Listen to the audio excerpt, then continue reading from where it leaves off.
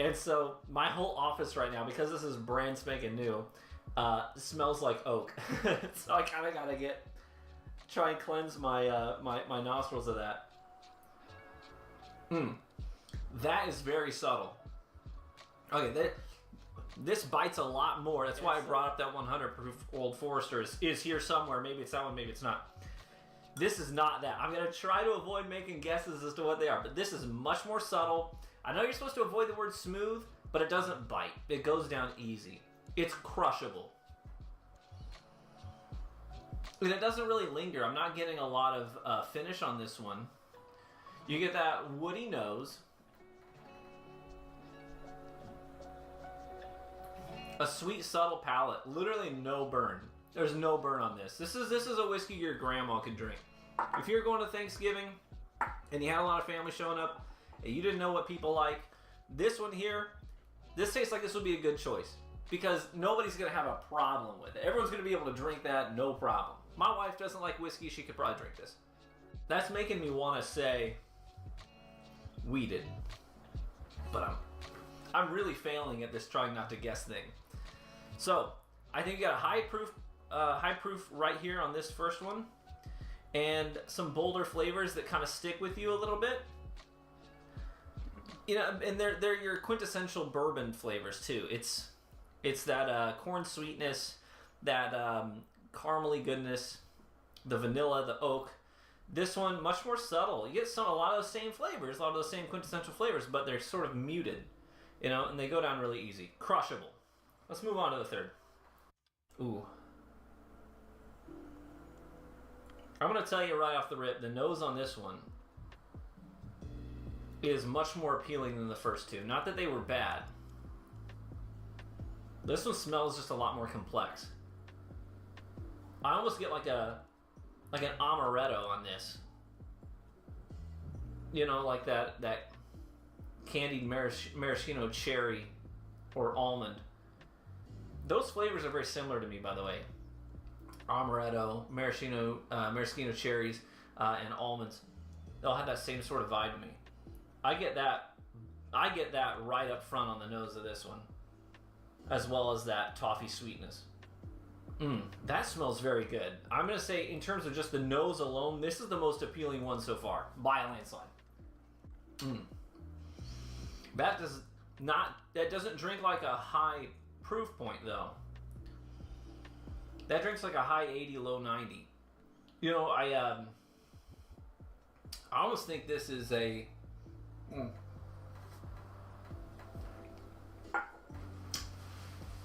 gonna sit with that for a second. So I don't think that's a high proof point. That's very drinkable. It's very approachable, but it's got a little bit more complexity to it. I do kind of get that amaretto coming through on the palate as well, not just the nose. It does deliver on that, and it does it lingers a bit. While this one, the finish was kind of, I don't want to say non-existent, but it was one and done. You taste it, it's gone. Which is probably a good thing if you don't like whiskey and you're just trying it. You could try this and be like, didn't like it. Well, you don't have to taste it for another 15 to 20 seconds. This one lingers, kind of like this one lingered. But this one has a more tannic note on the end. This one is a little more oaky. The amaretto doesn't really stick with it all the way to the finish, I don't think, but you just get that standard bourbon toffee sweetness. That drinks to me like Buffalo Trace. But I don't. I'm doing really bad at the not guessing thing. I'm gonna do it. At the end, I'm gonna pick which one tastes the best to me, and then I'm gonna guess which ones all of these are. But let's move on here to number 4. So far, I gotta say, let me just pause before we get into the last two. If I'm gonna rank these, I'm gonna slide them out to you for being the best. This is number 1. This is number 3. This is number 2. If I had to right now just call it and say, what are your top picks? I'd go number 1, number 2, number 3. This one is just really muted. It's very timid. So that one to me, I kind of like bolder flavors. It's not bad by any stretch. It's definitely on the table. It's in the 5. But so far that's going to take last place. But let's move on to number 4. Ooh. Oh, that's good. That's really good. I definitely get, not that amaretto vibe. With this one, I get like toffee roasted peanuts. That's what I'm getting real strong right here on the nose, is toffee roasted peanuts. And that crunchy exterior.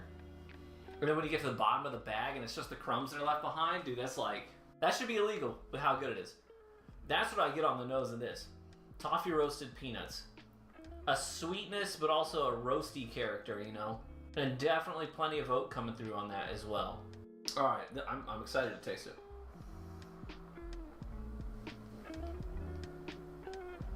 Mmm. Ooh. I definitely get a higher proof point on this. This tastes, this drink's more like number one. So in terms of the proof point, I think this is more in line with this here. This one tasted like maybe the lowest proof point. This one high 80s, low 90s. This one tastes like it's around the 100, which is going to make it hard for me to not make a guess. Definitely get that toffee roasted peanut on the palate. Definitely get a toffee roasted peanut right there on the palate. 100%. That transfers all the way to the taste quite well. I get a little bit of spice at the end of it. Not so much on the palate, but on the finish. I get a little bit of that spice. It's not, I don't think this one has a high rye content, but there's some in there. You get a little bit of that burn, that spice, that black peppercorn kind of a vibe on it. But yeah, that roasted toffee vibe, for sure. This is going to be hard on me to make a final decision. I'm going to go in on the last one here. I'm interested to see how wrong I am on some of these, you know what I mean? You always get to the end of a blind and you're like, dude, I was so far off. And the funny thing is, it has a tendency to weed out your biases. Okay, there's definitely a bias that you get. If one time you drank a whiskey, you loved it, and so when you see that label, you attribute it with a good experience, with a positive experience. So when you stack it up next to another whiskey, but you know what's in the bottle, you know what's in the glass, it kind of skews your perception of everything. So that's the interesting part about blinds, is it forces you to be objective. But also the other interesting part about a blind is that there's other random variables as well, where you could come back and do the same blind again and come up with a different outcome, you know, and land on a different ranking. And it could depend on what you had to eat that day or what the room smells like. You know, there's lots of different variables and factors that could play a role. Which one you tasted first as opposed to which one you tasted last. You know, all of those things are variables that could sort of skew the outcome here. I'm going to go in on this last one.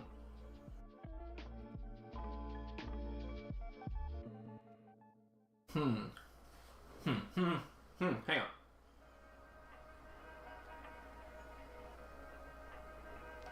Man,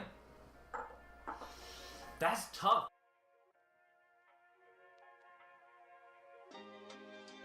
Now this one, when comparing it apples to apples, you know, sip for sip, this one's actually drinking better than I remembered it. This is a real challenge. This one is still, that one's still unobjectively here. The amaretto vibes off this one. Yeah. So let's review for a second what's on the table here. We know that one of these is Old Forester 100. We know that one of these is Maker's Mark, which is a wheated bourbon. We know that one of these is Wild Turkey 101, and Four Roses is the other. Four Roses is on the table too. That one's a mixed mash bill. This is really hard for me to pick a favorite. So this is the challenge here. I'm gonna move this one back to fourth. This one's in fifth, this is fourth. It's these three right here. 1, 3, and 4. These are the ones I'm having a hard time ranking right now, because they're all drinking really, really good. Different flavor profiles for sure. I'm gonna fall off the log. I'm gonna say it's like just unapologetically it is what it is up front, and then it waves goodbye and says, no, I'm good, I'm on my way now. Watch me be dead wrong. Watch that be Four Roses with rye in it. See, now that I'm thinking about it, That could be Four Roses, and maybe that's the Maker's Mark. Both of them are pretty chill. And I know that Four Roses drink's very chill. These are the three that I like the most. My challenge right now is ranking the three. Man, I feel like these two here are both high proof points, which makes me feel like one of them is Wild Turkey 101 and one of them is Old Forester 100. And this one to me, going back in, I almost even get like a when I went in for that sip, I got green apple on the nose. It's interesting how things change as you go along. All right, I'm on the cusp of making a choice. I'm on the cusp. This is really hard for me because I think that all three of these are phenomenal. In terms of like value, knowing that I spent under $30 for all three of these, feels like I got away with a steal. So I'm gonna make a final choice on these three. I'm gonna go 1, 2, 3, 4, and 5. Okay? So, there you have it. That's my official ranking. Whatever number 1 is, I think that's the best of the lot. I think that takes first place. Number 3, whatever number 3 is, I think that takes second place among the lot. Whatever number 4 is, I think that takes third place. But all three of these are phenomenal. Like, I would not be disappointed with any one of these bottles. These three here are just fantastic. This is more like, you know, this than it is this. They're like neck and neck and neck. You know what I'm saying? So 1, 2, 3, 4, 5. That's my official ranking. Okay? So what I'll do is I'll put those probably here. There's a lot of negative space here. I'll put my unobjective ranking right here. And the way that I ranked them in the blind. And now here's my vow to you. I will be honest. I'll read what they actually are, and then I'll show you my biased ranking. If I were to rank them without doing a blind, if I were just to tell you, oh, this is how I rank these 5, and we'll see if it's different. But before I do that, I'm going to tell you what I think they are. I think I was wrong on that one. All right, this is what I think. I swear to you, I promise you, if I get all 5 of these right, you're going to be like, I don't believe him. If I get them all wrong, you're not going to care. But if I get them right, you're going to be like, I don't believe him. I don't have a clue what's in these glasses, man. I don't have a clue. But I'm going to guess Wild Turkey 101. I think the glass number 1 is Wild Turkey 101. I think glass number 3 is Buffalo Trace. I think glass number 4 is Old Forester 100. I think glass number 5 is Maker's Mark. And I think that glass number 2 is Four Roses. And I actually really like, let me be clear. The fact that this ranked 5th place does not mean I don't like it. I think this is delicious. I think they're all delicious. But in terms of having a unique flavor profile and being what I'm looking for in a bourbon, if I'm going to spend money on it, I think this one's of these 5 going to take 5th place. Doesn't mean I'm ever going to be displeased with the bottle of. But that's what I think. Wild Turkey 101, Buffalo Trace, Old Forester 100, Maker's Mark, and Four Roses. And I know I came around to this because initially I thought this was Maker's. But I think it was just because it was so timid. In stark contrast, I drank it second.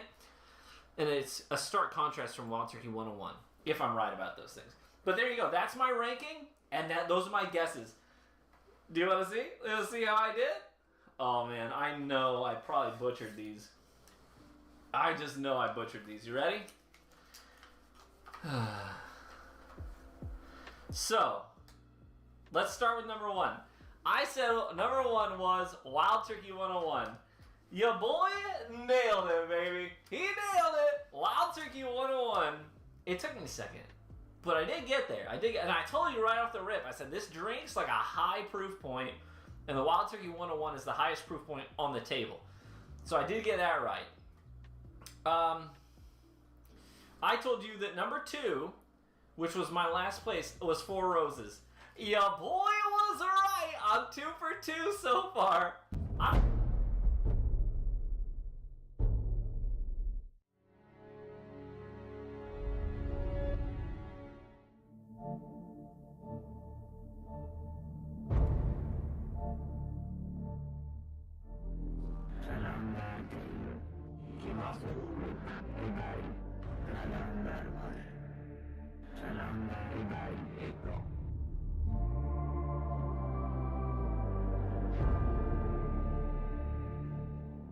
In the darkness of the 41st millennium, humanity's galaxy-spanning empire, the Imperium, wields its immense armies of the god Emperor of mankind to wage its unceasing internal and external wars.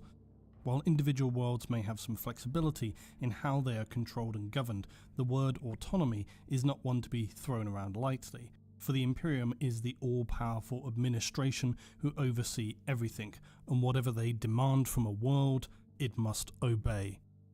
Entire systems have spent thousands of years repaying debts in material or human cost by incurring some foolish miscalculation in terms of how much independence they believe themselves to have in challenging the Imperium.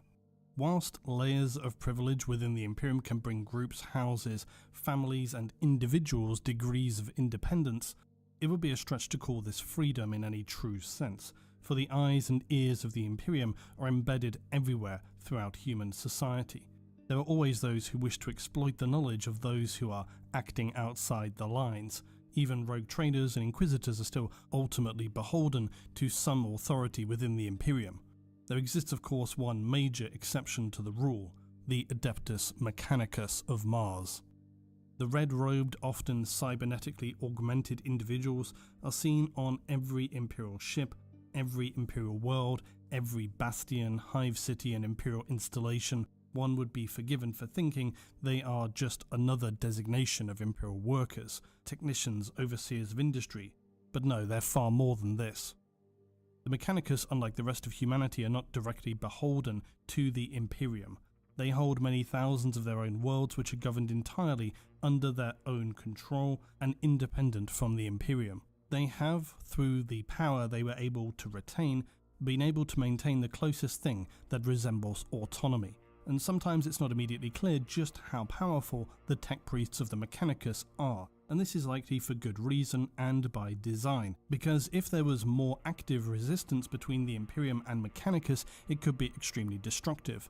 But to give one example of just how powerful the tech priests are, by imperial decree of the Emperor himself, any discovery of technology made belongs to the tech priests, be it data, archaeotech reclamation, or salvage, which has often led to the question, just what unknown technological discoveries have been made by the tech priests of the Mechanicus, but were never shared with the wider Imperium. It raises disturbing questions about the true power of what is effectively a rival to the Imperium itself, but who treat one another with due respect and diligence in a marriage of diplomatic and quasi-religious convenience.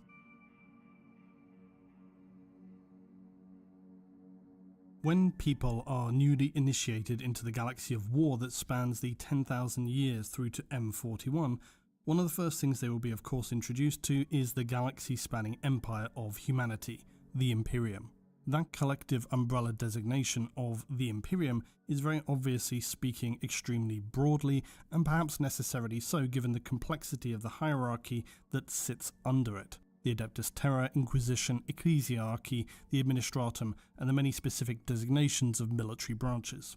One thing that I find is often surprisingly glossed over, which now that I think of it I'm guilty of doing myself, is not showcasing the true power or importance of the Mechanicus.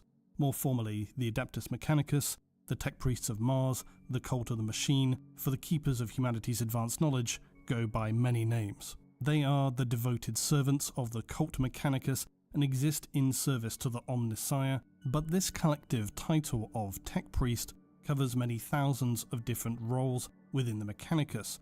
Janitors, artisans, magos with their myriad subclassifications, trans and lex mechanics, engine seers, cognitors, myrmidons. All are integral components, cogs if you will, in the vast machine of the Adeptus Mechanicus.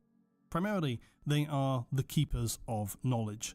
In an age where humanity has largely stagnated in all things, most especially in terms of scientific research and development, for the acquisition of any new understanding is seen as a quasi-religious affair. For while those of the Cult Mechanicus remain an adjacent element of the Imperium of mankind, they worship the machine god, of which the Omnissiah, the Emperor, is merely its physical manifestation, more akin to an emissary, a corporeal vessel for communication with the machine god. The authority of the Adeptus Mechanicus in matters technological is unquestioned. As we noted, the Mechanicus are so intrinsically woven into all aspects of the Imperium, they are found at every level of operations. Even the Astartes send their own to Mars to learn the secrets of the cult and gain greater understanding of machines so that they can become tech marines. The tech priests and cult Mechanicus differ significantly from the rest of humanity in how they see the galaxy and universe, both ideologically and in their forms of ritual worship. Their philosophical foundations are only partially aligned with the rest of humanity and its smothering imperial cult at a superficial level, with then most of the rest of what they believe being tolerated at best, frowned upon by most, and considered deeply heretical by those within the more formal and conservative departments of the Imperium, specifically the Ecclesiarchy. One of the things that is most notable, of course, about the Mechanicus is their appearance, and their apparent lack of respect applied when it comes to the organic form, the flesh and bone of humanity. Yet they have good reason for this in both how they view human form and what they see as being the priority for all humanity, especially those members of the Mechanicus. While somewhat of a tangent, the way in which the Mechanicus view themselves and organic forms directly connects with the overall outlook and their entire philosophy, so it is helpful to understand. This apparent lack of feeling toward the human form is partially why servitors and so many bioaugments are forged and applied with an apparent disregard for the aesthetic or discomfort of the person. I've often heard it asked, why in the galaxy of 40k are the augmentations or cybernetic enhancements made with such a disregard for appearance, not more finished, more styled, and cleanly integrated with the human form? Basically, why are they so incredibly ugly? And it's true, especially when it comes to the Mechanicus, that their adaptations can be quite horrific, crude, blunt mergings of machine and flesh. Faces cut away, bare teeth exposed, bones, skulls. It often looks very much like the body has just been hacked away with little regard for preservation, only to most efficiently install the mechanical adaptations, which is of course exactly what has happened. Unlike the rest of humanity, who largely retained the view that the human form should not be abused, corrupted, nor deformed either naturally or artificially, with the obvious exception of basic augmetics, these are tolerated as being both either necessary or tolerable, and depending on where you have an augment carried out, could be quite visually high-end. The overall outlook on adaptation of the human form was only further entrenched once the religion of the Imperium took hold. An abuse of the human vessel was seen as only being evidence of a slide toward darkness, as those who drift towards those things which lie in the warp often see it as necessary to abuse their bodies with scarification and other more grotesque body modifications. The Mechanicus take a different view of this perspective. Even lowly adepts will usually have some small level of mechanical augmentation, while full tech priests and their senior magos will have a significant amount of augmentation. So much so that they may only be barely recognizable as human. Alongside the augmentations to their bodies, members of the Mechanicus may have their brains surgically altered to incorporate memo chips, engrams, or electrografts, allowing them to store and access a vast amount of information. They're often fitted with a variety of neural systems and plugs, which will then allow them to physically connect to a localized network of a planet or any terminal or machine. Tech priests also have access to the noosphere. This is effectively a wireless information system enabling the Mechanicus to connect and share information either at a local or wider level. The specifics of this system are not especially well known, but it appears certainly to have originated from the Dark Age of technology. The essential and foundational system then for the Mechanicum and later Mechanicus was discovered by an explorator prior to the Great Crusade, along with secrets of energy transference, atomic restructuring, chemical engineering, and most importantly, the evolution of human cognition and digital communication through the noosphere. When using this, tech priests can absorb and share information and communication in some form of collective consciousness. It's often an unspoken but vitally important aspect of the Mechanicus, and one that makes their considerable augmentation a necessity, and it can enable them to remotely control different departments, doors, information about enemy movements and friendly, and give them a huge overview of what is occurring, say, in their area of a forge world in an emergency situation. But beyond that, it's just a very efficient information sharing system with their fellow tech priests. When it comes to their form though, not all tech priests take the same view, and a lack of care is not the same thing as heretical abuse. Magos biologists of the Mechanicus are devoted to the belief that the form of humans is, in itself, to be revered. Their own creed states that the gene structure of humanity is as the Emperor, the Omnissiah, intended, and therefore any unnecessary alterations to the human gene code is highly offensive. For most ordinary citizens, the sight of most members of the Mechanicus would be quite horrifying. And for this reason, among others, it's quite normal for senior members of the Mechanicus to not be seen by ordinary humans, which is certainly all the better when it comes to tech priests who have reached the point of being centuries old. By then their physical organs are barely being kept alive by horrifically produced rejuvenate elixirs, and at that time the only thing which can really nourish the remaining mortal flesh left on their bodies. The sight though of such a monstrosity is something most humans would wish to avoid, and thankfully something that can be easily accommodated, within the very reasonable and not entirely untrue explanation that those senior members of any organisation would have no reason nor wish to engage with lowly ordinary members of humanity. They will have ordinary tech adepts do this for them, and so most of humanity see the Mechanicus as very similar to themselves, especially on the day-to-day level, where perhaps the most extreme members of the Mechanicus that they may encounter would only have fairly superficial adaptations that are very little different from anybody else, give or take the quality of the augmetics and perhaps their specific purposes. At its simplest though, one of the most fundamental and important aspects of the Mechanicus is just to maintain technology, acquire new information where possible, and most of all safeguard not just technology but all knowledge itself. And this is one of the core focal points for the Mechanicus, the preservation of knowledge. And it was this driving force that was the reasoning behind its origins. Thus, in the contemporary period, the Mechanicus continues to value the preservation of knowledge and the technology it enables as sacred and essential to the continued existence of humanity. This is, of course, an extreme oversimplification of what the Mechanicus believe, for their religion of the machine god governs everything they do, and it is a vastly complex structure of rites and ceremony that remains significantly unknown, hidden, and conceptually intangible for the rest of humanity, with exception of course to liberal usage of incense and simply praising, pleading and begging with a machine to function normally, something that is very relatable and long-standing tradition for all humanity, although perhaps without the incense.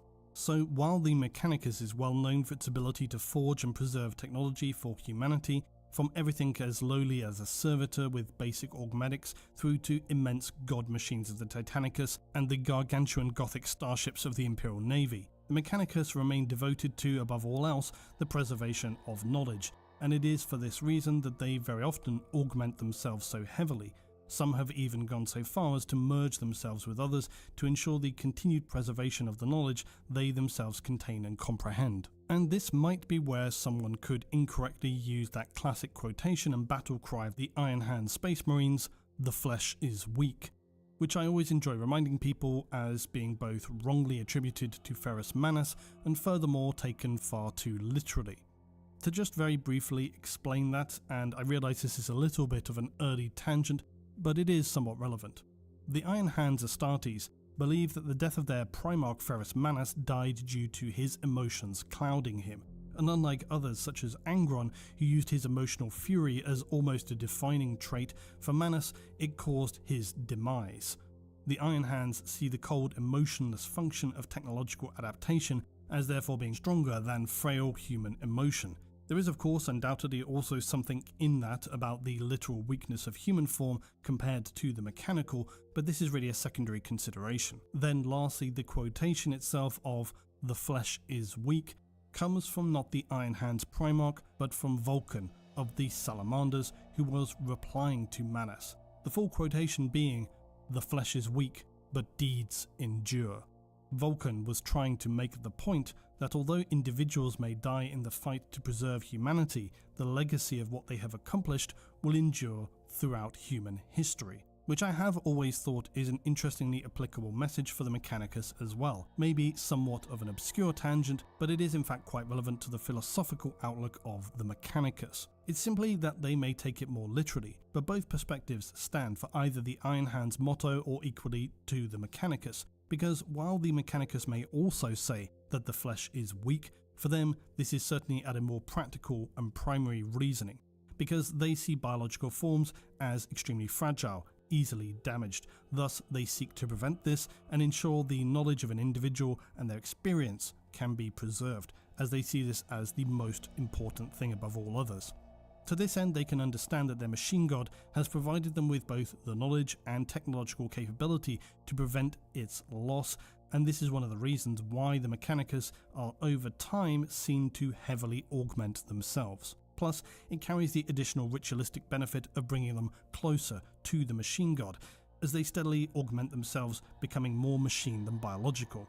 It's why those most senior members of the Mechanicus can accurately be described as barely being human at all. For those among the cult Mechanicus, their physical form embodies all their philosophical and religious understandings. To become less human, more machine, is highly symbolic for them, and it represents their ascension in becoming a more perfect form, not just practically or literally, but also metaphysically.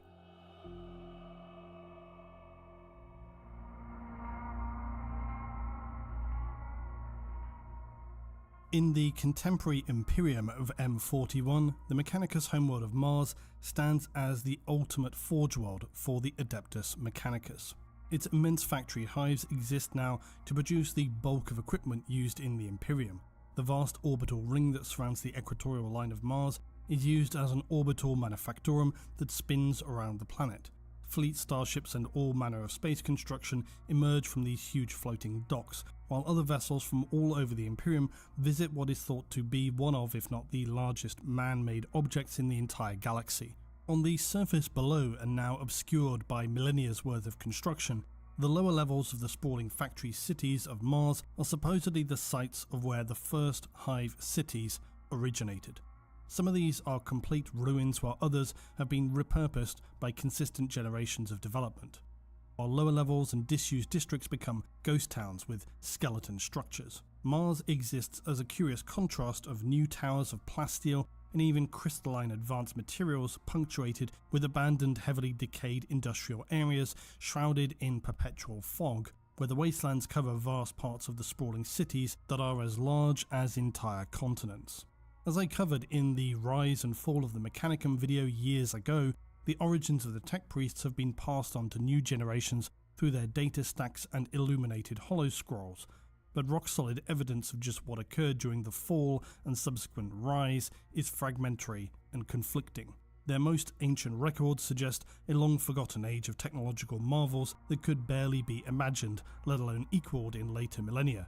This time is of course referred to by the Imperium and the Mechanicus archaeohistorians as the Dark Age of technology. These same records indicate that Mars was supposedly the first planet to be terraformed in this age, and to do so of course would have been an immense feat of technology, only possible during the height of humanity's achievements, and saw the famously red planet acquire a breathable atmosphere, its sterile desert landscape made fertile by the titanic technological prowess of humanity's zenith age of technology. As the Tech Priests tell it from their own records though, agriculture was never something significant to early Mars, for its true wealth lay beneath the surface in the form of gems, dense mineral deposits and ore. And this was one of the reasons why it became such a technology and fabrication hub for humanity in its era of galactic colonization. Later studies upon the oldest structures on Mars demonstrated that cities spread rapidly across the planet, transforming it into the first human hive world. All those great achievements would collapse almost overnight in the scale of the greater timeline of human history though, because when the Age of Strife descended upon a human galactic civilization already struggling to salvage what it could from nearly destroying itself in one of its most devastating wars, humanity went beyond a brink it could never recover from, and nearly all that had been gained was lost, leaving Mars and all other human colonies blanketed by an age of darkness that human civilization would not emerge from until some 5,000 years later. Just as everywhere, Mars fell into a state of complete collapse racked by warp horrors and storms that rendered interstellar travel almost impossible. This meant extreme isolation, which in turn caused a complete collapse in communication and interstellar trade networks. Being some of the oldest and most developed worlds, both Earth and Mars were able to handle this disaster somewhat reasonably at first, but in fairly short order it's said that they even turned upon each other in a desperate battle for resources that they had both long ago seen as being no longer necessary as a priority.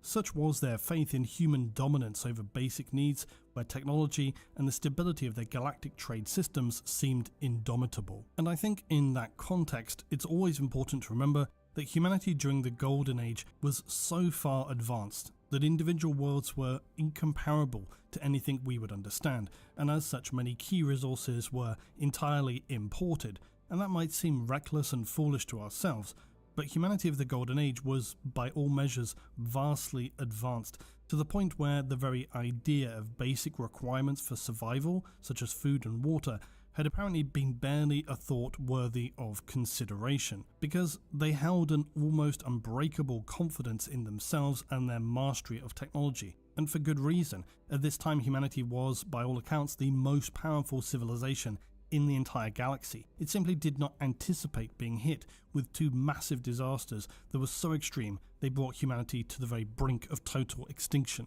As I have talked about before, when a collapse comes it can happen fast, and the depths of a fall can be significant, especially in a highly compartmentalized technology-based civilization. This was the case for much of humanity in this time, and it meant that in the aftermath all that were left were a few highly capable people who would somehow pass something of their knowledge on through generations. But the rest of humankind devolved into what is often called techno-barbarism, effectively some bizarre death race apocalypse cyberpunk era, which sounds awesome. I think we'd all like to hear a lot more about that humanity from this time period. But of course, such destruction means that any records from the dark age of technology are meant to be extremely sparse, and historical records from the apocalyptic age of strife almost unheard of. What we do know only comes from the very tail end of this period, seen around Terra itself, as the Emperor and his followers and forces began to emerge. During the collapse on Mars then, just like many thousands of other worlds, factions formed quickly, realizing the need to now urgently compete for resources and scavenge materials. Incidentally, there's nothing specific to suggest this, but I feel that in this time there's nothing which specifically points to all humans on Mars needing to be experts in technology. Yes, the planet was focused on technological production as we understand it, but Mars in this terraformed state, combined with the very different nature of humanity at this time, allows us to at least speculate that the population could have been quite diverse in its social stratification. So could the reasons as to why people were living there. Not to mention that in the highly advanced age of technology, it's often believed that humans by and large had risen above the need to actually understand and be capable of producing or maintaining some of their most advanced technology. Likely this was left to the STC, AI, or other products of genetic engineering. Again, highly speculative though, as we have almost no information about this period, but I believe this is very reasonably plausible. This is only important in how it paints a picture for us during the collapse, because although after this time Mars would emerge as a world with a populace wholly dedicated to not just technology and the archival storing of human knowledge, but an actual worship of machines and technology. I've often felt that sometimes people assume this was already largely the case on Mars prior to its catastrophic apocalypse, and my feeling is that that's just not the case, but who can say for sure. The reason why I feel this though is because from the way the tech priests would tell it, society imploded, and this led to the typically barbaric warlord domination over geographic territories. But more importantly, technology and how to maintain or operate it was seemingly very quickly lost. And that to me points to the fact that only a smaller number of individuals of the entire population actually understood such things, which aligns with what we know of humanity in its golden age, or indeed any highly advanced society, even our own right now to a degree, whereby you have highly compartmentalized specialists in a role, and without them things go very bad very quickly. It would be like if we suddenly had a massive global apocalypse ourselves, and sorry, I know last time I said that it actually happened, but imagine if 90% of the world's scientists and engineers suddenly disappeared. The pool of people able to maintain highly complex critical infrastructure would be severely diminished, to a point it would cause widespread malfunctions and destructive events, not to mention limiting their benefits to whatever populace remained, because quite simply all the people who would be there to support those systems ordinarily would just be gone. In the specific case of Mars, it had additional concerns because their atmospheric radiation shielding was lost in the spiraling devastation, causing the planet to be scoured by severe solar radiation which additionally killed or heavily damaged the DNA of large swaths of the population, as well as obliterating any remaining fertile ground and flora. The survivors, who had until then been fighting an above-ground battle for territory and resources, were forced underground into the forges to escape the damaging effects of the radiation, which led to a cult-like importance being placed upon the expert technicians of Mars. Now, however this played out in actuality, the way it's told from the perspective of the Mechanicus is one of selfless devotion to maintaining essential systems and rising above the anarchy that had consumed the world. Science quickly shifted to becoming so important that it was a central devoted cause to their very existence, and in time this community of survivors emerged as the most powerful on Mars, science becoming worshipped in their cult-like group, and eventually the so-called cult of the machine god would emerge. Its leadership and highest ranking members were all expert techs who had enabled the survival of their followers. These surviving Dark Age techs would become known as tech priests, which over time only further refined and expanded their cult religion that worships technology and their machine god, which they see as the supreme source of all knowledge. It's possible that due to the severe damage of the solar radiation, this was what initially caused them to begin replacing their body parts with mechanical artificial alternatives, and it was this practical necessity that was then later expanded upon philosophically and symbolically to be developed into the religious belief of the cult that the worth of a single man is only the sum of his knowledge, meaning his body is simply an organic vessel, a machine capable of preserving intellect, but for a limited period. Given the situation faced by the humans who were trying to cling on to their very survival, the origins of the cult of the machine seem obvious. There is also the issue of potential proximity to the entity known as the Void Dragon, who lies deep beneath the surface of Mars. But just how involved this being was on the initial rise of the cult is unknown, but it at least appears to have had some influence on the cult and its origins. This was an extremely difficult period of survival for any who had managed not to be horribly scoured by the solar assault upon the surface, let alone the later struggle for resources below the surface, where rampaging groups of mutants, gangs, marauders who would assault those who were attempting to build something more civilized continuously. For the worshippers of the machine god, this was not expected, and its tech priests would make high-risk expeditions to the destroyed ruins of hive spores, attempting to then recover valuable technology whilst it was still serviceable. They restored oxygen recyclers and moisture traps, food processors, and all the things including weaponry they needed to survive.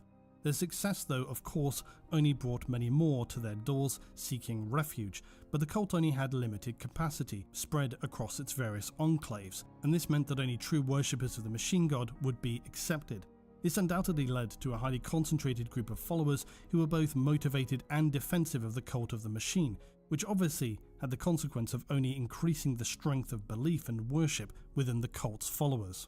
Eventually, as the most powerful and likely only surviving of these underground groups, the followers of the cult of the machine would become the dominant rulers in this time, and they would become known hereafter as the Cult Mechanicus of Mars. The tech priests of this religion devoted themselves to the divine trinity of the machine god, the Omnissiah, and the motive force, which is, according to their dogma, the source of all power and life in the galaxy. They would rise once again to build the first of their temples, including what would become the Temple of All Knowledge. Housed within this temple's plasteel shell, shining pistons hold the mile-high vaulted ceiling, which can be raised and lowered to alter its acoustic properties and thereby able to accentuate the hymns and praise sung to the machine god. The high altar within takes the form of a vast database containing the cumulative knowledge of the tech priests, and even in M41, every new discovery is committed to this high altar. Every temple on Mars and throughout the Forge worlds is connected to the altar by means of a living transmat link, a psychic servitor whose mind co-joins all altars of the Cult Mechanicus into one holy machine entity. When the tech priests began construction of these temples, they also began to lay the foundations for what they envisaged as being the essential military arm of their cult. This would take the form of standard military units, infantry, armour, and so on. But the tech priests also constructed immense war machines capable of functioning in the defence or assault of entire planets, the Titan Legions. Now, just as with all information about this time, the exact origin of the Titans is shrouded in the opaque mists of apocalyptic history. Some maintain that the tech priests themselves fashioned the Titans out of the remnants of destroyed technology from the Dark Age. Others that they had STC patterns to work with. The truth of it all is difficult to say, and it likely falls somewhere in between. Titans appear to have existed from before the Age of Strife, and so it's possible they were at one time one of the immense weapons used during the Dark Age of technology. We know humans of this time had the ability to integrate and connect themselves directly with its AI in something of a linked consciousness.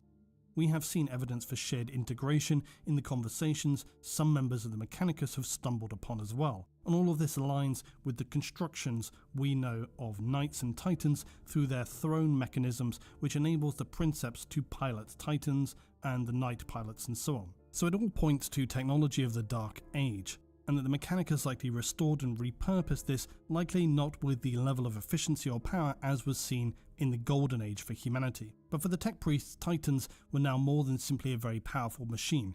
They were an aspect of the machine god itself, a holy creation of technology, and to be part of a crew aboard a Titan is to serve the machine god. For a tech priest, it is one of the greatest roles they can perform. But it would still be many centuries, if not millennia, before any other humans outside of Mars itself would hear that title, as they first needed to restore themselves to a strength capable of reclaiming surface facilities.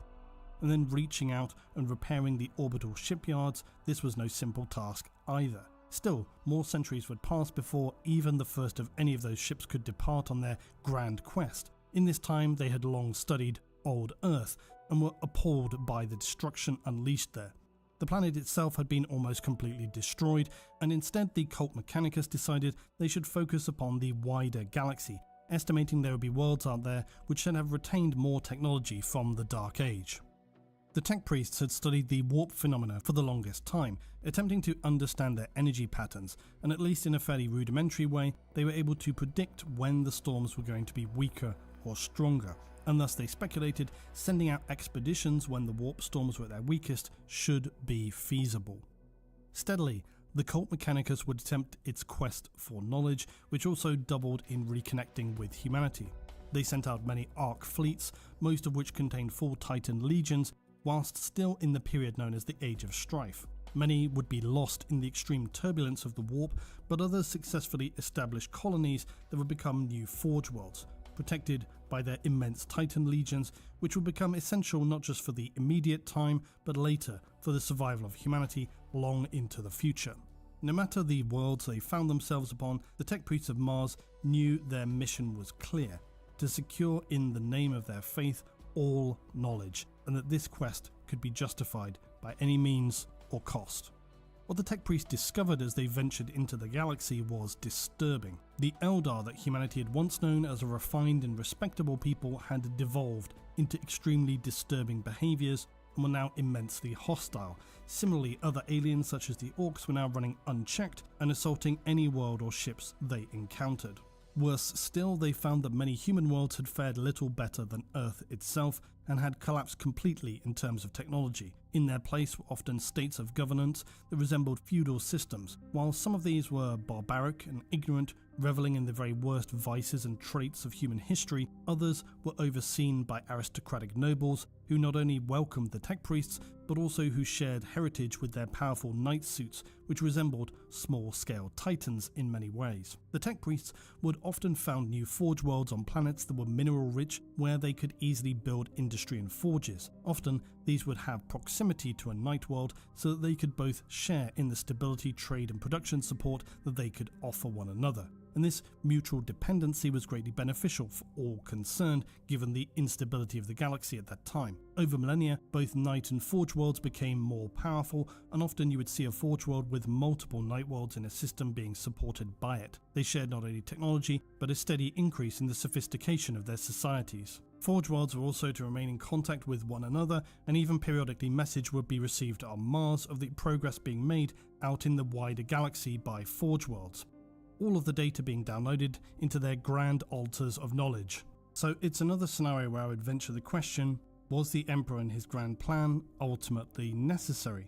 Because the tech priests were actually doing quite well and had easily the capability to continue their expansion. connecting with other worlds that had survived the Age of Strife without the discriminating extermination and subjugation that came later with the Emperor's Great Crusade. Speaking of which,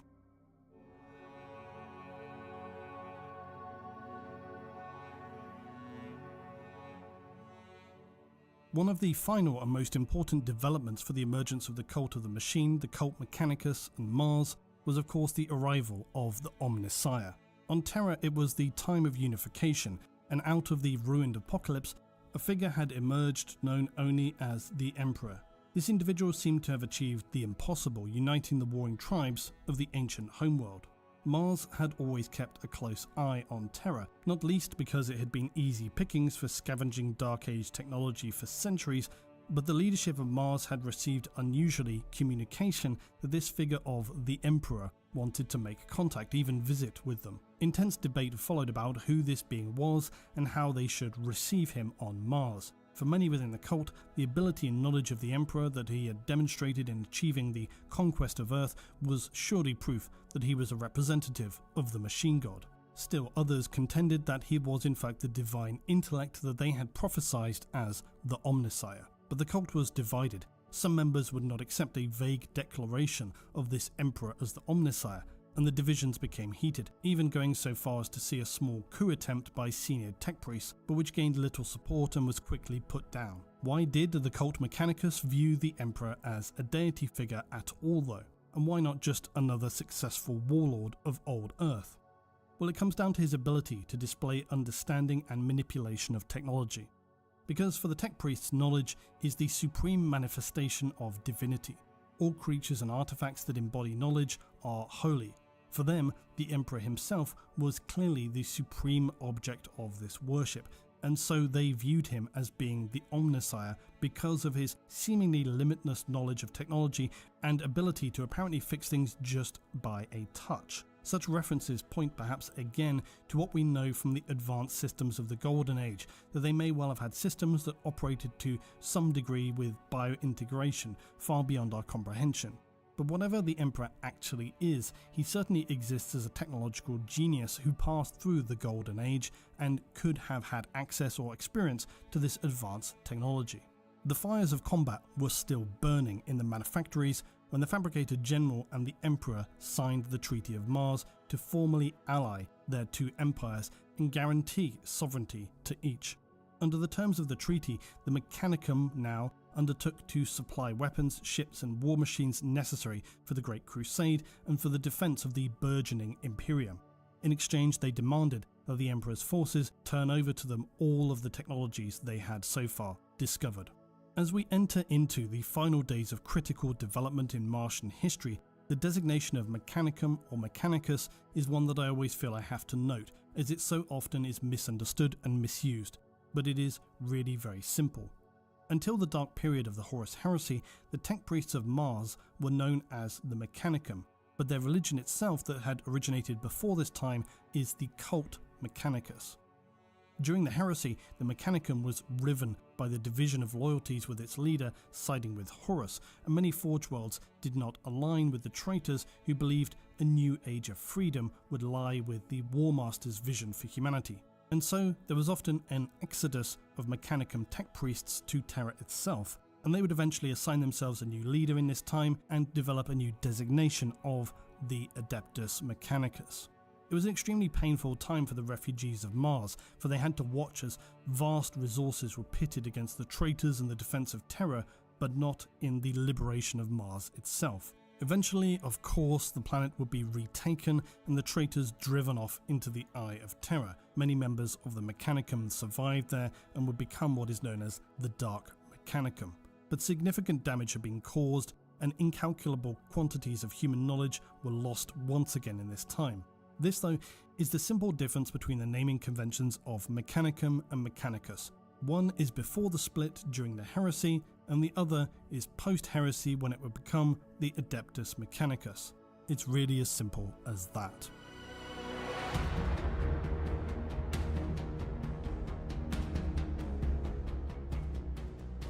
Ever since they emerged from the ashes of Mars, the cult Mechanicus and the tech priests have forged their armies, never wishing to see the devastation that was wrought upon Mars during the onset of the Age of Strife occur again. And moreover, with their new faith in the machine god, they would protect all knowledge at any cost. Protection, of course, meant military power, and throughout the millennia, they have emerged as an immensely powerful faction alongside the Imperium, wielding not just the Knights and Titans, but entire armies of infantry consisting of units such as the Skitarii, battle servitors, even their hulking robot constructions, which often seem very suspect in the eyes of the non-Mechanicus. The origins of some of these technological marvels is not something readily revealed, because unlike the Imperium, who have a habit of documenting every single thing that occurs in their entire history, including the origins of units all across the galaxy, the Mechanicus tend to keep their cards closer to their chest. They keep things far more on a need-to-know basis. Their base infantry, the Skitarii for example, their creation remains a guarded secret among the Mechanicus. It's believed that some are vat-grown or cloned, something which we have learned previously in the case of Krieg is very much frowned upon outside of the Mechanicus, but within their own walls an entirely different matter apparently. Other unfortunate recruits for the Skitarii may be drafted from mind-wiped convicts or warriors handed over as punishment for failure or desertion. Regardless of their origin, all will discover a newfound fanatical faith in the Omnissiah, whether they want to or not. The exact process of Skitarii creation is not widely documented, likely for good reason, but it's fair to assume it's comparable to that of servitors, which is a pretty harrowing production line of body sterilization, chemical scouring, and full augmentation. Visibly, they have pallid bodies of puckered flesh and roughly sutured cybernetics, which is again suggestive of a production line creation process. They'll also be augmented with ceramic valves and adamantium sockets, studded into hard knots of translucent muscle. In tribute to the ancestor cohorts that first ground their limbs to stumps upon the dunes of Mars, Skitarii lower legs are removed to be replaced with alloy prosthesis. Their brains will also be augmented to a mesh of organic and twisting neurocircuitry, but any who would look for consistency in Skitarii augmentations would be sorely disappointed. Despite the apparently heavily processed production of Skitarii, they also appear strangely individual, suggesting they are less universal and more stitched together from whatever remnant materials happen to be at hand.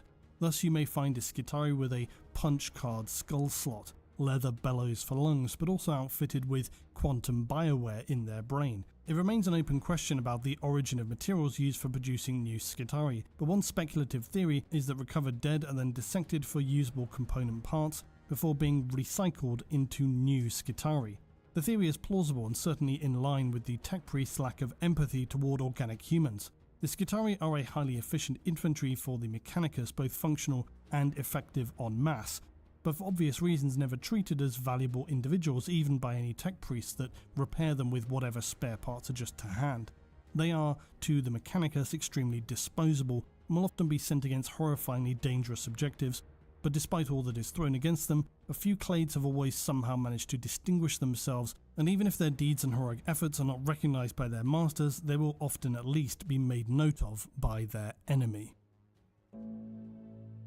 Tech priests themselves are not fearful of leading from the front, and can in fact be extremely fierce combatants, often surprisingly underestimated by their opponents. Perhaps because they're very often merely a component element of, say, a Militarum force or stationed aboard ships of the Imperial Navy, but when they're fighting on the battlefield amid an entire force of Mechanicus, this is an entirely different situation. Because whilst soldiers of the Imperial Guard may see a tech priest as a powerful, mysterious figure, one to perhaps be given some distance and quiet awe, within the Mechanicus itself, they're just another component of the battlefield force. These tech priests are known as engine seers, and will usually take on a more general role, either managing the servitors or providing technical support with other Mechanicus hardware.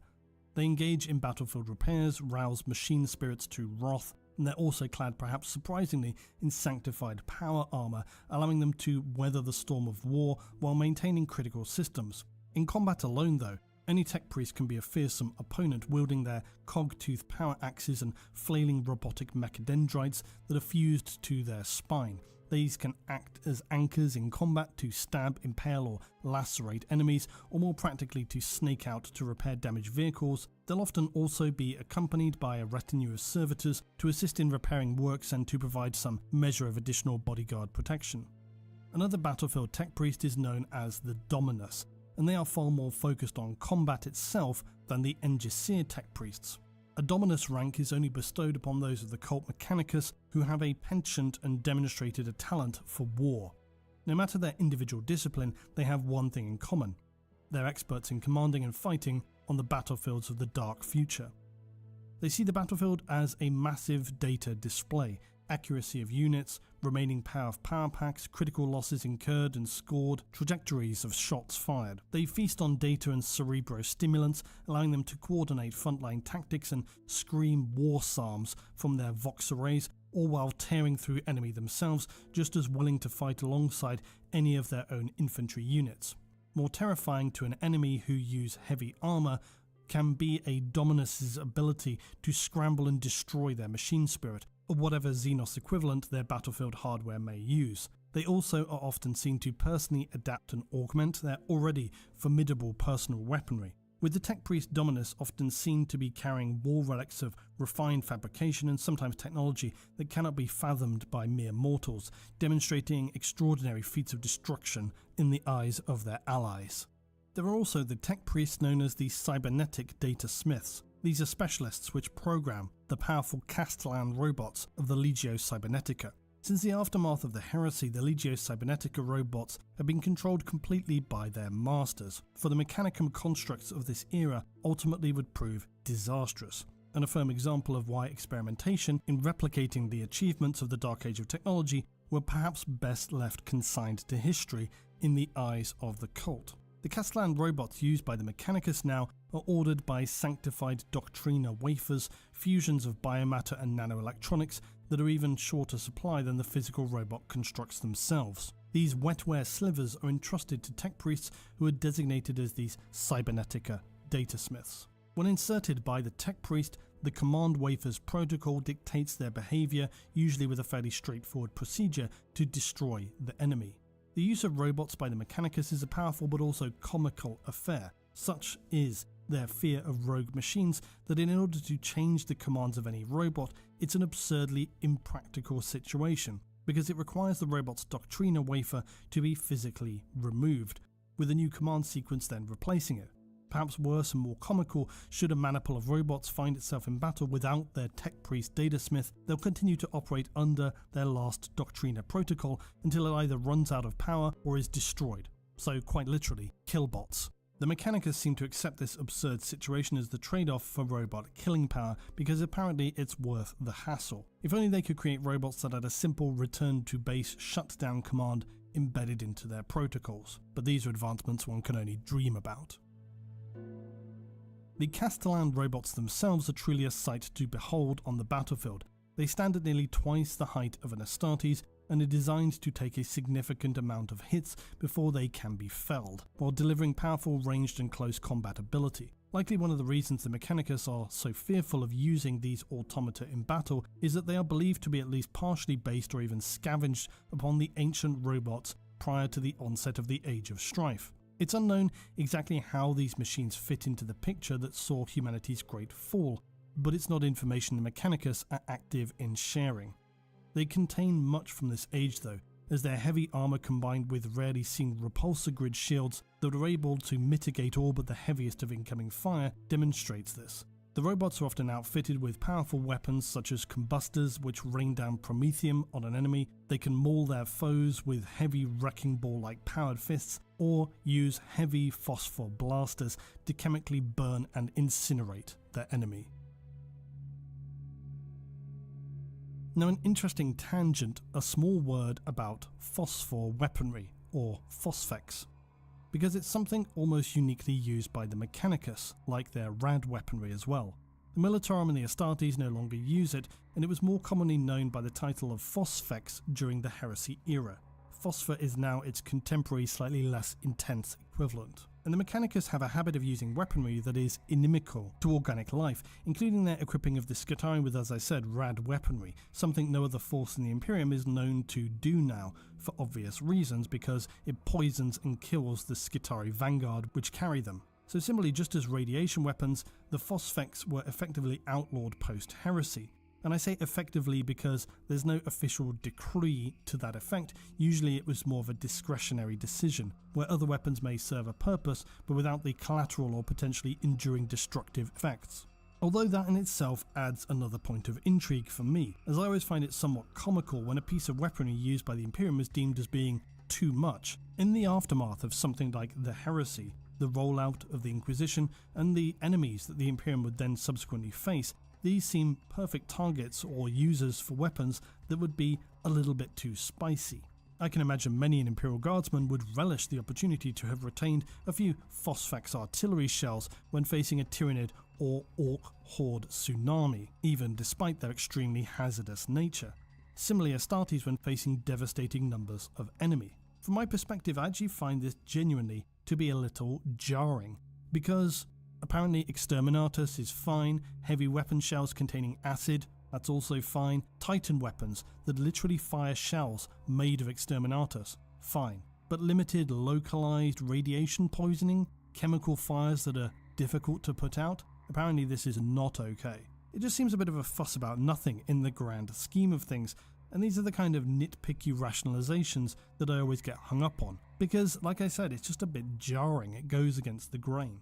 Still, that's what happened when it came to Phosphex, as it was a horrifying weapon, but moreover it was just practically annoying apparently, because Phosphex was an incendiary weapon that would usually take the form of a bomb or artillery shell containing this corrosive, sticky, toxic, flammable compound that had all the consequences implied by those descriptions, with the added irritation of being, as we said, nearly impossible to extinguish with anything other than, say, exposure to a vacuum. Phosphex would expand on impact into the air, becoming a seething liquid mist which seems not immediately harmful but then adheres to an enemy, beginning to burn white hot with an eerie white-green or white-blue flame which is said to have been seemingly attracted to movement. Admittedly, this material is truly a horrific weapon, as whatever it comes into contact with, it then has this chemical effect of burning white hot, easily eating through metal and of course relentlessly through living tissue. It deserves to be on a weapons list in the future because it's like being draped in a thin blanket or latex covering of white hot liquid metal for the victim. Complete sensory overload as the body is burned to ash in an intense implosion of chemical heat. It certainly ranks as one of the most disgusting weapons used by the Imperium. Others such as the Dark Angels are also known to use this weapon during the Crusade and Heresy, and it was said to be capable of being deployed in shells that quickly rendered entire infantry formations to ashes. So why does the Mechanicus in M41 use this material of phosphor in their Castellan robots and not Phosphex? Apparently because early in M40, a rogue tech priest known as Viriliad witnessed the horrific aftermath of a battle known as the Cremation of Alcadia Secundus, and for the somewhat implausible reason of having a moral quandary, he eliminated the Adeptus Mechanicus' ability to make Phosphex weaponry by destroying its then lone remaining STC database that had survived some 10,000 years and was still in existence for the substance's creation. He of course would be executed using the now uniquely powerful Phosphex pistol Phosphenix, burned by the same chemical horror that he had removed from the galaxy. But in a prime example of the difficulties for the Mechanicus, they've never been able to replicate now this nightmare weapon, only producing the much less impressive Phosphor weaponry. Still, while it's not comparable with Phosphex, one would still prefer not to be on the receiving end of it, as the effect is much the same, an intense burning chemical which causes a considerably horrible death. Its use has only been retained by the Mechanicus, which in itself speaks volumes.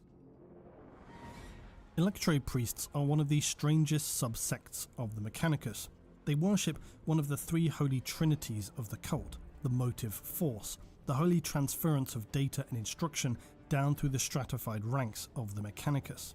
At its most plain, motive force is as it sounds, the electricity and electromagnetic energy we see in all living things that powers and gives them life. But the Mechanicus actually see the motive force as one of their three core deities, along with the machine god and the Omnissiah. In the early days of the Mechanicum, the Electro-Priests were the most devoted followers of the motive force. In the days of their inception, however, they were divided by a religious schism between the two groups known as the Corpus Cari and the Fulgurites. Essentially, the difference emerged based around the fact that the Corpus Cari focused their worship upon the machine god, believing his light should be brought to illuminate all, and mounted crusades to champion their cause, whereas the Fulgurites were horrified, for they are highly protective of the motive force, believing their god's favour to be finite. In their eyes, excuse the pun, Mechanicus players will get it, the Corpus Cari were simply wasting the power imbued to them by the machine god. This caused among the Electro-Priests a period known as the Conduit Wars, and even in M41 Mars' surface remains scorched by the battles waged by the worshippers of the motive force. By M41 it seems clear, and many Electro-Priests agree, this conflict will likely never truly be resolved. Electro-Priests are capable of channeling energy through anything they touch. Cybernetic grafts in their nervous system allow them to channel electrical energy through their copper-etched palms, the charge building quickly as the Electro-Priest works themselves into an ecstatic frenzy. At the heights of their religious mania, the truly devout can destroy enemies of the machine god with bolts of living lightning, or in the case of the Fulgurites, drain their life energy. Disturbingly, they can even suck the bioelectricity from living creatures, drawing it out in one great draft and harnessing it within their core capacitors, so that the same energy can later power the holy instead of the heretic. By contrast, the Corpus Cari are far more proactive in their use of electrical force. They throw out terrifying jagged bolts of the machine god's wrath into their foes. Enemy, struck by these sacred energies for a brief moment before death, see the light, their violent full-body spasms shaking them apart while they burn from the inside out. Every one of the Omnissiah's worshippers is fitted with small identifier plates and information wafers located below the skin's surface, which can only be accessed by senior tech priests. These are known as Electu. In the case of the Electro-Priests, their Electu are so extensive they cover their entire nervous system. Even servitors and robots are blessed with their own form of Electu to designate who they belong to, as much as the religious reasons. In times of battle, an entire procession of Mechanicus followers can have their Electus remotely set to respond to the same canticles and invocations, enabling the leaders of the cult Mechanicus to fill their entire cybernetic congregations with the divine ability to destroy their enemy with living lightning, piston-driven fists, or the blinding light of the Omnissiah's truth. And to explain my earlier pun, all Electro-Priests do not see in a conventional sense. This is because the channeling of sacred motive force boils their eyes right from their sockets, an event usually in their first experimentation with their new powers, and it is known as the Omnissiah's Tears. Electro-Priests though need no eyes to see, for they can sense the electromagnetic signatures of all around them. They perceive the world differently, and their vision is that of the motive force visualized for them. Electro-Priests see ordinary living beings as dim ghosts of electric force, something that they can easily change by illuminating them into blazing vessels for the motive force, that they might for a moment stand in the light of the Omnissiah. Tech Priest Dominus are known for commanding powerful Mechanicus assets in battle, one of those being Kataphron battle servitors. Servitors upon Forge Worlds can number anywhere from tens of millions up to hundreds of millions, and these generally speaking can be sourced from vat-grown humans, or when numbers are needed, criminals and gang members committed to a life sentence as a servitor, lobotomized and turned into essentially a cyborg in service of the Mechanicus or the Imperium. But when an individual of significantly impressive physical bulk is captured by the Adeptus Arbites, they will often be marked for conversion to a Kataphron servitor. While vat-grown servitors have their place, it was found that battle servitors require more of the aggression found in humans to be successfully meshed with their constructs. Kataphron are usually severed at the waist and meshed into a tracked, heavily armoured sarcophagus of sorts, to which they will remain until destroyed. Their individual survival, of course, is of little importance, as they can easily be reclaimed and produced in significant numbers upon Forge Worlds, thus enabling them to be sent into extremely hostile battle zones with little concern for losses, often catching enemy unaware by approaching with an unexpected aggression. Cataphon's servitors, be they a breacher or destroyer, are an immense force on the battlefield. Their singular purpose is destruction, and every enhancement gifted to them is geared for maximum lethality. Were these, say, mere heavy infantry carriers of the Militarum, they would likely be equipped with some feeble projectile weapons. But as part of the Mechanicus, they carry the most lethal weaponry of plasma fire and gravity distortion, capable of crushing and twisting the most heavily armoured enemies into piles of twisted wreckage or molten residual plasma. Sicarian represent the next stage of advancement from the Skitarii. Once human, they have now moved far beyond the mortal form and become almost entirely cybernetic. The likes of the Sicarian Ruststalkers, for example, were repurposed from excommunicated Skitarii into Killclades. Sicarian can also be recovered from battle-damaged Skitarii, literally dragged from the battlefields, having been burned, broken or otherwise shattered by the forces of combat in M41.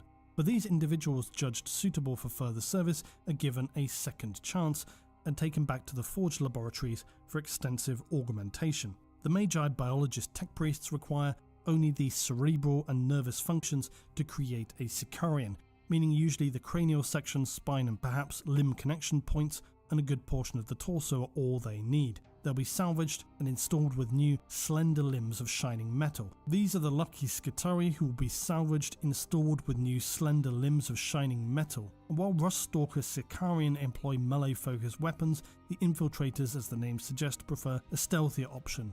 The weapons of the Ruststalker Sicarian emanate an unpleasant, nausea-inducing hum, which when used in battle, sweep a sonic array across a variety of wavelengths until they find the apparent molecular frequency to simply pass through whatever armour, bone, flesh their enemies carry. The results are visceral, as one would expect, and the form of their tools can range from stiletto-swift razors to the chawed claw, a needle-fingered gauntlet capable of turning flesh into quivering mulch before the victim even has a chance to attempt to evade engagement and likely even feel anything.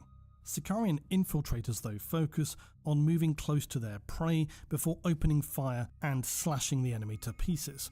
They infiltrate by overwhelming an enemy's sensory apparatus with stimuli. Voxcasters scream, screens turn to static, but even among living individuals, their disruptive emanations are as effective upon the natural senses as they are artificial. Audible senses are saturated suddenly with high-frequency tinnitus, eyes water and turn red, dulled and blurred by pressure. The taste of burnt metal fills the mouth. Some likely will struggle even to breathe. As their orifices bleed or pour out other fluid, pain crushing all sensory organs, the intended enemy are very often completely disabled by the assault, on their knees or slumped against a wall as the Sicarian infiltrators simply walk into point-blank range and open fire. This specially designed broad-spectrum assault is calibrated by the tech priest sanctioning the dispatch of these terrifying assassin units, and while any Skitarii sent to fight alongside them will be given null codes, which will translate these disruptive frequencies into harmless soft psalms to the Omnissiah's glory.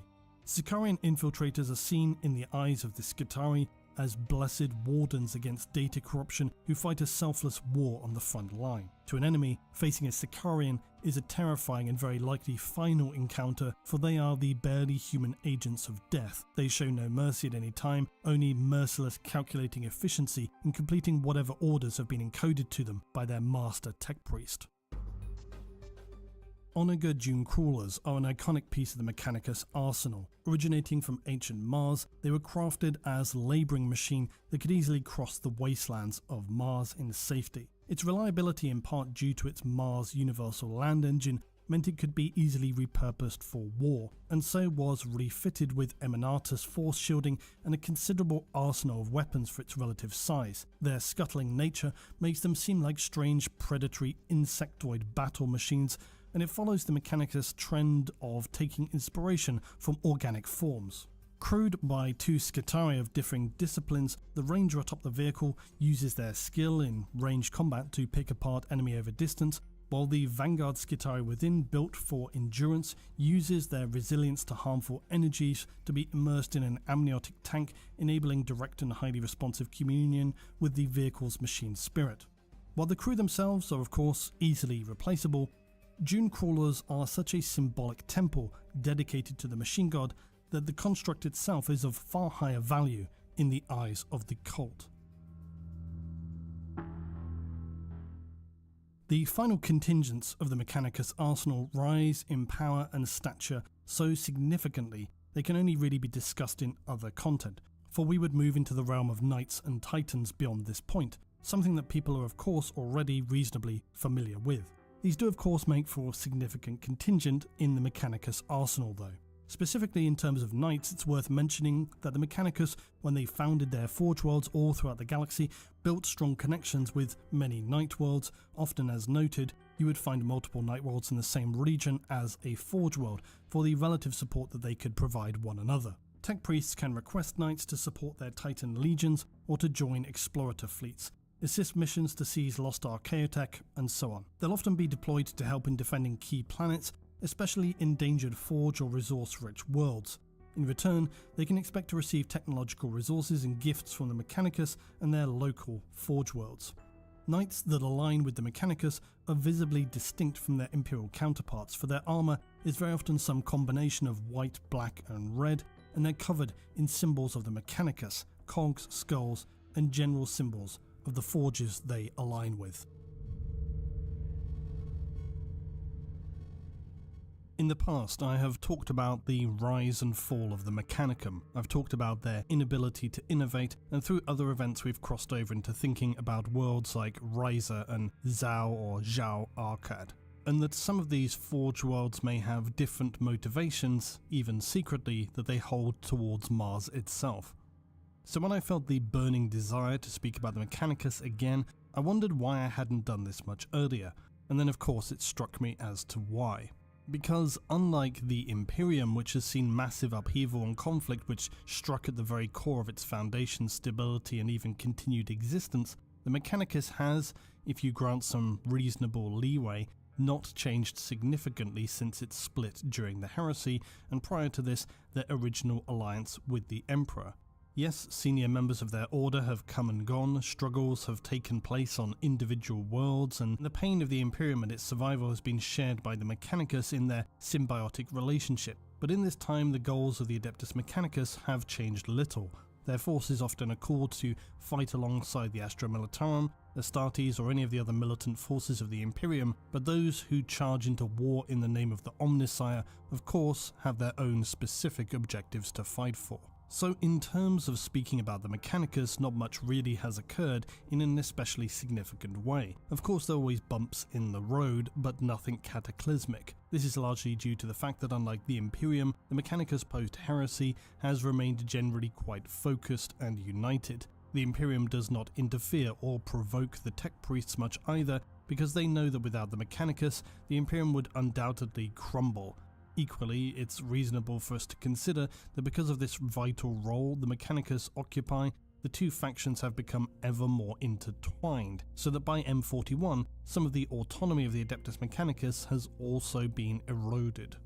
Not to mention the fact that in the aftermath of the Horus Heresy and other Imperium-focused major disruptions, those who serve the Emperor have tightened the reins and paid closer attention to any who may lead us toward another path of chaos and civil war. This means that for forge worlds, which were always seen as being almost off-limits for the administrative bureaucracy of Terra, they now are subject to inquisitorial scrutiny on a level unthinkable in the earliest days of the Treaty of Mars. The horror of the traitors in the Heresy caused shockwaves that continue to resonate even 10,000 years later among the Mechanicus. Where they were once a strong and united group, there will always now remain a fear of being subjected to accusations of heresy, which has undoubtedly had a chilling effect on the discussion of ideas, and the true knowledge has gradually been replaced by learning through repetition and understanding by dogma. No wonder that any who truly attempt to innovate in the contemporary period are viewed extremely cautiously, even unfavourably. Of course, the tech priests continue to analyse, catalogue and examine every scrap of data and ancient technology they find, but it's a process of ever-diminishing returns, and only in very rare cases do they discover a working example of something that can be reproduced, which somewhat seems to go against the grain of their entire religion. Why does not the machine god gift them with a bounty of new knowledge after all? There is no need for true understanding when the machine god can provide all. The decay across 10,000 years to the contemporary Imperium is self-evident. Adeptus Mechanicus replications of 1,000-year-old machines are far inferior and can often be dangerous to their operators. Despite this, perhaps almost incomprehensibly, the cult Mechanicus continues to view any form of innovation with supreme skepticism. Some might even go so far as to suggest that their core goals have slowly been eroded over time, where knowledge of the machine has been supplanted by simple worship of its function. As a result, with the exception of a few notable individuals, there are very few tech priests in the 41st millennium who can approach the technical brilliance of their ancient predecessors. As each century comes to a darkened close, a little more of mankind's accumulated technological lore passes beyond understanding and becomes myth and legend before falling into eternal shadow. While there has remained largely a peace between the Mechanicus and the Imperium, there always remain suspicions between the two about their larger motives and goals when remaining unrevealed to the other. So while becoming closer over time, the tech priests of Mars have always kept humanity at something of an arm's length, and despite the increased scrutiny that has become necessary since the heresy, many clades upon hive worlds exist as being largely closed to all human visitors, which certainly does nothing to assuage any fears about suspect activities or motivations. Forge worlds, similarly, are not just open planets that anyone can decide to just visit out of curiosity, and it's often been demonstrated, as was the case with Ryza during the heresy, that Forge worlds retain considerably larger stockpiles of military hardware, sometimes of patterns that were long thought destroyed or even unseen, than are actually officially documented, which leaves many to wonder about the truth strength of the Mechanicus and the inevitable follow-up question of, and what implications do such secretly hoarded strength suggest? Because while the Space Marine legions were broken into their smaller chapters to prevent too much strength being concentrated in one place, this was not the case for the Mechanicus because of their autonomy. It could of course be very innocent and nothing more than the cult wishing to ensure they can adequately defend their forge worlds in any possible scenario, for they truly fear the loss of knowledge and a repeat of the devastation and catastrophic loss that occurred during the original fall of Mars and then later again in the heresy. But there are almost certainly some within its ranks who would wish to see themselves separated once again, not necessarily to go to war directly against the rest of humanity, but definitely with a new independence that would enable them to choose their own path forward and without being chained to the Imperium. Of course, the reasoning for such ideas, not having seen a stronger uptake among the senior ranks of the tech priests, would likely be due to the fact that the Mechanicus already remains considerably more autonomous than many factions of the Imperium, something it is well aware of. And while true autonomy would bring benefits, it would also increase the probability of potential disasters. For while it continues to retain its own substantial military power, the enemies of the galaxy have only ever increased in the 10,000 years since the heresy, and the Mechanicus leadership understands fully that now would not be the time at all for a fracturing of the two major elements that constitute human civilization in M41. Plus, as things stand, the power wielded by the Mechanicus is already significant. They could, generally speaking, ignore actions they do not see as being mutually beneficial, although in saying this there is always a political cost to bear. Their original treaty with the Emperor continues to bind them significantly to the Imperium, and while some actions may enable them to flex their substantial power, like so much of the diplomacy between factions within the Imperium, this only goes so far. When it comes down to it, the Mechanicus would likely follow in line most of the time with the rest of the Imperium, except in the most extreme circumstances where it would be clear that any subsequent consequences would be heavily counterproductive to the wider goals of the Mechanicus. So, from the earliest days of the cult Mechanicus through to the Indomitus era of M41, the armies of the Adeptus Mechanicus have strode out in defense of their forge worlds and the galactic goals of the Imperium of Mankind, but the Mechanicus are not merely guardians. The tech priests continue to wage aggressive campaigns that see entire systems consumed by war in their ceaseless search for knowledge. The lifelong mission is one they carry out both individually and collectively, and the tech priests refer to this simply as the quest for knowledge. This in itself sounds quite straightforward, but as with most things within the cult, it's more nuanced, for they believe the ability to comprehend and use knowledge is in itself the basis for the measurement of intellect. Their fourth universal law states that intellect is the understanding of knowledge.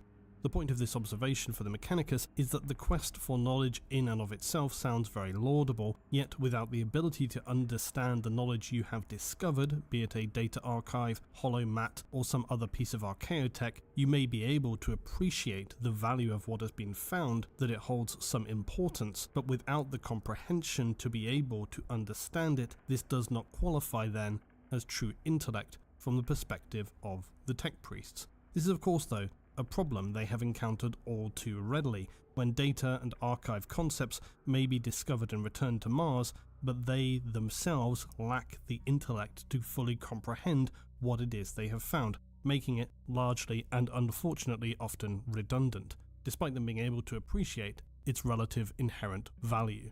The quest for knowledge though can take many forms. Mostly it's some iteration of the research and exploration of ancient worlds and any located archaeotech, undiscovered fragmented ancient data, bizarre uncatalogued phenomena, lost worlds of humanity since the dark age of technology, and most of all, its ultimate form remains in the pursuit of the ancient near-mythological devices known as STC. Now, I won't drag us through the whole STC system thing too hard today, because we've done that extensively before and I even have an entire video about it. But simply put, STC were created at the height of the dark age of technology when humanity was colonizing the galaxy. They quickly realized that it was very necessary to create a machine capable of holding the sum total of humanity's knowledge and that could enable any colony to weather and deal with any challenge they faced.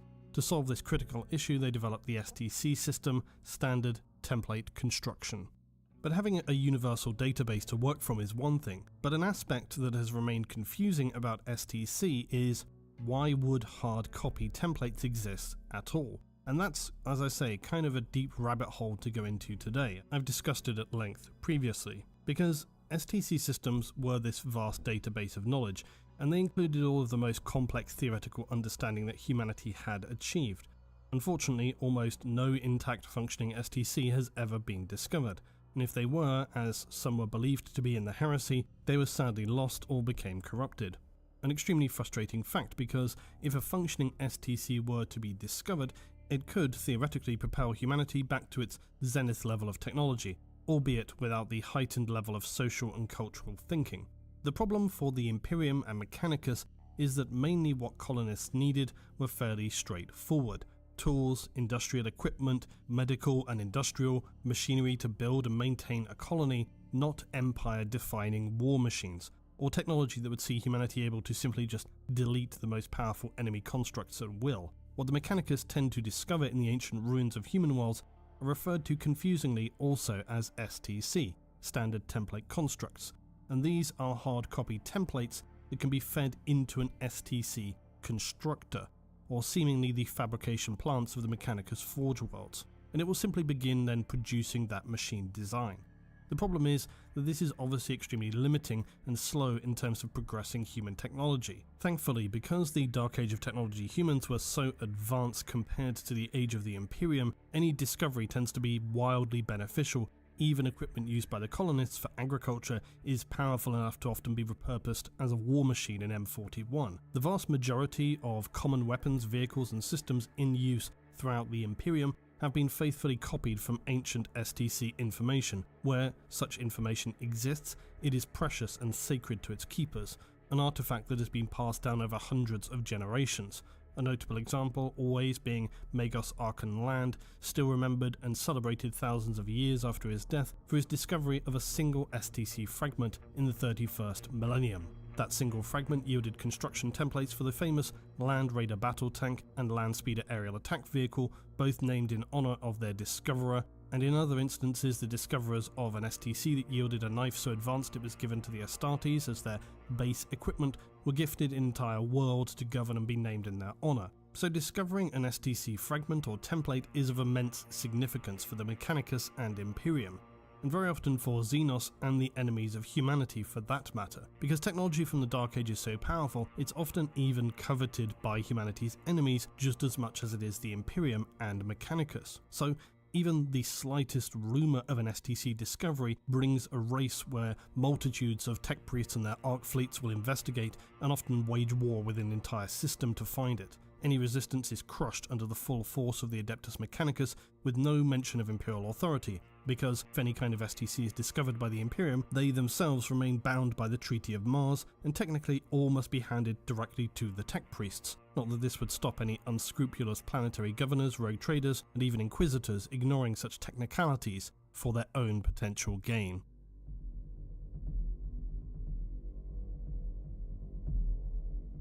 While the machine gods served the purposes of the survival cult of Mars in its darkest hour, unifying and focusing the technicians of Mars toward a common goal and later focusing them upon retaining the technology they had, while not wasting resources on endless research and experimentation, was a very constructive aspect of the original cult Mechanicus. But there was, of course, one small problem.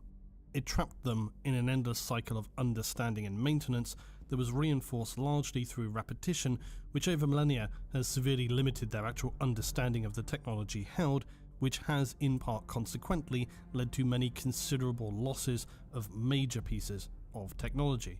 So in the long run, not so good.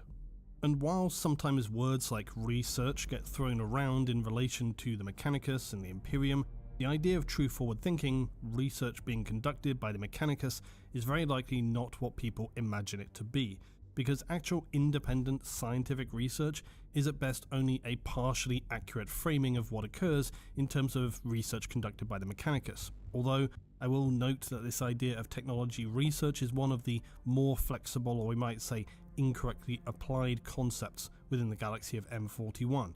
The only real answer to the question, does humanity engage in research for technology in M41, is to say yes, but also no, or a vague maybe. And I will explain why this is such a non-plus answer.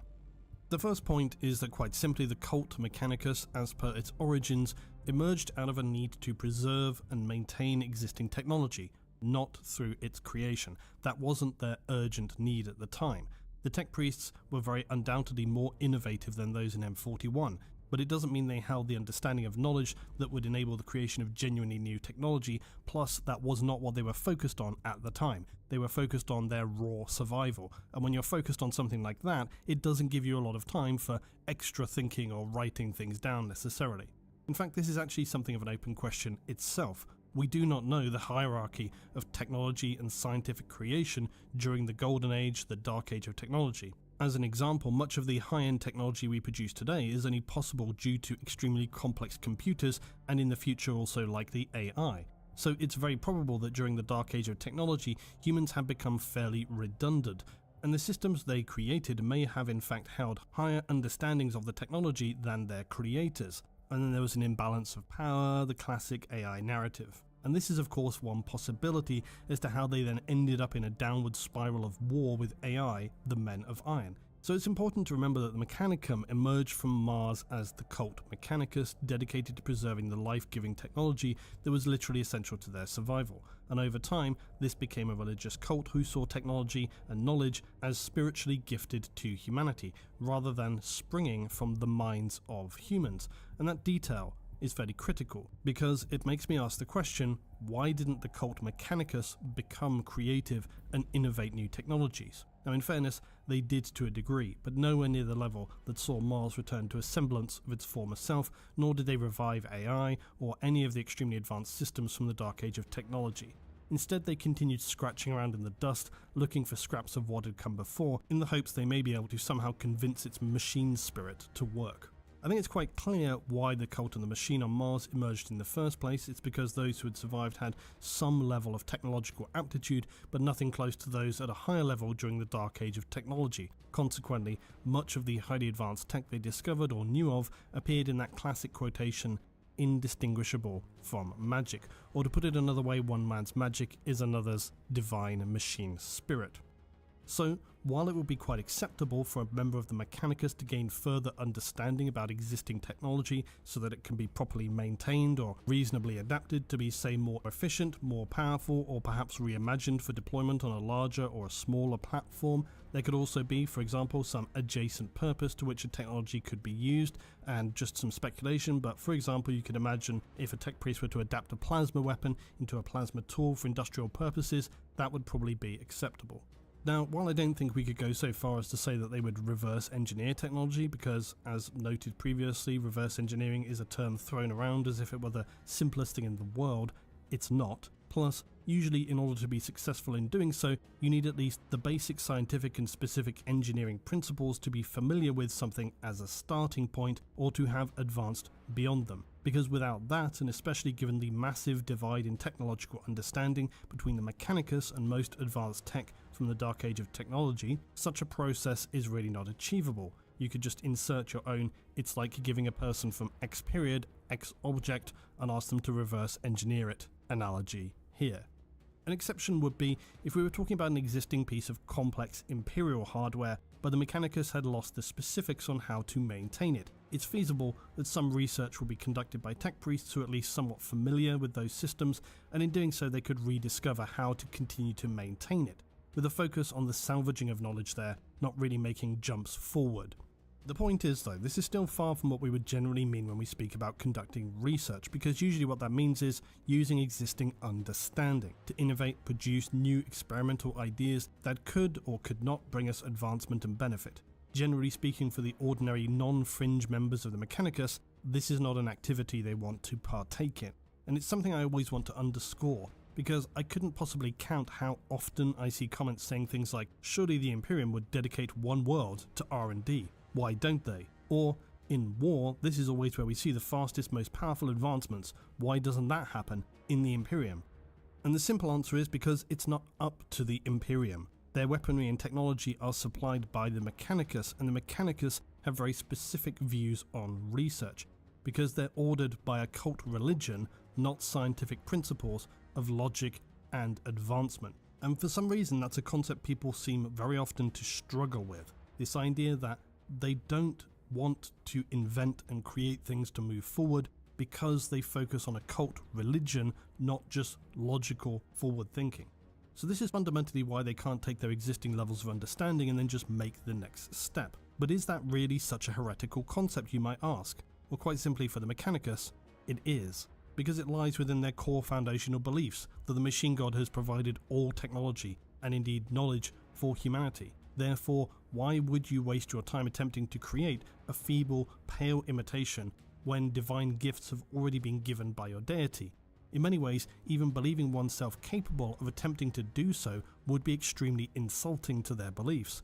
Additionally, as imperfect organic beings, most tech priests believe they must rely on ritual over understanding. They hold the strong belief that the slightest deviation from ritual is an invitation to disaster and will lead to the unleashing of uncontrollable forces, and with good reason as to why they developed that system in the first place. Imagine it like this: there's a massive human apocalypse, a small percentage of the population survives. They discover, miraculously, a step-by-step button-pushing 1, 2, 3 guide on how to run a nuclear reactor, and that reactor can power all the towns for the remaining people. But none of the people surviving have any concept at all about engineering, science, nuclear energy, other than knowing it's very, very, very dangerous and in the past caused massive destruction and devastation.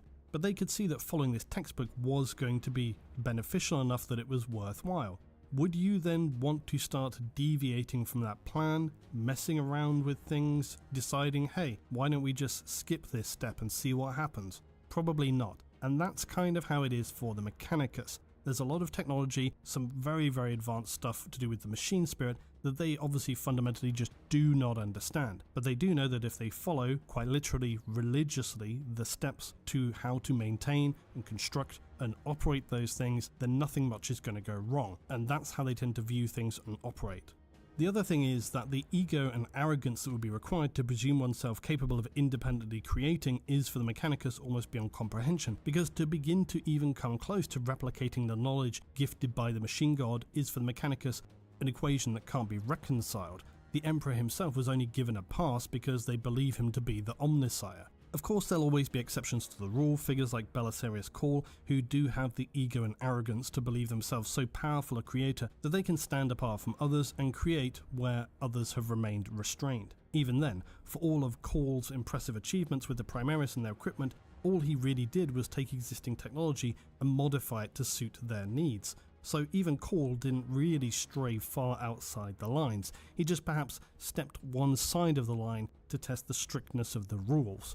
Then you have the tech priests themselves, the members of the Mechanicus, or just scientists outside of their order who may get ideas above their station at one time or another, who go rogue or underground and begin developing concepts and technology that are truly original. But doing so carries significant risks of being condemned of tech heresy, and after an agonizing mental scouring and interrogation, usually going to be summarily executed. And the tech priests have developed all manner of techniques to extract information from heretics, one being so-called metal fatigue, whereby a small bionic implant is used to slowly disintegrate the subject's cybernetic components, this causing them excruciating pain that very few are able to resist, and any who do will die in agony bereft of their precious bionics.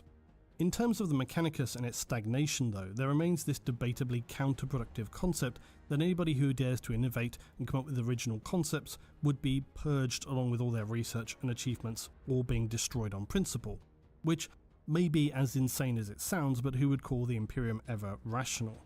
Besides, while this may be true for rogue tech priests, a precedent has been set now by Archmagos Belisarius Cawl, and one can only wonder what doors he has opened through his actions. In terms though of how, or perhaps why, the Imperium and Mechanicus continue to hemorrhage technology and knowledge is at least in part due to its uncompromising administrative structure. And there's always my favourite, I must emphasise, speculative scenario that can be applied to the grim and irrational bureaucratic insanity of the Imperium, through the lens of a humble, insignificant administratum adept, who, while still on their probationary period, discovers a transcript or astropathic interpretation from an unimportant, distant Imperial planet. But it seems to point to the almost unbelievable discovery of an STC template, one that could hold immense value potentially for the Imperium. But just as they're about to rejoice in the honour of being the first to convey this communication, they're struck by a cold sweat that consumes their soul. They see, to their horror, that the paperwork has only been stamped twice, not the mandatory 3 times as was strictly required, a fact that had been so heavily emphasised by their department supervisor days earlier, and who was incredibly short-tempered and intimidating during their induction period. They witnessed another potential adept being brutally excoriated for having the audacity to double-check a processing technicality and for not valuing the authority nor time of said supervisor, them being dragged away screaming with the promise of becoming a servitor by the end of the day, still ringing in their ears. Whether that was true or not, or merely for the motivational purposes of other adepts, they couldn't be sure. So now our newly inducted adept is presented with the classic problem of Imperial bureaucracy, consumed with fear at the prospect of making an early, possibly career, possibly life-ending administrative error that could incur the wrath of their supervisor and see themselves excluded from holding any position of worth, along with the credits needed for half-decent hab rations, or gamble on submitting an invalid document for closer assessment and the promise of potential glory. After careful consideration, the adept decides to err on the side of being technically correct, repeatedly drilled into them during the training. And so the valuable message is placed exactly where it belongs, into the invalid tube, whereupon it swiftly descends to the furnace, and the STC that could have potentially saved billions of lives is consumed by administrative fire, likely to then be lost or destroyed on the planet itself by an invasion of orcs who smash it to pieces for being stupid and boring. It's only a speculative scenario, but it's one that always makes me amused because it fits the madness of the Imperial bureaucracy so perfectly with its satirical dystopian bleakness. But to get back on topic, this truly is part of the problem when it comes to the relative ignorance of the Mechanicus. No matter that to an ordinary human, tech priests hold what must appear to be a genius level of understanding when it comes to technology. In the grand scheme of things, the tech priests are actually staggeringly ignorant. As an example, they have over millennia consistently lost technology that already existed, had their vast data archives upon Mars damaged repeatedly through aggressive scrap code, and all simply because they failed to retain the actual understanding of the core scientific fabrication processes or general functional principles. And the reason that they don't have that fundamental understanding is because they don't attempt to innovate, create, genuinely research and explore the technology they have. Although, in fairness when saying that, We're talking more about what would be a base level of understanding for humanity in its advanced Dark Age of technology period. I'm not suggesting the Mechanicus don't understand, for example, the basic laws of physics and so on. They're not that backward, but they certainly are not at a level that enables them to truly innovate with the maximum possible potential for humanity, given the weight of facilities and minds at their disposal.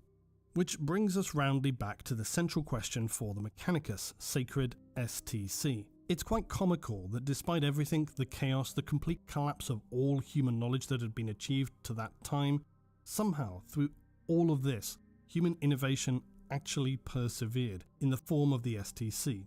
What I mean by that is, the STC are fulfilling their original design function perfectly, which, when I thought about it, is actually something I've rarely seen commented upon. Most people often focused on the grand nature of the Mechanicus quest or the potential power that could be unlocked through STC in M41.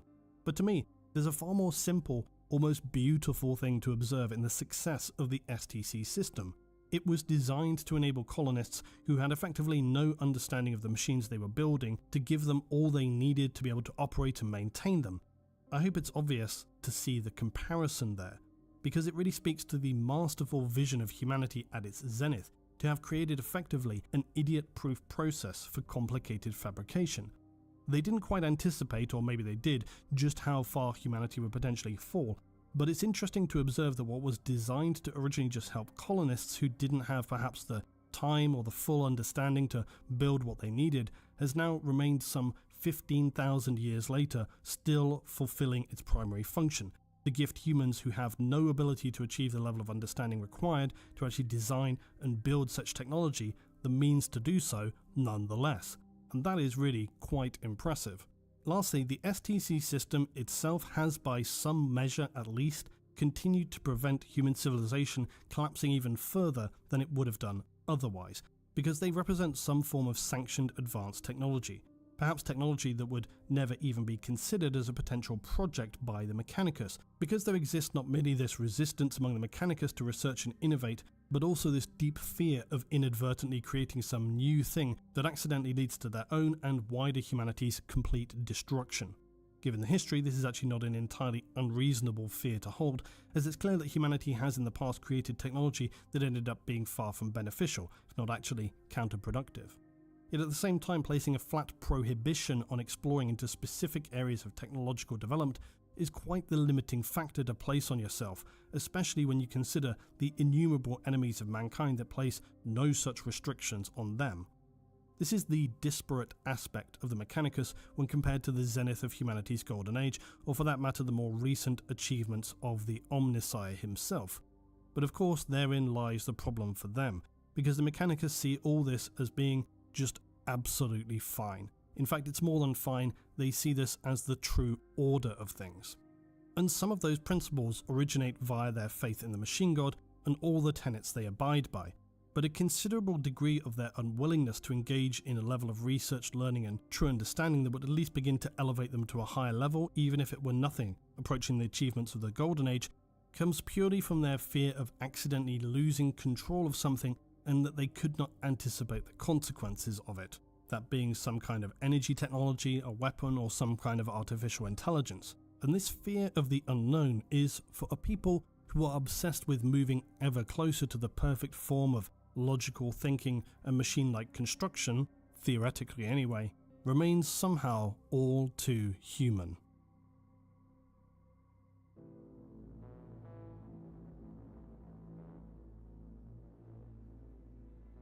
The contemporary Mechanicus remains as integral a part of the Imperium as it ever was.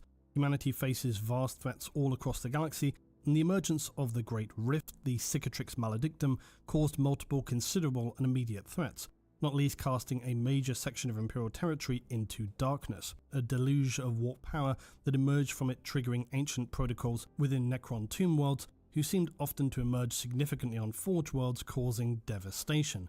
And for this reason, among others, Mars commanded all their Forge worlds to significantly increase production of war material, which led to many using such massive quantities of resources they required to launch small fleets of ships to scour entire systems of said resources to then feed into their insatiable war forges. Such missions would often encounter problems when Xenos were discovered to inhabit areas deemed rich in resources for Forge worlds, one such example being the Rustfield's asteroid belt, plentiful in resources, but also plentiful in orc settlements, who were themselves happily enjoying the rich deposits of minerals, and who angrily engaged with the Mechanicus, who would subsequently begin a long war to scour them from the field and retain access to critical resources.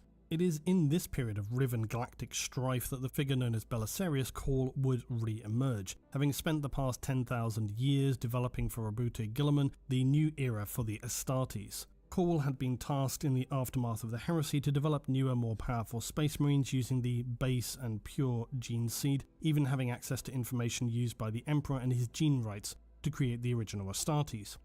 Cawl went above and beyond his remit and produced not only this new iteration of Space Marine, the Primaris, but also the hardware to supply and support them with all manner of hardware. Interestingly, of course, this new hardware fits very much within the restrictions placed by the Mechanicus religion, but only barely. Much of the hardware produced by Cawl existed already in varying degrees. He either improved upon it or repurposed it to fit the new Primaris Marines. But to give an idea of just how resistant the Mechanicus are to new things, even this was enough for many to declare him a heretic, guilty of some of the worst abuses against the cult Mechanicus. For others, though, he is a visionary and one who could lead an entirely new era of power for humanity, sanctioned by the authority of Lord Commander of the Imperium, Roboute Guilliman. Cawl is a bizarre but enigmatic, certainly eccentric individual, and one who more than bucks against the status quo.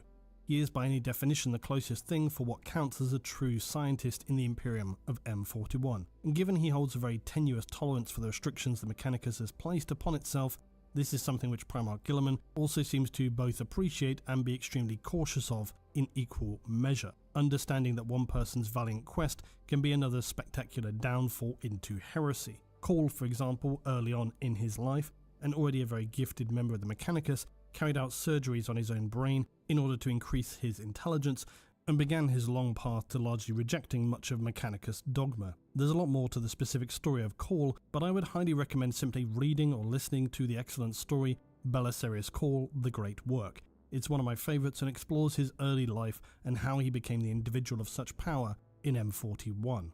Cawl commands such great power within the Imperium and Mechanicus, but has not yet been able to claim the position of Fabricator General of Mars, their leader, something he has been continually petitioning Guilliman for ever since he completed the Primaris project, and which many would argue he rightfully stands to inherit such a title.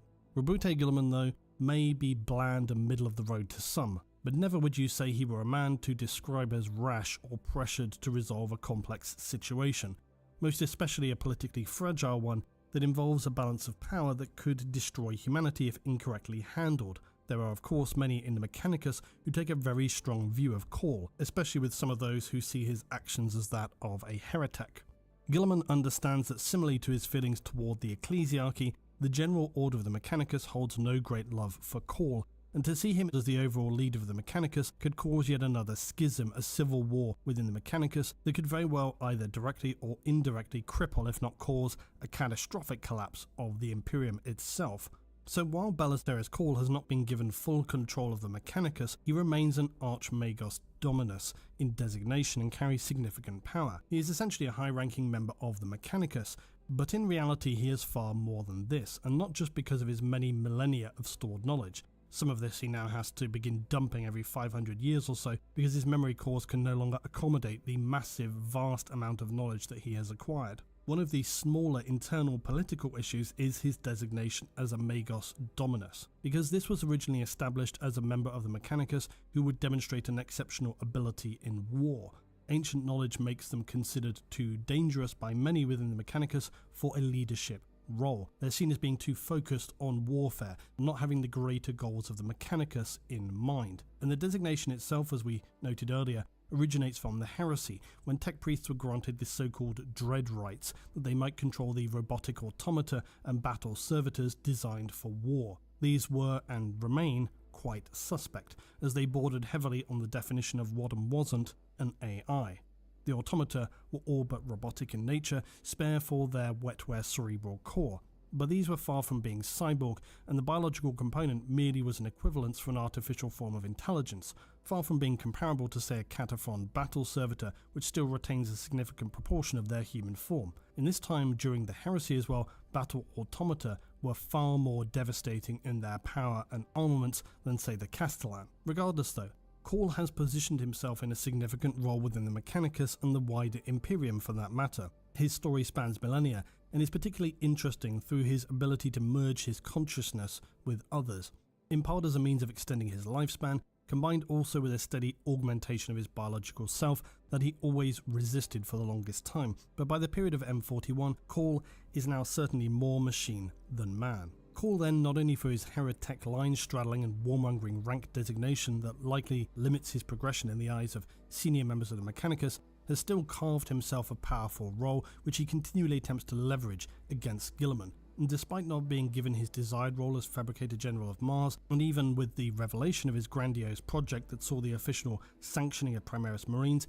he's continued to push and explore the boundaries of knowledge and understanding for humanity. And that is something which is actually incredibly important, because this includes the understanding and the exploration of the material known as Noctilith, or Blackstone. For Cawl believes this as being critical to understanding and protecting the future for humanity, something which has brought the Imperium into ever closer conflict with the Xenos race known as the Necrontyr or the Necrons. But it wouldn't be too much to say that potentially the fate of humanity lies in the hands of Belisarius Cawl, and the revelations that continue to unfold in the contemporary Imperium are very interesting to observe.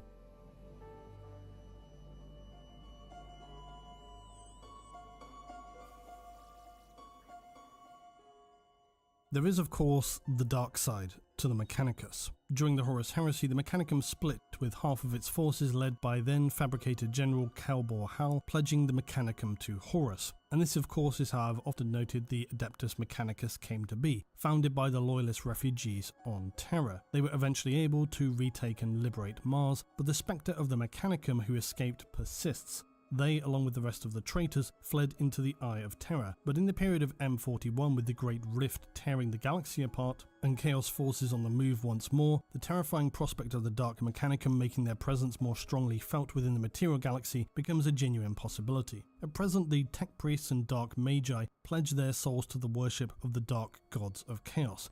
They continue to service and maintain the war machines and war gear of the Traitor Legions, the Traitor Titan Legio, and the other forces of Chaos with equal fervour.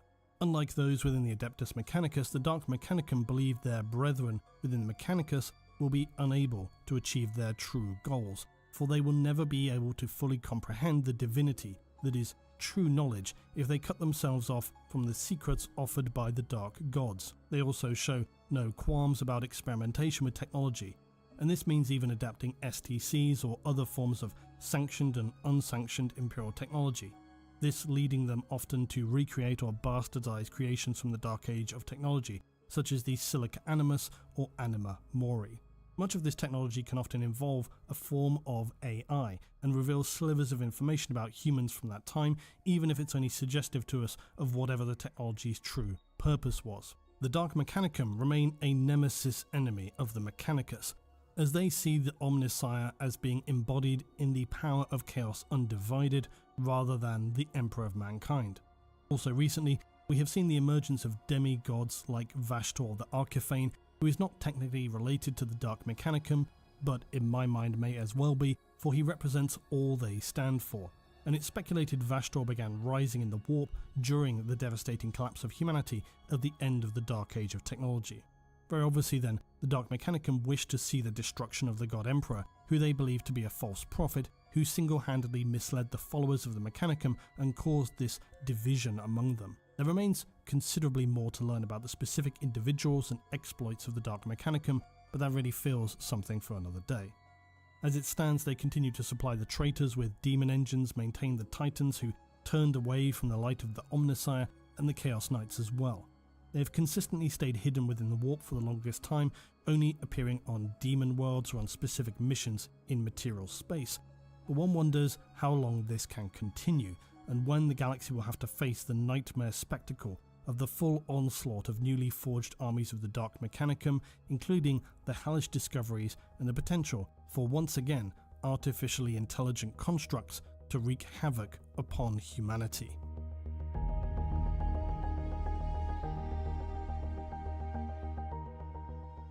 The Adeptus, or Cult Mechanicus, wield vast power throughout the galaxy of the Imperium. On some hive worlds where the populace and ruling bodies are dependent on the Mechanicus there for their existence, they can often be granted even more respect and power than officials of the Adeptus Terra, even more than the Inquisition. For they operate as a unique entity within the Imperium, a rare faction within the human empire of the galaxy who stand independent, making their own rules and answering to their own leaders. Yet they also retain a holy duty to protect humanity from the perils technology can bring, for none wish to see the destruction unleashed by abominable intelligence or the apocalyptic aftermath seen in the Age of Strife again. Because despite their reverence for machines, the Cult Mechanicus do not seek a return to the human golden age, now known as the Dark Age of Technology. Their ultimate goal is the acquisition of knowledge, for humanity to become perfectly enmeshed with the machine and the man, as they believe to see in the Omnissiah himself. They despise those who would disrespect or frivolously waste knowledge. Then there are those they perceive as being worse still. They seek the heretics, who would offend the machine god with experimentation, independent discovery, research, and perhaps worst of all, invention. All Mechanicus, from the lowest thralls to the greatest tech priests, Dominus and Magos, endeavour to maintain the Cult Mechanicus' position of absolute knowledge and authority, and they will go to any lengths to protect this, including sanction, death, destruction, and outright war. Because they know the ultimate truth of the galaxy. Knowledge is power, and power in the galaxy of endless war in M41 is a dangerous thing.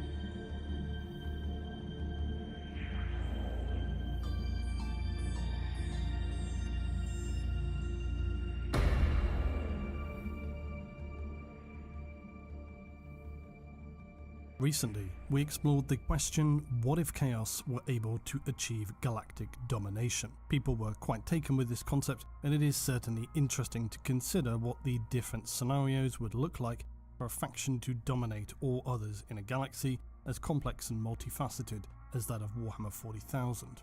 Chaos, of course, have a whole spectrum of outcomes dependent on who would ultimately retain control, and we discussed the impact this could have on the gods of the warp themselves. If you missed this last time, see the link on screen for that video right now.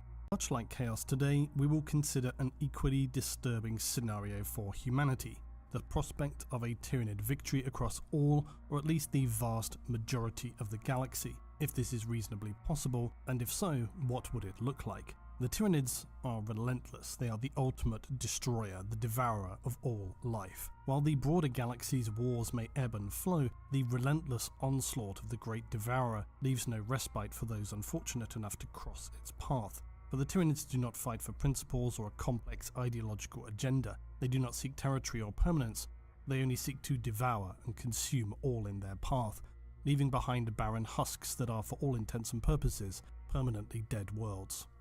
Realistically, of course, the prospect for any faction to achieve true galactic domination would be a feat on the brink of the impossible. But for the Tyranids, their threat is not one merely of brute force, but a very existential peril that defies the traditional calculations of power, especially when one sees the approaching relentless and overwhelming tides of the Great Devourer. From the perspective of humanity, the Tau, Votann, the Eldari, the Tyranids are a nightmarish threat that knows no equal. It matters not whether they achieve 85%, 90% or 99.9% control of the galaxy. Their arrival heralds the same outcome, a galactic catastrophe of unimaginable proportions. Whilst the sheer scale of the galaxy with its thousands of star systems and millions of habitable worlds may in some respects allow some to consider themselves safe, in reality it only magnifies the Tyranid threat. Their ability to adapt to faction-specific defences makes them a logistical nightmare for any civilization attempting to withstand their onslaught. Some worlds of the Mechanicus, for example, thought that they had seen it all and would be able to withstand the tides of the Tyranid, but were left deeply humbled as a result. M41 is not the time where humanity made its most significant territorial gains either, and the Tyranids are an ever more formidable force. Their presence has shifted the balance of power in the galaxy at a fundamental level, and as humanity's grip steadily weakens, other races become additionally emboldened or continue to rise in power themselves. And the Xenos annihilation of Imperial planets only threatens to permanently relegate humanity to becoming a mere footnote in galactic history. For humanity has not stood for any length of time comparable to, say, the Necron or the Eldari.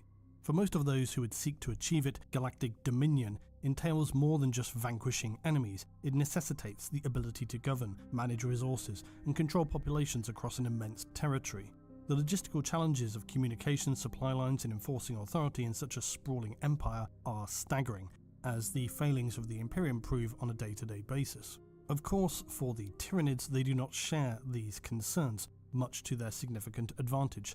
They're not burdened with the need for stability or governance. They do not need to ever worry about defending worlds or reinforcing those damaged by conflict, for they're only ever on the attack. They are only focused upon the relentless pursuit of their cosmic hunger. And in a galaxy filled with shifting alliances, political machinations, and internal power struggles, the Tyranids stand apart. They are a force of nature, an alien cataclysm that shares no concern for the complexities of politics or diplomacy. They simply threaten to devour everything in their path. In terms of galactic domination, the Tyranids pose a unique challenge and threat in the galaxy of M41, for their motivations, strengths and weaknesses defy the conventional norms of power and dominance. Their focus is unbreakable, their adaptability boundless, and their presence often a very literal shadow which hangs over the worlds of sentient races. In the coming centuries, it may well be that the Tyranids become the greatest threat of all, one that, whether they like it or not, all factions may need to unite against in a coordinated defensive strategy, or alternatively face the prospect of being consumed and turned into liquid nourishment by the unrelenting hunger of the Great Devourer. So the question, is a Tyranid galactic domination achievable?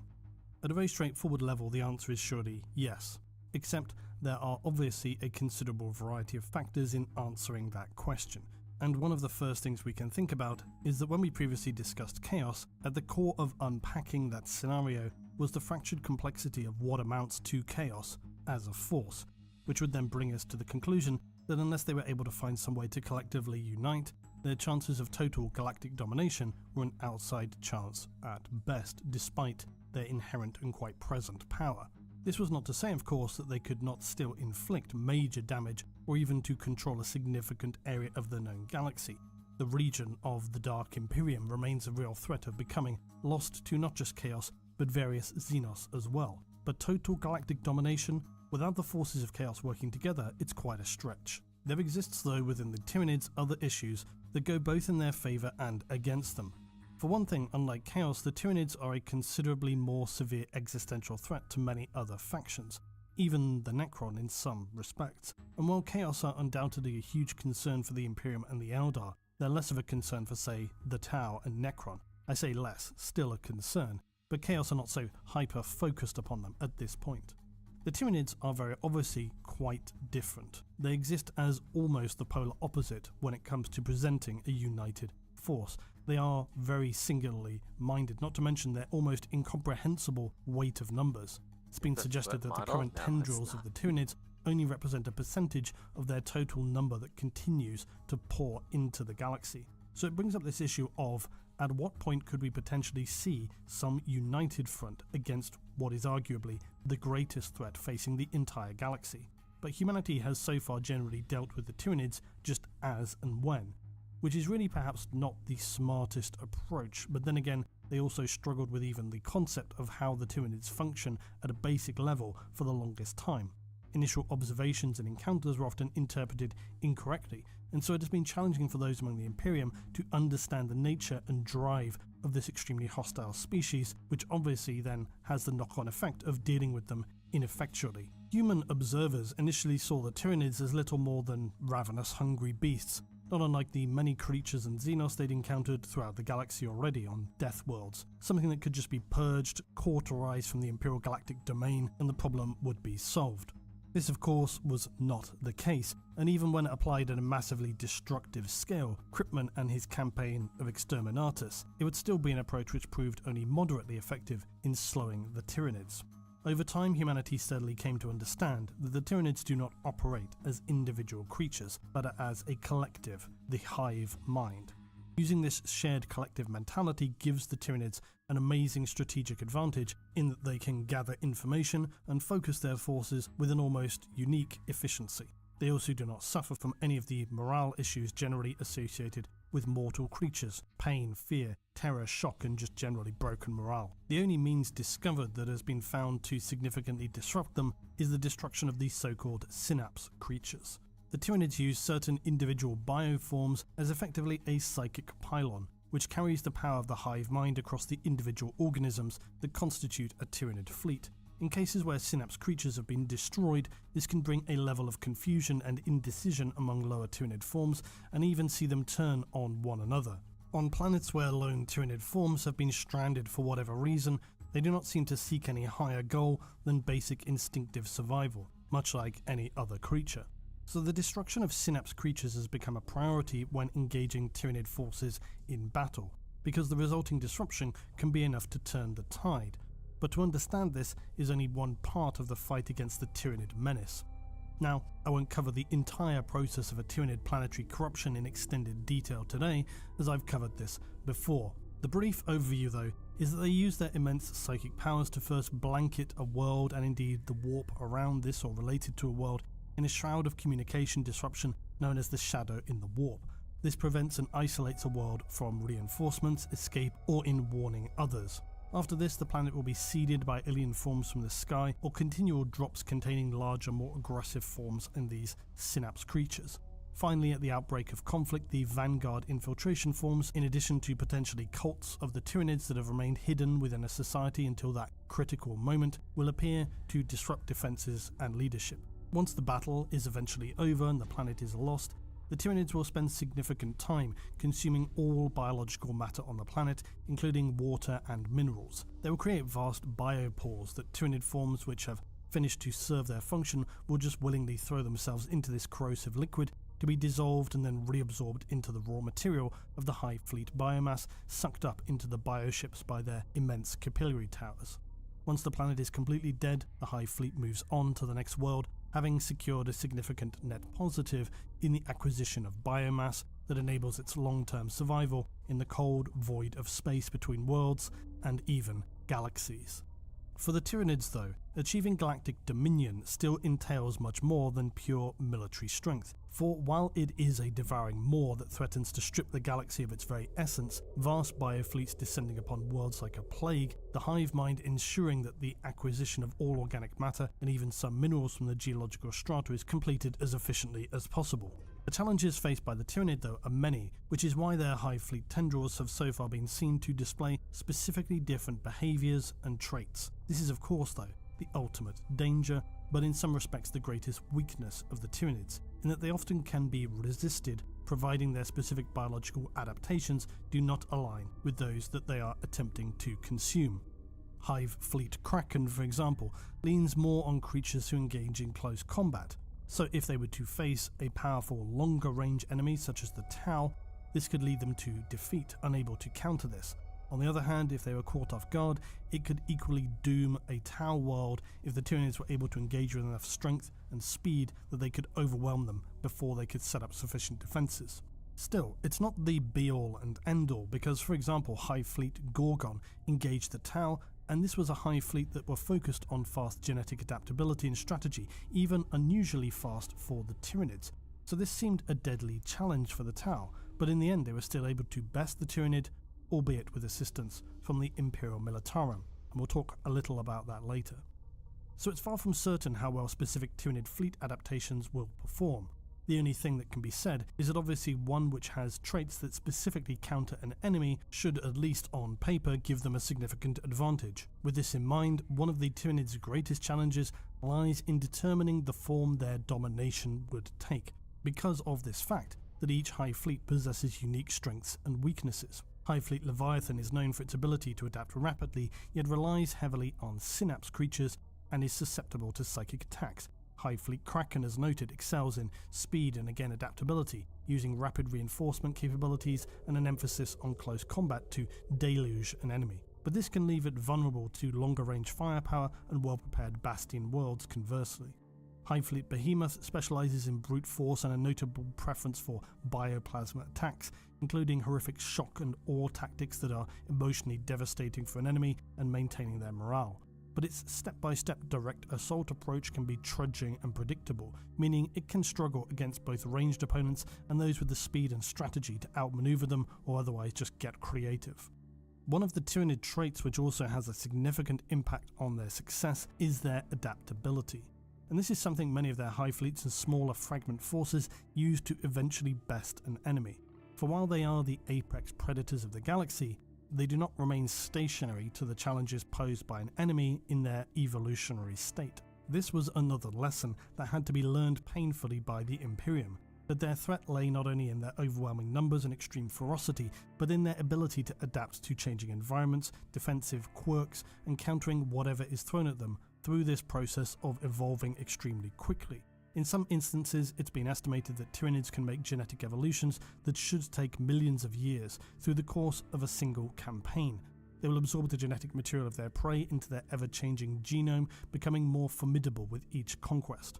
In fact, some of their infiltration organisms are specifically designed to consume their enemy and even, in quite B-movie fashion, suck out their brains to gain their knowledge, so that when the fleet arrives they can pass this knowledge to the Norn Queen, who will adapt and produce bioforms capable of dealing with these specific issues faced by a world, meaning theoretically no defence can withstand their smothering, relentless assault, and often to the shock and horror of planetary defences, these beasts have considerable knowledge about how to avoid their best laid plans, something which can in itself have an extremely disconcerting effect and undermine whatever morale and coherent focus a planet's defenders had left.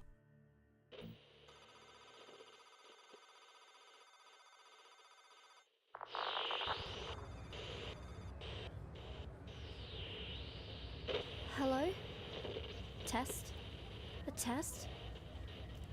I submit this record in the hope it may be of some help to someone who is more senior, more experienced in such matters than I. May the Emperor guide this data to those who can make use of it. I pray never should a world suffer again, as we have. My mother was an administrator. I regret I fear to disclose her identity. She gave me this recorder and told me if I survived to preserve the memory of what took place upon our world. It was a jewel of our system, and we were blessed to have been able to call it home. I can still see its distant lush forests, the ocean shores which gleamed like sapphire under our twin suns. Then they came. The monsters. Mother said our communications were interrupted months before their arrival. But when they finally came, we were smothered by endless night. The skies felt dark with the silhouettes of their ships. My family, as were all, thrown into utter madness that followed. Credits were worthless, not even jewels. The men were all drafted in days. When we entered the underground hangars, this was the last time I saw my father and brother. Evacuation efforts were chaotic, to say the least. Tens of thousands crushed into the spaceport, each person desperate to secure a spot on the few remaining ships. I had never seen fear like I saw in the eyes of those around me. Ever more hysterical screams of the terrified masses were drowned by the howls of the approaching monsters.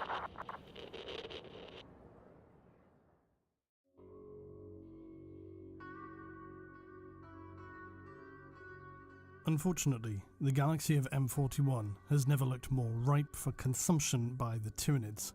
With the Despoiler's rampage against humanity continuing and the Imperium's frantic efforts to handle this, whilst also seeking some way to quell the Great Rift's havoc reaching a desperate crossroads, the pressure is only made worse by the ever-increasing possibility of the Imperium losing control of as much as 1/3 of the galaxy, and all of this without even considering the other threats the entire Imperium faces on a daily basis. Were the Imperium to lose control of the Dark Imperium, the region of the galaxy cast in the shadow of the Great Rift, this would all but certainly provide a means by which the Tyranids could infiltrate and use as a region for biomass accumulation, a sort of galactic staging area to then unleash a never-before-seen scale of devastation. But nothing is so simple, of course. The great suffering they inflict reverberates back into the warp, further fueling the dark powers, raising very curious possibilities of chaos actually benefiting humanity, as the dark powers reach out to establish control of territory that could stand between the Tyranids and the wider Imperium. Whilst in some respects the relentless onslaught of the Great Devourer makes a galactic deluge seem almost inevitable, amidst the terrifying number of worlds scoured to a husk by them, there are significant events within the galaxy occurring that have seen the return of several of the Emperor's lost sons, Guilliman and the Lion. And while they are only individuals, their leadership and ability to unify the forces of humanity do pose a challenge to the domination of the Tyranids. I also would just leave room for us to consider still Vulcan's mysterious absence, which leaves room for his resurgence. But of course sadly not Rogor Dawn, as he is dead. So the presence of the Primarchs alone complicates the Xenos quest for domination, adding a layer of uncertainty to their galactic ambitions. Of course, the Imperium is not the entire picture. The Orcs for the longest time have been locked in various struggles, most notably in Octarius. And although they seem to ultimately lose that conflict, were we to see the rise of a new and ultimate war boss for the Orcs, if they themselves were to charge across the galaxy in a sweeping war, the scale of which had not been seen since the near destruction of Terra itself, the prospect of a major Tyranid tendril and an Orc war smashing into one another would at the very least give breathing space for the Imperium. Although it's difficult to imagine how it would be greatly positive in the wider scheme of things, but it would certainly mix up the situation. The Eldar are something of an unknown quantity because of their minimal numbers, similarly the Tau and the Votann, but there are still considerations to make there. It's worth noting also, of course, that while the Great Rift is, at one level, a seemingly catastrophic event for humanity, it's been more recently noted that it might inadvertently empower the Emperor and, so therefore, humanity. One of the major factors for the Tyranid success and the galaxy's destruction depends entirely on how specific Hive fleets engage, and of course which faction they face, as we already noted. So while some fleets could see sweeping success in one galactic region, elsewhere a fleet could struggle beyond initial deployment to a world, with its forces shredded by continual long-range firepower from the ground of a heavily prepared Bastion world. Then you have the Tyranids' adaptability, as we spoke about too. This is one way for them to deal with such issues, but often this is spoken about in a very specifically isolated way. What I mean by this is that it's discussed from the perspective of a single Hive fleet, dealing with one sector of the galaxy and a specific enemy, which admittedly is often the case. But to really understand the Tyranids, to appreciate them and how they're evolving in a much deeper sense, requires understanding of the larger picture. Humanity, the Imperium and other Xenos species generally only experience and engage with the Tyranids at this fleet scale. So it's understandable they think of them in those terms: Fleet Leviathan, Fleet Kraken, and so on. The problem with this thinking is that it is in actuality little different than those humans who were first to speculate that the Tyranids were all independent creatures, little more than beasts operating on base instincts of survival, consumption and reproduction. We know this now not to be the case, and we also know that Tyranid hive fleets do not operate in isolation. They aren't individual entities, they're not splinters of their faction. They remain part of something that is of course far, far larger, the Tyranid hive mind. Now just how much they coordinate on a wider galactic scale than just the specific named tendrils that pierce through the systems of the Imperium is unknown, but the fact that they do operate as part of a larger whole is certainly true. And we know this because it's described how every thought and action, every spark of life in the Tyranid race is bound and interlinked into a single great organism, stretching over light years of space and controlled by the immortal hive mind. 1 billion times 1 billion Tyranids stand at the rim of the galaxy, each one no more than a single cell in the living body of the hive mind. Not to mention the fact that there are Eldar who have actually seen into the Tyranid hive mind. It is definitely a united force across all the hive tendrils. Now when you carry that thinking forward again, I've often seen it asked, so do then Tyranids fight amongst themselves? What happens if two Tyranid fleets encounter one another? The answer to that is actually quite variable. If two Tyranid fleets were operating in close proximity, but generally did not get in the way of one another or to impact the worlds that they were securing biomass from, I would imagine that they would leave well enough alone and perhaps regard each other with some level of neutrality, potentially aid. However, it has been documented that when two different Tyranid fleets are deployed to the same world for whatever reason, they absolutely will fight one another. Not to compete for resources necessarily, but to see which can more successfully dominate the other, to see which one is more powerful. This is where the Tyranids reach a point of so-called convergent evolution. This has only been observed among splinter fleets of Tyranids, which is presumably because the main Tyranid hive fleets are spread out at such great distances. But eventually it is plausible you could see the same situation occur between two major Tyranid hive fleets. There are those ignorant members of the Imperium who would consider this an excellent situation. Tyranids fighting each other, wasting their energy and biomass, this is great. Except of course this fails to fundamentally understand the Tyranids as a species. For when they engage in war, nothing is wasted. When Tyranids fight one another, the purpose appears to be in determining which has the stronger component elements, which one is stronger physically, which has faster adaptability, more powerful psychic use, and so on. Do they have some other individual traits also to be the most powerful through whatever they have faced so far? So when eventually a victor is determined, the weaker force is completely slaughtered and will then be reabsorbed into the biomass of the stronger Tyranid fleet. These engagements seem to waste very little for the Tyranids and only benefit them by ensuring they emerge stronger as a whole. In some respects, both fleets are destroyed in this process, as whoever emerges from the conflict will not be the same as when they began, having assimilated all the genetic traits of the weaker force whilst retaining their own, thus creating a new hive fleet which is more effective and stronger than it was before. Interesting stuff, except now scale this up and imagine it happening at a galactic level.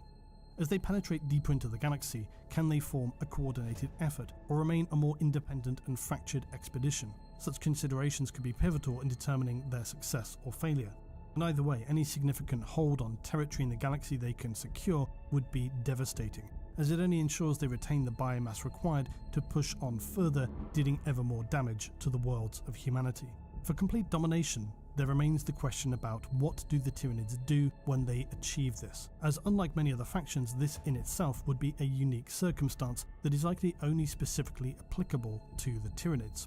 So now let's delve into some of the obstacles the Tyranids face as they strive to establish a dominating presence across the galaxy, which factions will be easy for them to consume and devour, and which will be considerably more challenging.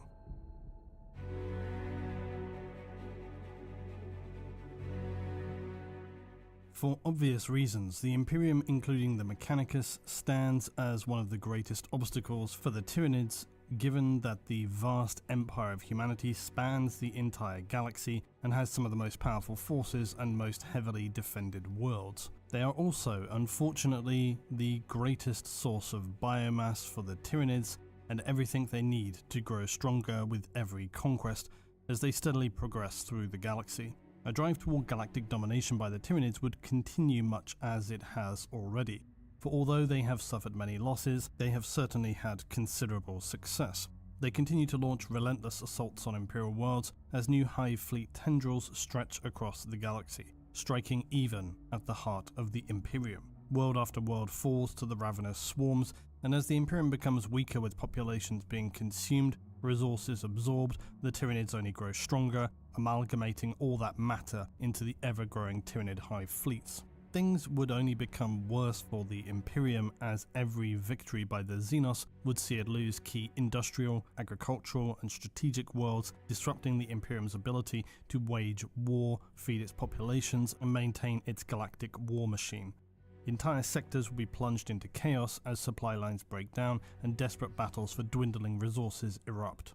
Unlike the unbreakable will of the Tyranid enemy, humans value their own lives, and desperate times are likely to see an explosion of heresy and insurrection. Some worlds and factions would undoubtedly seek to align themselves with the dark forces of chaos in a bid for survival, but these internal divisions would only further weaken the Imperium's ability to mount a unified defense. Not to mention, as with Octarius, this kind of broad tyrannic onslaught would attract those like the worshippers of Khorne, who seek blood and slaughter and chaos no matter who or what is involved. While the Tyranids often have variable success in assaulting Imperial worlds, if they can find a weakness to exploit to build momentum and an ever-increasing scale of Hive fleet tendril, they could become entirely unstoppable, unleashing horrific new bioweapons to counter anything the Imperium can throw against them, spreading contagions and mutating the populations of conquered worlds, turning them into twisted Tyranid-infested hives. Any defensive coordination would struggle additionally because of the Tyranids' shadow in the warp and the psychic onslaught of the Hive mind, further disrupting astropaths and psykers, limiting the Imperium's ability to coordinate defenses and direct its forces effectively. Given the history, it seems entirely inevitable that in a desperate bid to slow the Tyranid advance, the Imperium would fall back on a plan not dissimilar to Krypton's Gambit, whereby with few options left, they resort to scorched earth tactics with entire systems and sectors sacrificed, subjected to exterminatus and reduced to lifeless wastelands to deny the Tyranids the biomass they seek, a last-ditch attempt to evade complete galactic annihilation. One of the other major problems for the Imperium would be that as disruption, panic, urgency and general disorder, not to mention the likely exploitation of the situation by disruptors such as the Orcs, all begin to take hold, the normal order of careful assessment and monitoring of general populations upon a world would begin to slip. With the Tyranids increasing their spread all across the galaxy, it's inevitable that more of their vanguard forces would infiltrate, and many worlds would begin to harbour those who are twisted by the genetic manipulations of the Tyranids. The more worlds that are turned this way may not immediately declare their alignment to the Tyranid menace, but they could refuse support of other worlds in a critical time in a desperate system to the confusion of loyalists and the strategic advantage of the Hive fleets. As the unthinkable becomes reality and the Tyranids draw ever closer to Terra itself, it would likely become one of the greatest battles in human history. The scale of conflict that would be seen during a Tyranid assault upon the human solar system would likely make the heresy seem like a skirmish. The battle would very likely bring the majority of humanity's elite Astartes home. The Mechanicus, in a bid to save Mars, would deploy vast numbers of Titans, naval assets and who knows what kind of other arcane technology they're holding from the Dark Ages. This would be the ultimate last stand, and nothing would be off the table. The Imperial Palace once again comes under siege, and the Emperor remains as always a last bastion of hope. With the Tyranid swarms numbering in the trillions, Their vast fleets of bioships raining endless forms down upon the planets, they continue to press inexorably forward, unfazed, undaunted, unstoppable. Everything would be brought to bear in defense of the center of Imperial power, the Space Marines, the Astra Militarum, and the remaining Imperial forces, who all wage a desperate last stand against the tide of Tyranids. But despite the immense courage, tenacity, and unbreakable defense on display by the Imperial forces, the sheer weight of numbers and by this stage, the absolutely perfectly refined adaptability of the Tyranids proves entirely overwhelming. The final act of this scenario, though, is an extremely unknown quantity. It's difficult to imagine a more cataclysmic act of final destruction than the Emperor's light being finally extinguished. I think we can only begin to estimate the forces that would be unleashed by, in a single instant, not only the Emperor being released, but also immediately the collapse of the Golden Throne. This is where people often wish to mention about that supposed dead man's switch of the Golden Throne, known as the Talisman of Seven Hammers. But this was constructed by Vulcan under the guidance of the Emperor, and its purpose, when activated should the throne fail, would create a roaring inferno that would consume all of Terra, in the first instance denying Horus and the powers of Chaos the throne world. Except what people commonly seem to forget is that the phrasing of it as a dead man's switch is not really accurate, because that implies that just whenever the Emperor were to perish, it would automatically activate, as the phrasing suggests. But this is in fact not the case. In The End and the Death, it specifically states that only Vulcan can initiate this protocol, which is why he stood vigil over the throne during the Emperor's absence, which raises the very troubling prospect that if the Tyranids were able to consume and slaughter the Emperor, Vulcan, who is missing currently, would not be there to ensure that the Webway Gate did not instantly collapse and Terra becomes a complete maelstrom of chaos, as any remaining human forces, the Tyranids, and all the horrors of the warp combine in what could only be described as the ultimate apocalypse. Now, if you think I have the space and time in this video to speculate on the innumerable scenarios of what happens with the Emperor, you've got another thing coming. It's certainly one for another Emperor of Man video. The Imperium is an extremely complex patchwork of factions, and it's true they hold immense strength and a demonstrable ability to evade the very worst outcomes for humanity when facing some of the most nightmarish enemies in the galaxy. So there certainly could be situations where the Imperium forges alliances. The Eldar, certainly, they seem to do this ever more already. The Tau, perhaps. The Orcs, stranger things have happened. The Necron and Chaos, debatable, not impossible. So it's all very open-ended, plus with the rift empowering the Emperor, who knows what can happen. In this scenario though, with the Tyranids ever increasing their power, taking more and more worlds of mankind, destabilizing the Imperium, and with every advance increasing their biomass, their fleets, their bioforms and their adaptability, in such a scenario of exponential gains for the Tyranids, the Imperium of mankind falls. Terra is overrun, the Emperor's light is finally extinguished, and the Imperium crumbles. The Tyranids have devoured worlds beyond estimation, absorbed countless species, and have become now a completely unstoppable force that spreads unchecked throughout the galaxy. Now let's roll back to the current time again in M41 and consider another major problem for the Tyranids, the Orcs. While the Orcs do potentially face issues around adaptability, they also have demonstrated their ability to lock up the Tyranids for a significant period of time. In the example of Octarius, as both the Tyranids and Orcs are designed to wage extended wars of attrition to see who will emerge as the ultimate victor, which, by the way, I've already covered in a two-part video and is linked at the end of this as well as on screen right now. In the scenario of the Ascendant Tyranids, the Imperium now finds itself slap bang in the middle of a new era of galactic wars of attrition. The Orcs grow ever more powerful, fueled up on the prospect of fighting unending wars against alien horrors, while throughout the Imperium planets fall to rebellion and heresy from increasing frequency, leading to bloody purges and the loss of valuable resources. Warp storms often herald ever-increasing incursions by Chaos, which creates the double problem of denying vital warp routes, which of course only then further isolates Imperial sectors. Xenos forces like the Drakari inevitably take advantage of these vulnerabilities, launching raids and incursions that further strain the Imperium's stretched resources.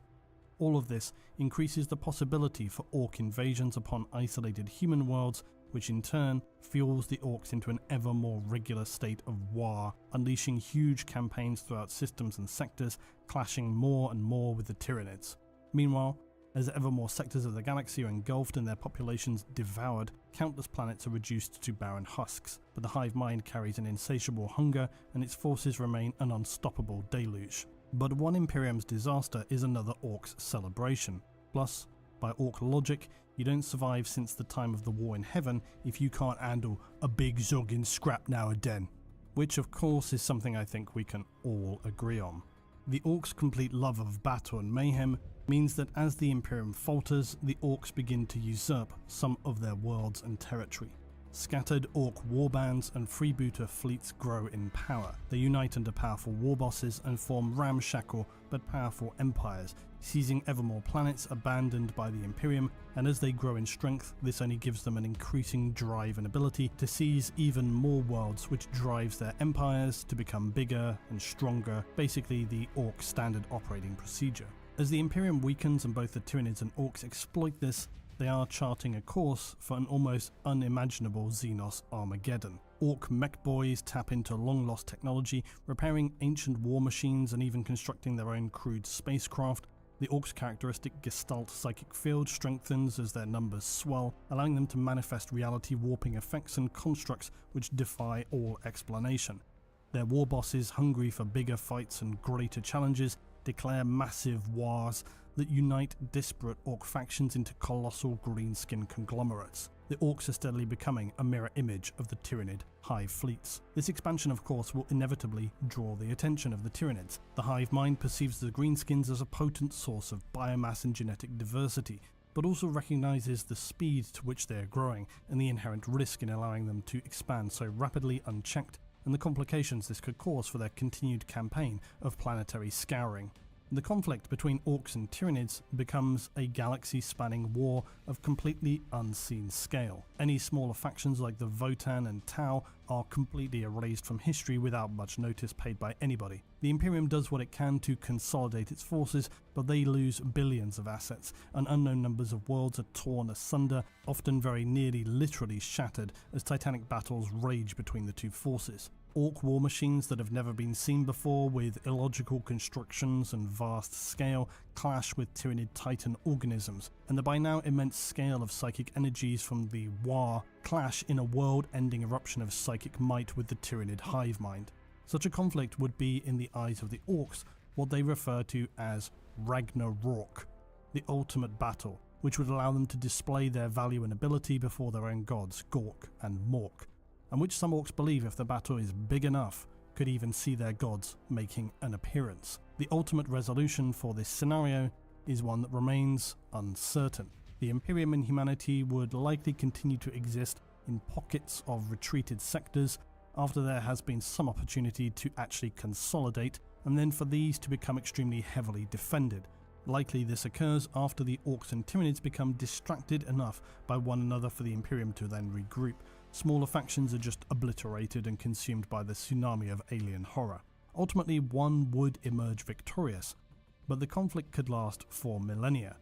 In this time, it would be very much the last stand of humanity to make any kind of actionable plan, because unless they were able to find some way out of this scenario, it's almost certain that whichever emerged as the victor, be it the Orcs or the Tyranids, would then almost immediately turn their attention to the remaining Imperium and seek its complete annihilation, unless humanity could think of a clever strategy to avoid this. The only certainty, of course, is, as is always true, the galaxy of M41 would remain a cauldron of all-consuming and unending war.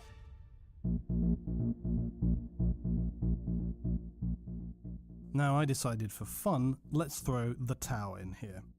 Look, I don't really hate the Tau. It actually pains me to have to spell it out, but some people can never read between the lines, apparently. Plus, the idea of the Tau attempting to resist the Tyranids is quite comical, although notably, they have actually achieved this previously, albeit with a smaller hive offshoot, and they still needed the Militarum to hold their hands. But now for centuries, the Tau Empire has steadily expanded across the eastern fringe of the galaxy, ever eager to spread the greater good philosophy and advance their technological prowess. The Tau Empire, of course, is characterized by its caste system, with each caste fulfilling a specific role in their society. the warrior Firecast to the diplomats of the Watercast.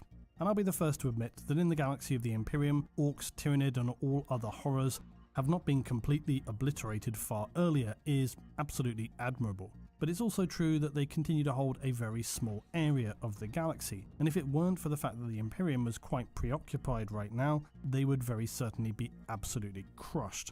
Now, just before you finish writing that very thirsty Tau defensive comment, fair's fair, alright? The Tau have been able to hold their own against the Orcs, to Chaos and the Imperium, primarily due to their advanced technology, their coordinated battle suits and strategies, and their just general highly disciplined military. Even if we do ignore that part about most of them being very scared of close combat. But thank God for the Kroot, am I right, Tau enjoyers? But as the Tau discovered when first encountering the forces of Chaos, the Tau's expansion has brought them into direct contact with various, let's say, far less civilized factions than they might have otherwise hoped. And of course this is largely due to the fact that the Imperium destroyed so many other civilizations during the Great Crusade.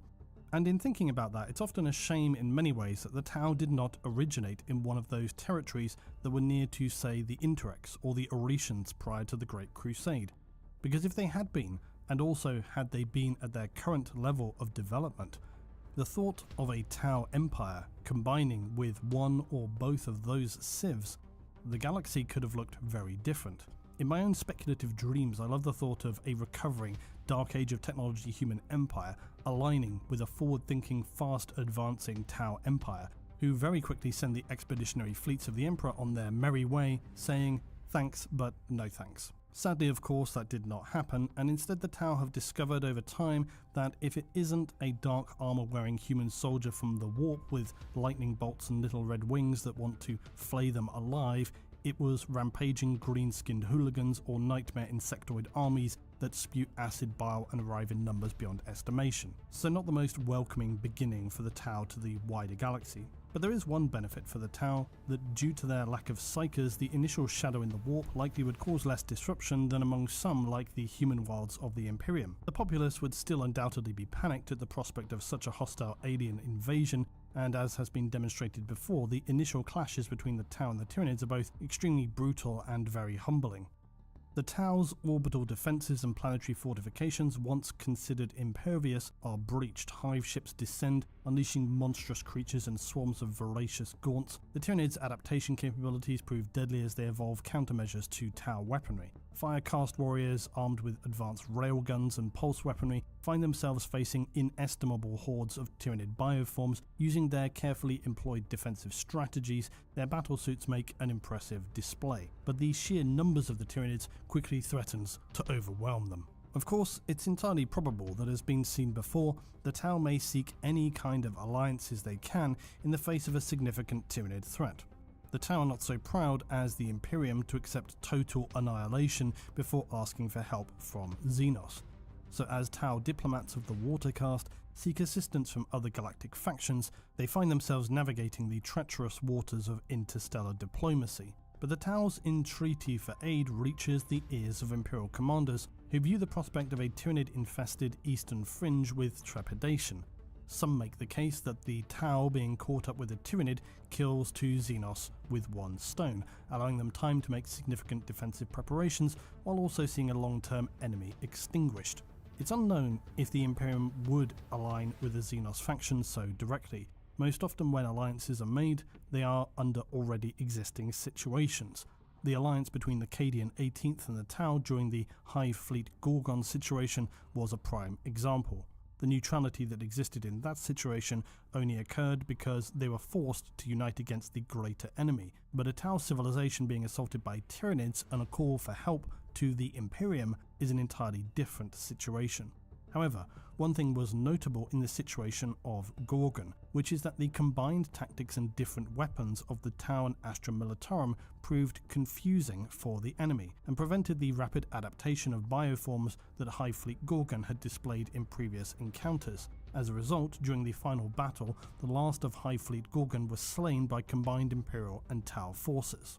The Tau also have demonstrated their starships more than capable of inflicting significant damage upon the Tyranid, to a point they actively fled during that campaign. So while it seems unlikely, it's not completely impossible to imagine a scenario where an Imperium with someone like Roboute Guilliman at the helm may look at the situation and decide the greater threat is best dealt with first by a combined operation. It wouldn't be palatable or preferable, but it's certainly plausible.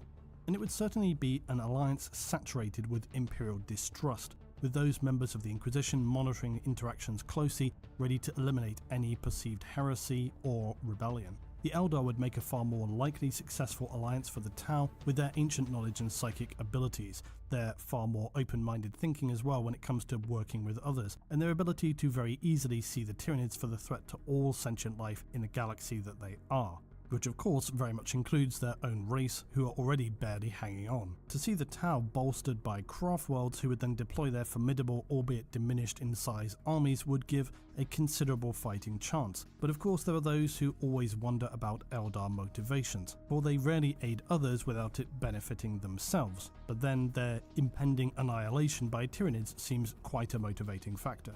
It's difficult to imagine the Tau successfully allying with Chaos, Orcs or the Necron, the Votann and Drukhari as well, for different reasons but basically because they're too far away. Any alliance though would be extremely fraught. Tau commanders would resent sharing their strategies and technology with their allies, no more so than Imperial commanders would be keeping one finger on the trigger at all times. In this situation, it's possible, just possible, that the Tau do manage to hold the line and halt the terrifying advance of the Tyranids. Any allied forces fighting alongside one another risk taking the odd opportunity to kill one another when they think nobody's watching, but the ultimate outcome could be very variable for the Tau. It could leave them only able to defend their core worlds and lose many more to the alien horrors. Worse still, any brokered alliances would be razor thin on trust. However you look at it though, a Tyranid assault upon the Tau in a concerted invasion is unlikely to be a good thing for their empire. In all likelihood, by the time they had considered and begun making any calls for assistance, they would be already heavily into defending their worlds, and with the sheer weight of numbers the Tyranids can deploy, they would sweep through the limited territory of the Tau like a plague of locusts. But there is the possibility that with a hard-fought, well-planned defense, the Tau worlds could be saved. It's been done before, but admittedly with far less than a usual Hive fleet strength. If they were to survive, could it raise the possibility of the Imperium or the Eldar being granted access to Tau technology? Probably not if the Mechanicus have anything to say about it, but it raises some thoughts about what if there was some kind of emergency conference between the leaders of the Eldar, the Tau and the Imperium, that they all recognise the existential threat that can no longer be ignored and that for a time at least must put aside their differences. Far-fetched? Maybe, but with the vast numbers of Tyranid Hive fleet bearing down on you, how far would you stretch the rules to avoid the complete annihilation of your whole civilization?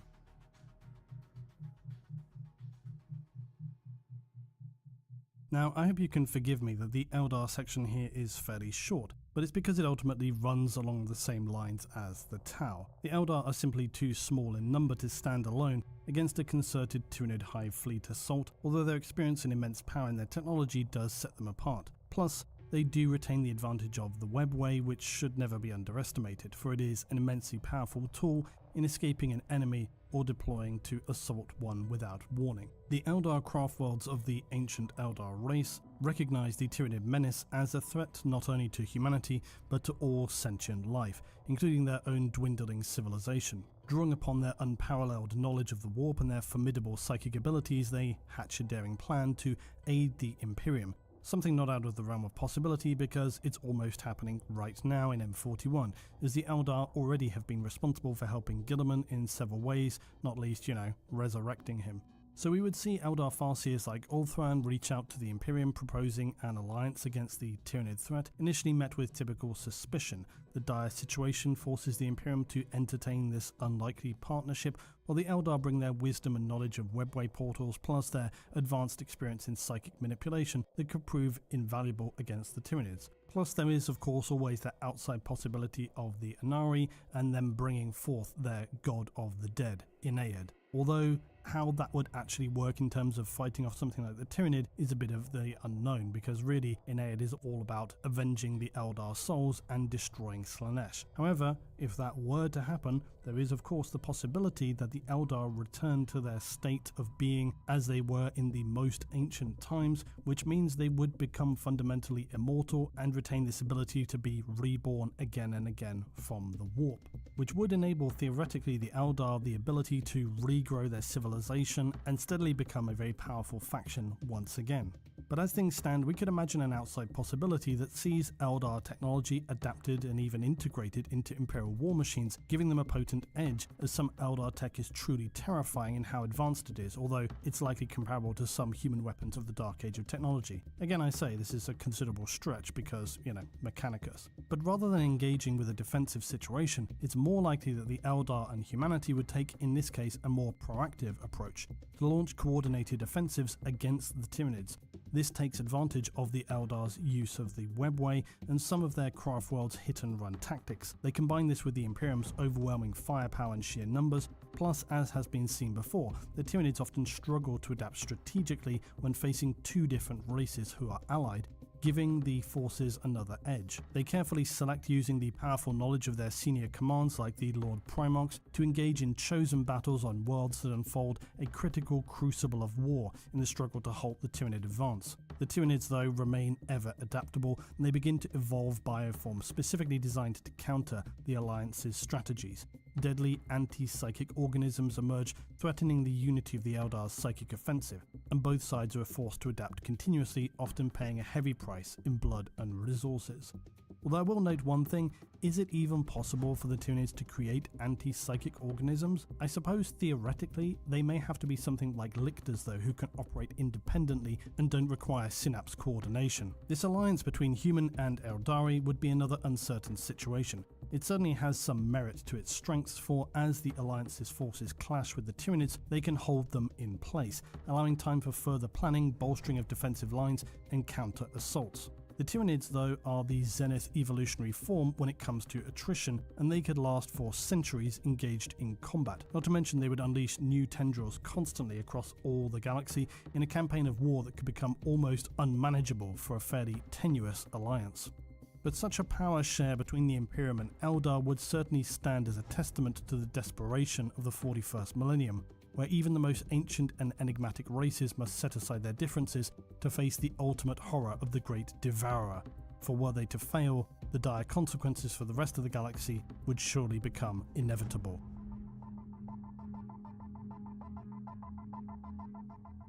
The Votann are a difficult faction to cover because they are fairly new to us still. Their capability and means by which they could resist something like a Tyranid attack are very open-ended, but still it felt worth covering them just because I know people will ask. And despite there being such a small faction in the grand scheme of things, similarly to the Tau and Eldar, if faced with annihilation they would be unlikely to survive alone. But in at least having human heritage, there is a solid chance that they could align themselves closer than they would ordinarily in assisting the Imperium, which means maybe allowing them and the Mechanicus closer knowledge of their STC ancestor cores, because make no mistake, the prospect of an impending Tyranid assault would certainly be a terminal scenario for the Votann. It would definitely focus the mind, and they would have to use all their guile and stored knowledge to have any hope of surviving the situation.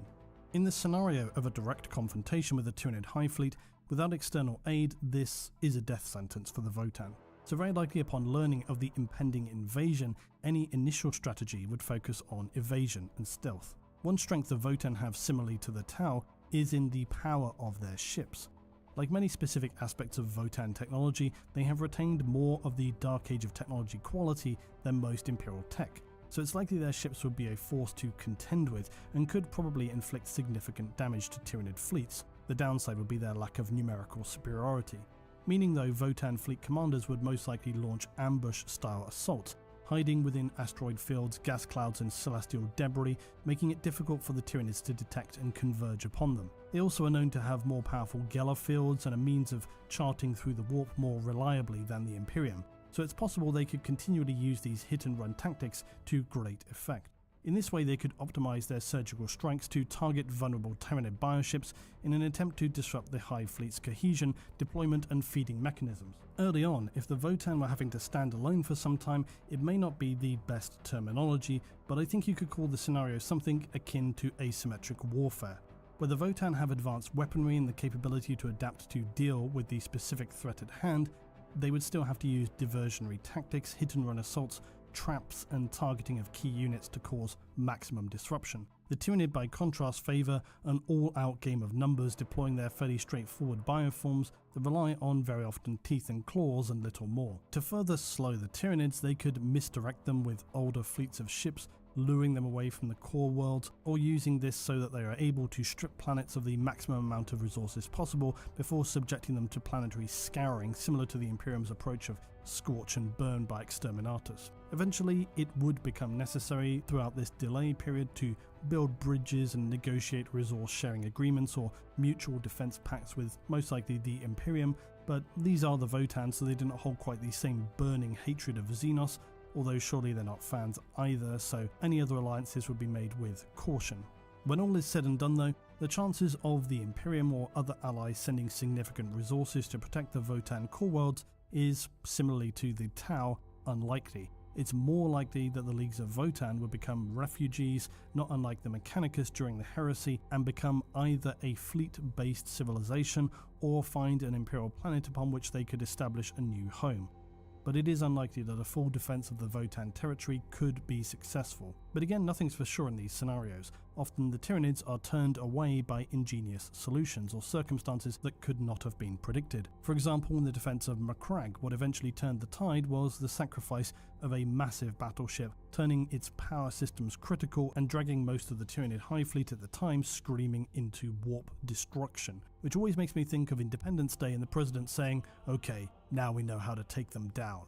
Well, if destroying a Tyranid High Fleet requires just flying some ships into them and making the drives go critical, start making those sacrifice ships.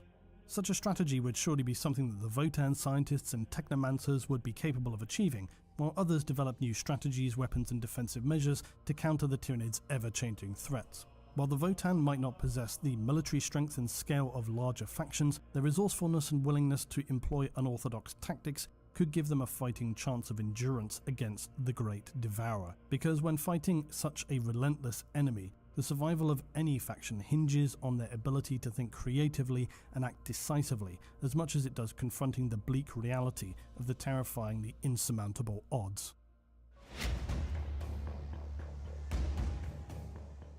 And then we have the Necron. The Necron exist as a very specific problem for the Tyranids, similar to Chaos, who come straight after this. And I've often seen people wonder why the Tyranids would bother to engage these factions at all, and in truth, they may not always do so. In fact, they often very actively avoid both for obvious reasons. As to why they would, it's because the Tyranids view both Necrons and Chaos as more like competitors in the pool of consuming their food source, and so in the big picture it's just as well to engage and destroy them where it becomes necessary. But they will also avoid them where they can because it's just expending resources and biomass for little, if any, gain. Unfortunately for the Tyranids, the Necron remain a considerable problem, because for one thing they feature an especially distinct lack of biomass, although admittedly there may be some minerals in there. But also their extreme technological power with weapons that are very efficient against biological forms. Gauss weapons are truly horrific when encountering biological matter, as they break down the target into its component molecules layer by layer by layer. This creates a flaying effect, but occurring so fast it seems as if they just turn enemies into charcoal-like dust, and can rip through and vaporize even the most heavily armored of units, be that gargantuan chitin-plated Tyranid killing machines or Astartes land raiders. The other thing the Necrons have going for them that is an unusual issue for the Tyranid is the Necrons' considerable scale of raw numbers.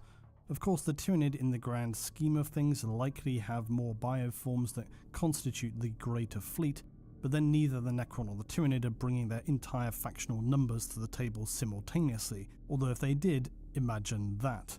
War in Heaven, Part 3. So while the Tyranids are known for their overwhelming numbers and rapid adaptability, frustratingly for them, this becomes somewhat of a moot point against the Necron forces. There is little they can adapt against when it comes to the Necron, for they are perhaps the most irresistible force in the galaxy. They're constructed to be highly resilient and utilize advanced technology like their phase-shifted shielding, and also just that small matter of being able to reanimate fallen warriors. The Tyranids' modus operandi is to use overwhelming attrition against an enemy, deluge them with numbers and crush all resistance as quickly as possible. They rely on their immense stores of biomass to score a rapid net positive when a world falls. But when facing the Necron, almost all of their strengths become weaknesses, for they can only recover little, if any, biomass if they were victorious. Plus, the Necron are designed as essentially the ultimate counter against a war of attrition. Then lastly, the Tyranid have no means by which to learn or adapt against the Necron beyond just basic experience. But there is, however, one major ace card the Tyranids have left to play: psychic power. While the Shadow in the Warp may not be as disruptive to Necron as it would be to others because, as an example, they do not rely on the Warp for travel, nor communication, nor do they likely call for reinforcements as the Imperium might. The Necron, and also Catan, do not enjoy psychic power. They do not enjoy it at all. And unfortunately for the Necron, the Tyranids have bioforms whose psychic power is absolutely off the scale. This really is the Achilles heel of the Necron as well. Psychic power has been the bane of their existence since the War in Heaven. So does this mean that the Necron will be just destroyed by any Tyranids who lean in on the psychic power? Well, most likely. But unfortunately for the Tyranids, this is still not the automatic win it might appear to be. Because if you're the Necron, you don't survive several million years in a galaxy full of psychic users as a race who are very allergic to psychic power, without thinking about how that's going to be a problem. So you probably know that the Necron have developed this use of Noctilith or Blackstone for the longest time to create these immense null fields, the Pariah Nexus, which are basically a huge anti-Psyker field. Well, these fields are not only anti-Psyker, they also are anti-Hive Mind Synapse, which is a massive problem for the Tyranids, as it basically undermines not only their powerful psychic bioforms, but just their entire ability to fight at all. What's even worse for the Tyranids is that the Necron also have small versions of this known as a null field matrix. These are said to exist on every Necron tomb world, and they were originally implemented as a way to protect themselves against any pesky warp horrors during their vast sleep. Eldar Psykers, or just really anything Psyker, because when you're slumbering for millions of years, you want to make sure that you are safe. It conveniently turned out that these were also excellent at countering the Tyranids. So for this reason, the Tyranid tend to avoid Necron tomb worlds altogether, because they can feel the abrasive burn of nullification as they draw closer. Now, such a device would of course be amazing for the Imperium to create their own versions of. All it would take is some quick research and development by the Mechanicus. Oh, never mind. But actually, in seriousness, such devices would be very useful, but also incredibly problematic for the Imperium, in a whole spectrum of ways. For the Imperium, of course, leans very heavily on psychic ability for their communication, some defences, not to mention that when the fleet of Imperials entered the Necron's Pariah Nexus, within a week most of the ordinary, even just non-Psyker humans were scratching their eyes out or going insane from being unable to sleep, because all humans retain a very minimal psychic ability, even if it's not clearly apparent or usable. So a null field will give them continual migraine, nightmares, insomnia, and in general just make them go slowly insane. Plus, can you imagine installing a giant null field on Terra? I can't imagine that that would go well. So any battles that do occur between Tyranids and Necrons can often be brutal and attrition based. The outcome depends on various factors, including the scale of the engagement, the tactics employed, and the specific forces on each side. But they are by far and away one of the greatest threats to the Tyranids, and it raises the question, could the Necrons either indirectly or through some horrifying, let's say, arrangement, end up becoming the saviour of the Imperium? For the Tyranids though, the Necron really are a major problem, but it mostly depends on whether they can simply avoid the Necron and leave them well enough alone and just carry on chomping through the galaxy. Maybe this will be enough. Or if they have to devour every single planet in the galaxy, no one or no thing has ever outlined really what qualifies as mission complete for the Tyranids, so we're left to speculate about this. Could you call it a complete galactic domination even if the Necrons were the only other faction left standing? Debatable, but I would say probably yes.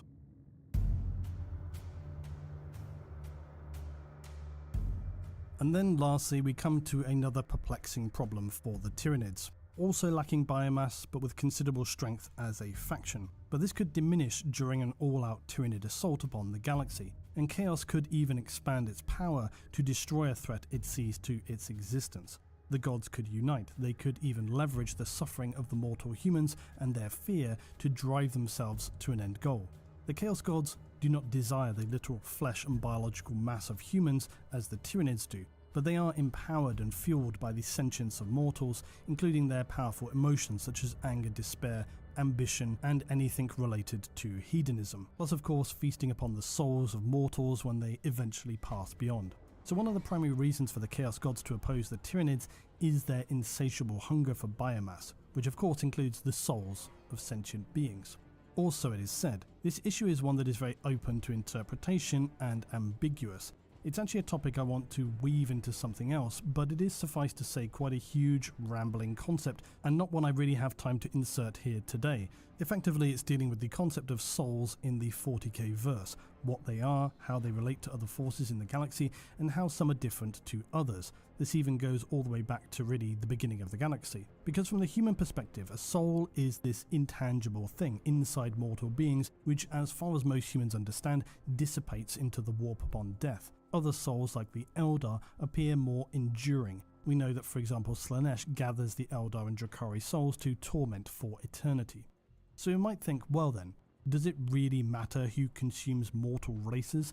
If the Tyranids consume the biological mass of humans, surely their soul flows to the warp. Chaos wins almost by default in some respects. This is the point at issue. There is very little reference to what happens when Tyranids consume mortal beings, but it is at least a possibility that by some unknown means they do in fact absorb their souls. The short story Wraithflight is one of the few which reference staring into the hive mind of the Tyranids and seeing what lies within. And for the Eldar who sees this, what they learn is the prospect of their eternal soul being trapped within the hive mind, tormented for all time, themselves being reborn endlessly, which can be interpreted as being used for bioforms. Again, this goes off into another big topic I want to cover, but there is certainly something about the Tyranid hive mind and soul energy. Maybe this enables them to channel the immense power of the warp more effectively. Maybe they need soul energy to place within some of their more advanced bioforms. Who knows? It's a very speculative area, but interesting. Either way, Tyranid hive fleets are all-consuming. They devour entire worlds and leave behind nothing but barren soulless husks, which in the long-term picture denies the Chaos Gods a vital source of sustenance and steadily weakens their influence in the material realm. Another issue with the Tyranid's psychic hive mind is because of its extreme power, its very presence creates turbulence in the warp itself, making it difficult for the Chaos Gods to exert their influence in the materium. The psychic shadow cast by the Tyranids does disrupt the emotional energies that the Chaos Gods feed upon, all of which is just deeply troubling. The Tyranids remain a very disturbingly unknown quantity in the long term, but in the short term they are an extremely significant threat to their power, for they thrive on mortal suffering and conflict, which in turn drives the eternal cycle of war, corruption, depravity and ambition. The Tyranids of course have none of this. All they are is a relentless drive for consumption, leaving nothing but entirely dead worlds in their wake. For every planet they destroy, they increasingly disrupt this cycle, depriving the Chaos Gods of their necessary carefully puppeted sustenance, which if left unchecked could potentially lead to a galaxy devoid of sentient life and warp gods left starving until they eventually fade out of existence, which for the gods is a truly terrifying prospect. Much like the Necron, the Tyranids and Chaos Forces have contrasting advantages and disadvantages. Where the Tyranids are highly organised, Chaos Forces can be chaotic and unpredictable. Where most battles sought by the Tyranid involve the acquisition of biomass, many Chaos Forces offer little in this regard. Although of course, you could have a bio-rich world which is controlled by Chaos, and they seek to retain and cultivate it in horrifying ways while keeping a human population effectively hostage. So there's that. But in the overall picture, the forces of Chaos deliver far less benefit to the Tyranids than most other mortal forms. It's also entirely debatable if the corruption of Chaos forms, the poisons and other bizarre psychically influenced horrors could cause some problems for the Tyranid were they to ingest them, even though the Tyranid are of course extremely adapted to handling the very worst of such things. In terms of straight battles, Chaos forces can bring to the field considerable resistance to Tyranid attacks. not least because they themselves have little fear of horrific beings. Plus, Chaos Space Marines and demons possess powerful psychic abilities or are imbued by the effects of the warp, which they use both offensively and defensively. For Chaos, this can be a significant factor in battles against the Tyranids, and of course not to mention the existing demon Primarchs.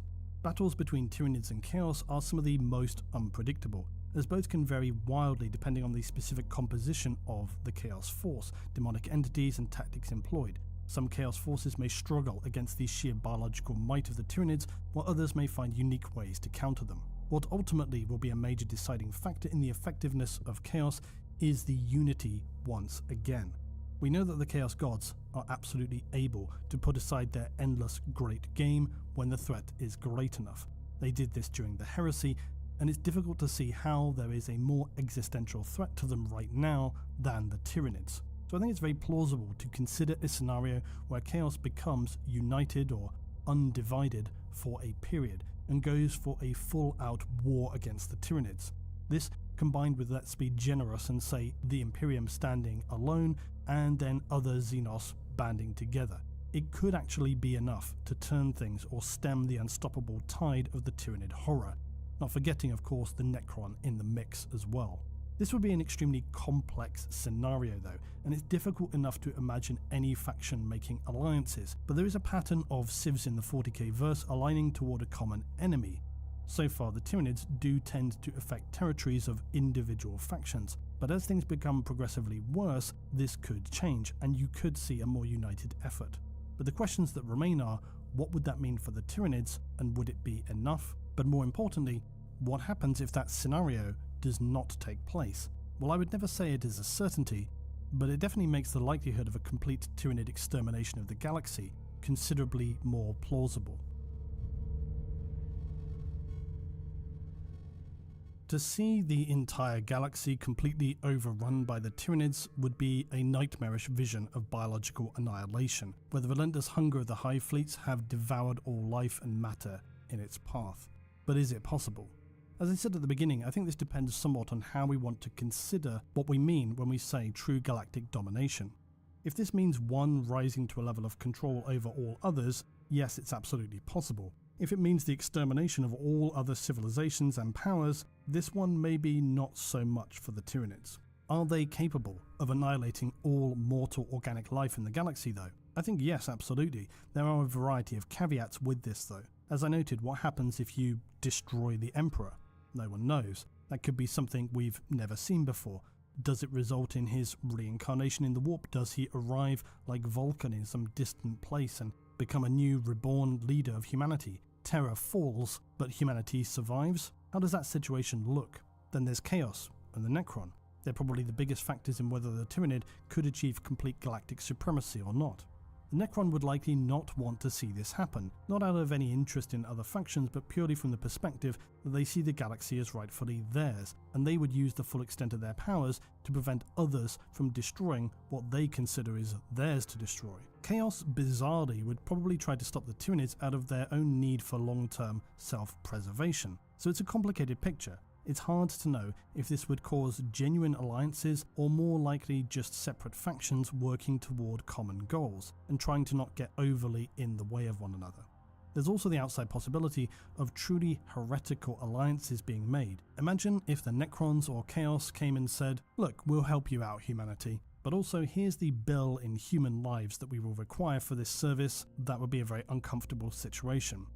I think one of the main questions is, how would the steady extermination of the galaxy take place? If the Tyranids continue on their approach of using specific tendrils of hive fleets, this is obviously more manageable. It's still an insane force to contend with that is barely able to be contained, but it's a lot better than the entire Tyranid species converging in a mass swarm of slaughter. If, however, after some time they begin to converge in the scenario I described earlier, where they become this convergent one entity, combining all they've learned on this course to eventually remove all weaknesses and retain only their strengths, this could result in an extremely unpleasant scenario, and they could theoretically become near impossible to defeat. The only way for the mortal races of the galaxy to survive is to prevent this vast convergent evolutionary event and destroy at least some of the main Tyranid fleets before they can be reborn as the ultimate galactic devourer. The prospect of such an event could certainly prompt some alliances to be made, but honestly, it's all very open speculation. Let us presume, though, that the Tyranids do end up able to consume most of the galaxy, and that, as I said, despite the efforts of Chaos and the Necron, the Tyranids are ultimately unstoppable and just grind their way through to the heart of the galaxy. The light of humanity and other sentient mortal races has been extinguished, and now there is only darkness. There are no communication signals, no starships travelling through the warp. Planets are still and empty. Psychic echoes of countless souls consumed by the hive mind linger like distant whispers in the void, but the civilizations and cultures of mortal races are silenced.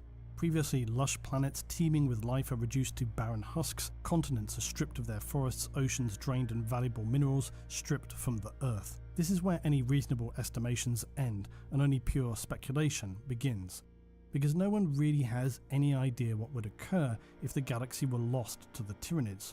What happens when they have nothing left to feed upon?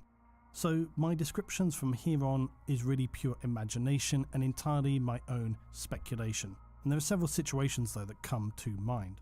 The first question is, do the Tyranids actually push for a point of complete consumption, total extermination of all living worlds? Currently, they have only been making the initial inroads, so we don't know what their end goals would look like. So far it's been presumed they're on this mission to just scour all planets. In that scenario, I think that undoubtedly for a time, the Tyranids roam through the galaxy in vast hive swarms looking for any remaining biomatter. When they find none or they discover the opposite, like any remaining Necron, they turn away. After some time, the hive mind decides it's time to move on, and we'll discuss what happens there last. In another scenario, the Tyranids do not just scour the entire galaxy, but as they progress and periodically find systems that suit their needs, they transform the entire world into bizarre biomatter farms, which are truly the stuff of nightmares. Hive cities becoming vast living organisms with one purpose, to just produce biomatter. All the energy from stars nearby is steadily converted into organic form, and these worlds operate as basically refueling stations for the vast hive fleets which continue to pour in from the galaxy's edge. Again, just to say, this is my pure speculation, imaginings, not anything that is stated in the lore. But I imagine this could be a situation that occurs, because if the Tyranids scour through a galaxy devouring all, but then find out, damn, actually there wasn't as much as we thought, and there isn't enough to sustain the vast hive mind, well then what? So I consider this idea of them creating immense farm systems to fuel them somewhat plausible. As they continue to establish these positions, the hive fleets roam unopposed, their tendrils extending into every corner of the galaxy. Enormous bioconstructs akin to twisted cathedrals of flesh and bone drift through space, serving as centres for Tyranid control. And these leviathans constantly are birthing new monstrosities, the most potent of which are the hive tyrants, swarm lords, Norn queens, all of these being avatars of the hive mind's will. By now the galaxy is a nightmarish realm of grotesque bio-creatures where every form of life has been twisted, consumed and merged into the ever-evolving Tyranid swarms. Vast tendrils of living tissue connect entire worlds, serving as biomatter highways for the hive fleets. Cities of once great civilizations exist now only as pulsating, cancerous nodes of Tyranid reproduction. And this is all necessary for them because the next stage is in moving on outside the galaxy to find the next source to sustain them. And this is why I consider they must need these biofarm systems, because it could be a considerable amount of time before they begin to move on. Plus they have to cross the galactic void, and it makes me consider, do they do this in the same manner as a line of logistics? Do they stretch from one galaxy to the next for as long as possible to ensure that they can maintain that supply of biomass? Obviously, if you know anything about distance, the distance between galaxies is absolutely vast, even for the Tyranid scale. It's considerably more than, say, the diameter of a galaxy. So that approach seems a little implausible. I still think though that they could adopt this strategy of farming organic life before they eventually move on, or who knows, maybe we have it all wrong, maybe they will never move on, maybe this galaxy is the one they've been looking for, and they will eventually, once they hold domination, continue to just farm the galaxy for all time. Instead of fully devouring a planet, they partially consume it, leave it to regenerate before returning to consume more, so they steadily move around and around the galaxy. But with this idea, I actually think it doesn't make a ton of sense, because the Tyranids' entire modus operandi is the consumption of all. I think it's far more likely that the Tyranids adopt the approach where they go into some form of hibernation. They get fueled up for the winter, as it were, on the massive amount of biomass that they've acquired. They shut down all non-essential bioforms, consuming them into the greater pool of hive biomass, and this is what will sustain them for the long journey. The only other question that remains is, how do they just press out into the void from here? Are they on a gamble with the next galaxy they encounter, or do they stay in the galaxy until they can determine by some long distance means the best galaxy to head towards? Can they do this by just some psychic sense? Do they fire off vanguard organisms to test the nearby galaxies like probes? Such a journey would take an inestimable amount of time. Tyranids do not travel through the warp either as such. They use specialized bioforms that create an immense gravity well, and then they simply drop through this, thereby achieving FTL travel. So in the end of a galaxy scenario, do they create some specialized ship that functions in creating an immense gravity well, so vast that the entire Tyranid hive mind fleet can travel the distance to the border of a new galaxy? Do they need to perhaps exit the galaxy they're in first to achieve this, like some kind of specialized Mandeville point? There are many questions when it comes to an endgame scenario of galactic domination for the Tyranids. For Chaos, it was all about maintaining their power, which means maintaining some semblance of existence for those unlucky enough to have survived, and a galaxy of maybe not unending war, although that's a large part of it, but also just unending human suffering. For the Tyranids, there is no goal of territory, no desire to control power.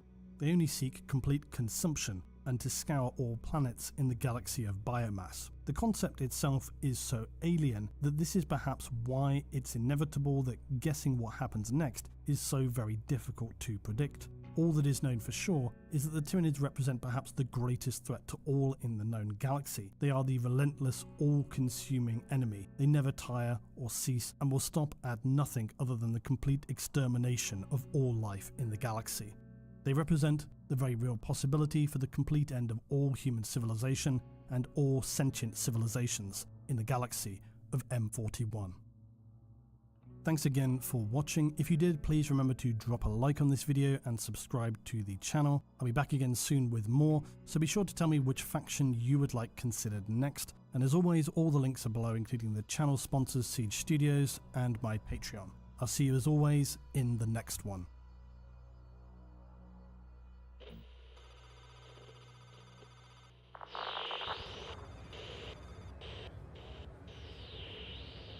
The transport could be fast. Everyone could feel the stench of death in the air. You could taste it. I saw some people fall. They were crushed. I feel like I was going to suffocate. We couldn't breathe. We couldn't move. I clung tight to my mother's hand, and I could see her eyes that had always been so calm were wide in fear. Her hands would not stop shaking, no matter how hard we held each other. We had nearly made it to the last transport. Suddenly a screaming wild group came out of nowhere. They were almost climbing over the mass of people. We couldn't fight them. They overpowered us, and before anyone knew it, the transport doors were closed. I saw it lift off with people hanging from the outside of the ship. Mother covered my eyes, but I could still hear the bodies hit the floor. We couldn't wait for another ship that might never come. We were overcome with desperation. But then by chance, we heard another group talking about an abandoned cargo vessel. We knew it was wrong, but if you had only heard them, no one was thinking clearly. We were acting on instinct. I don't know tech stuff. There was a group who seemed to know how. We only knew it was our last hope for escape. As we lifted off, we saw them reach the spaceport, just terrifying forms, like an armored insect. They swarmed the landing pads like a wave, throwing out jets of what looked like plasma. There were still thousands of people down there. Thousands. They tore through them. It was horrific. Those in our group who seemed to know how to pilot the ship said we had to make a short warp jump. But with no navigator, they said we may have had a better chance left to the monsters. It was a blur, like a nightmare. Time was moving fast and slow at the same time. I remember seeing my mother's face for the last time, and then it all went black. I. She was gone when I woke up. I don't know how, or why, or where. I don't know what happened to her. Some of the others were dead. Some were out of their minds. But we had somehow survived. Days turned to weeks. We had little food and water left. Quarrels were becoming physical. It was just desperation, frustration. A miracle. His blessings were upon us. A signal from a nearby planet. They set us on course for the source. We were all praying that it would lead us to a safe refuge. We will soon descend towards our destination, but now many of the survivors are saying we will face inquisitors or be detained for quarantine and physical inspections. I know it is said that the human spirit is resilient, and in the face of horrors, we cling to hope. Hope of a new beginning by His grace and will. I pray for my mother. Love the Emperor, for he is the salvation of mankind. Heed his wisdom, for he will protect you from evil. Whisper his prayers with devotion, for they will save your soul. Honor his servants, for they speak in his voice. Tremble before his majesty, for we will all walk in his immortal shadow.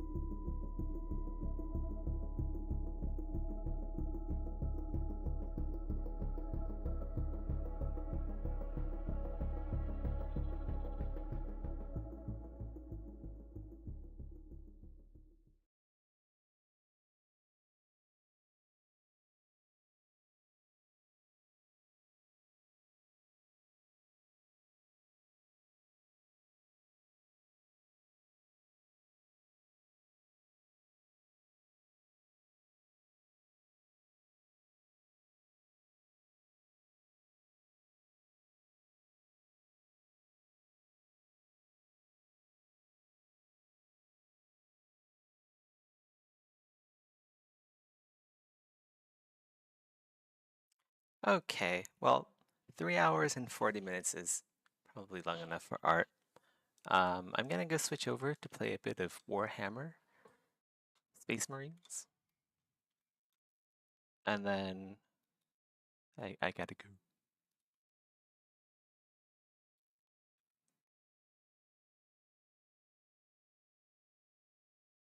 Oh, I also forgot to post the updates, so I'll do that after the stream. Here we go.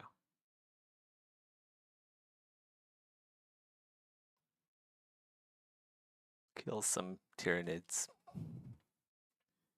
Smash some Tyranids into the ground.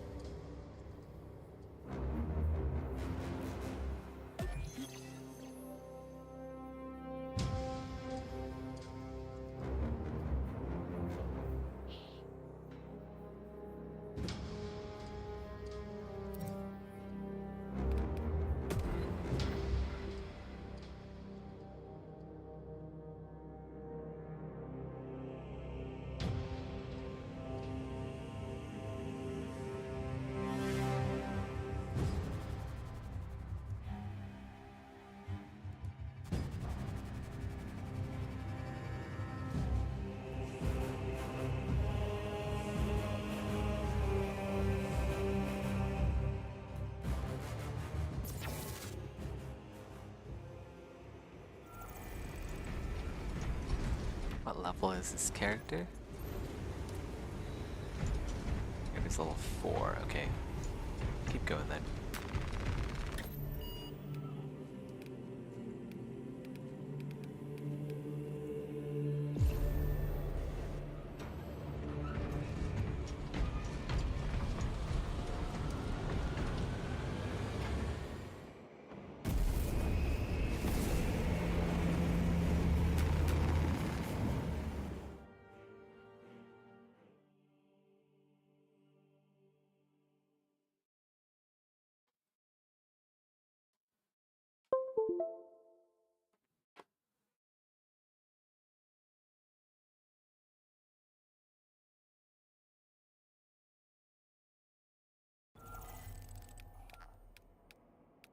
What's it called again? Oh, it's Heavy Area Taken. Okay, we'll go with Bulwark then. We'll level up some Bulwark. I've never played Bulwark before. Oh, we'll try, I guess.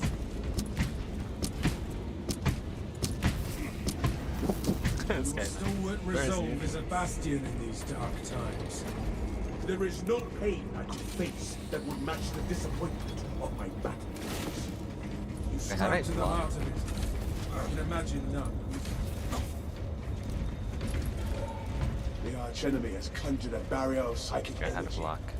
They seek to lurk in safety while we battle with the Tyranids. Drop the barrier and expose them.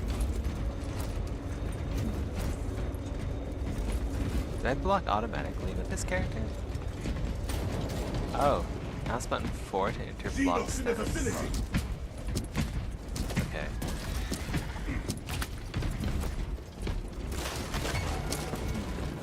Refilling magazine. Watch your footing!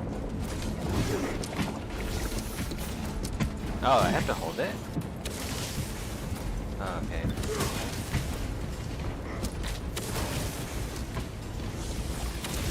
See your weapon malfunction!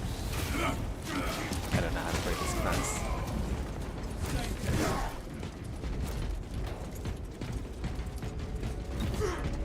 Okay. Interesting. I don't know if I like this class a whole lot.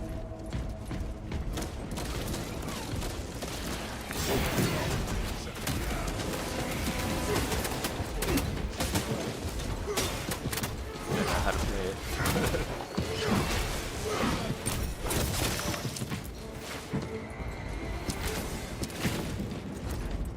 Oh my god.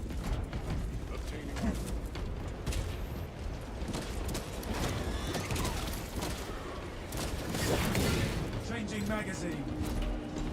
I'm just like melee. Can I hold block all the time or what?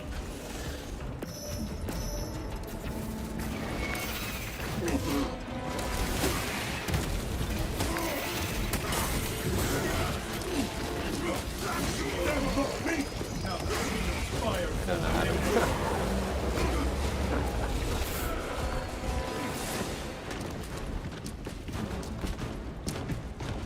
Oh shit, okay.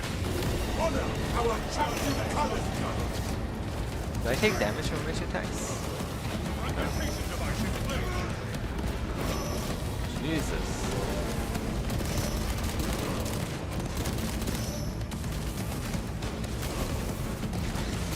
Fresh cartridge.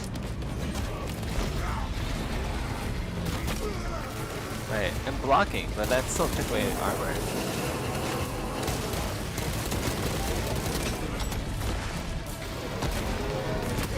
Right, yeah, what the heck? That is heretical. Not exactly true. Yeah, I'm not playing this class after this. I don't understand melee in this game. Launching frag grenade.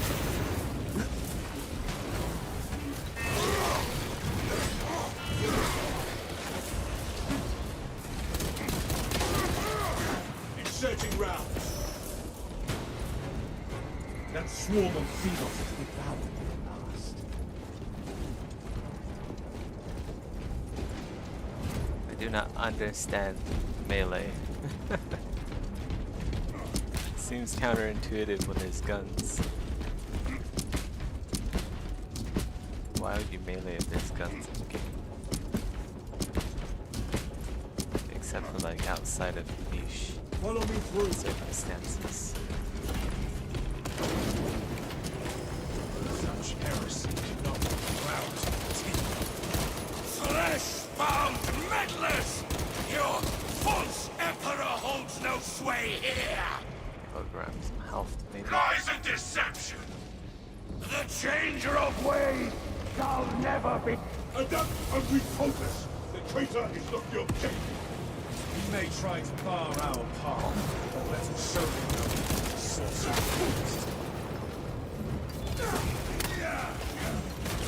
Where shall I plant this flag?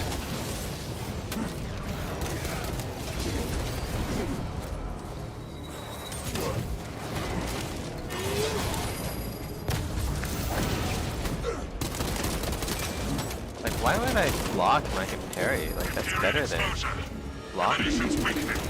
Disrupt this point.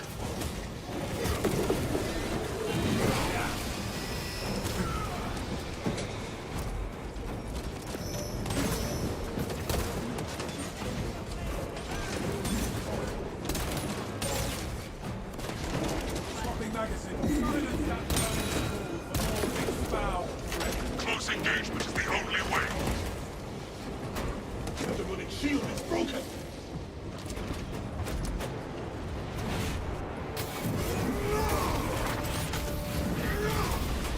Your heresy. Advance to the cathedral hall. You shall drown in the endless immaterial, remade into a canvas for a changer of ways! You are nothing.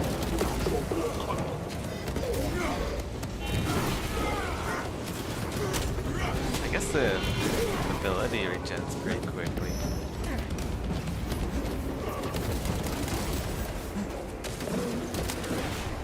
Yeah, I really don't know why you get this gun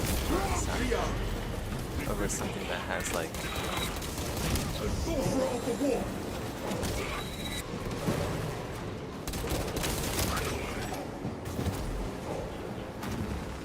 Waste nothing, brothers. Fresh magazine. A well-fought victory, brothers. There is greater glory still to come.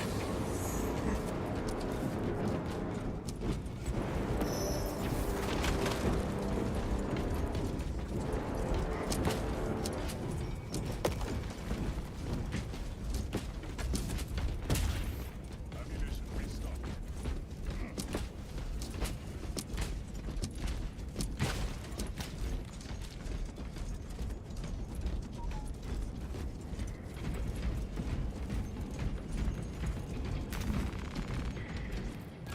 Our banner awaits unfurling.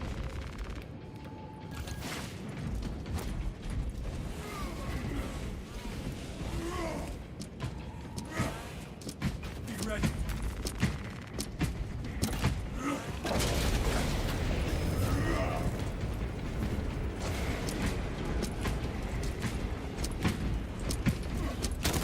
Put your fire, brother.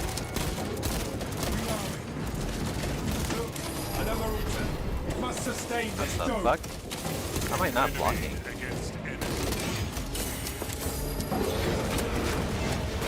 How's that getting through my guard? Dude? Like, why is this class even have a shield? Like, I'm blocking, but like the damage still goes through. So why? May you find no rest in the darkness. Like, you just don't have a parry now.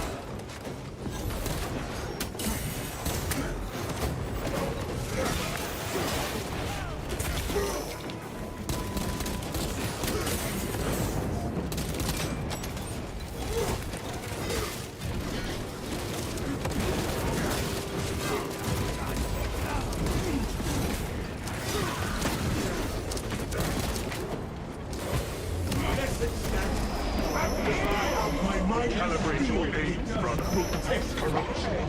Christ. Inserting rounds.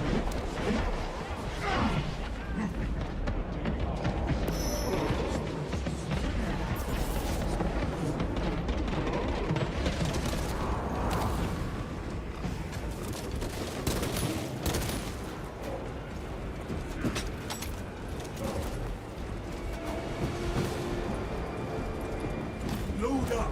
I'm just gonna pretend like I'm a sniper with my pistol instead. I'm not gonna use my sword at all. It really sucks in this game. I'll just pretend I'm like a shitty sniper with a shield regen ability. Fresh magazine!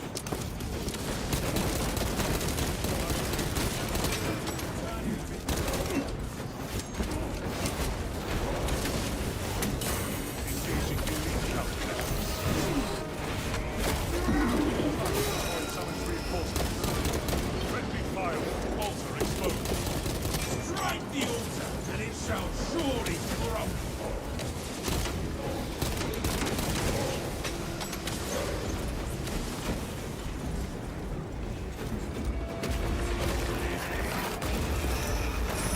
Target destroyed.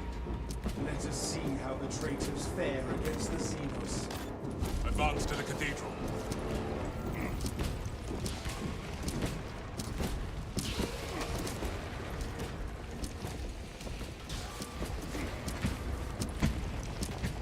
Dispensing stems. Arrived at access point. No telling what surprises await.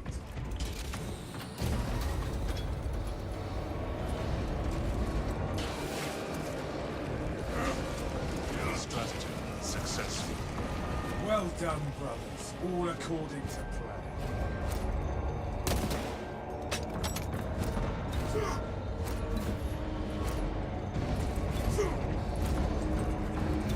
Or do I just hold block like constantly?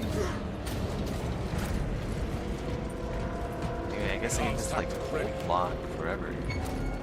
Does that work? This is a hold block kind of class.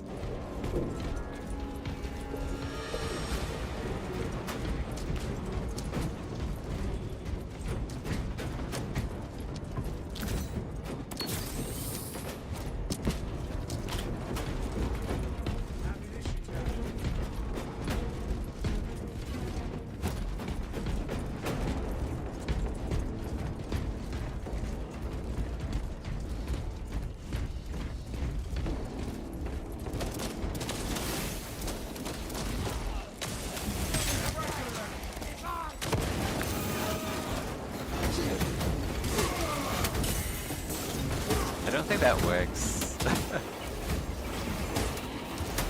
Yeah, that's not gonna do anything, man. Like, I'm blocking, sure, but I'm still losing armor. And health. Preparing disciplinary. Only engage when engaged. We have more important tasks ahead.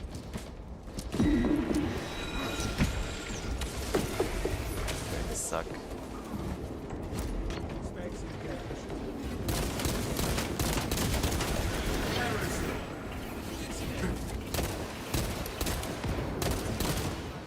Fresh cut.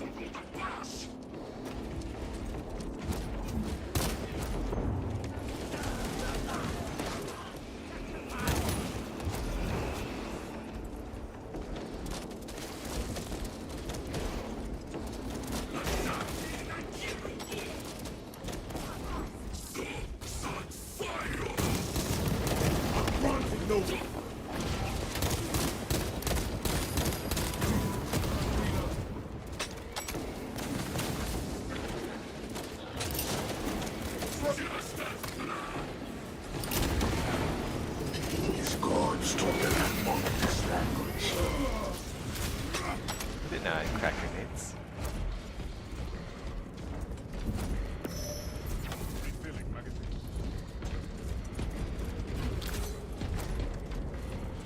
Stints ejected.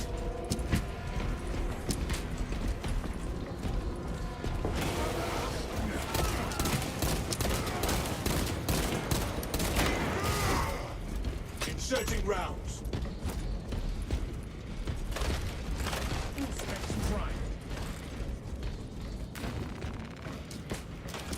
Where shall I plant this flag? Four specs deep scan ready. I blocking while I'm sprinting? An army of warpuppets marches on.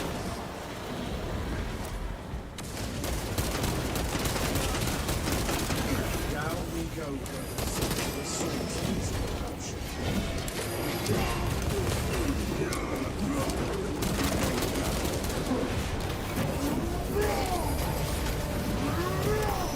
Arrogance and ambition.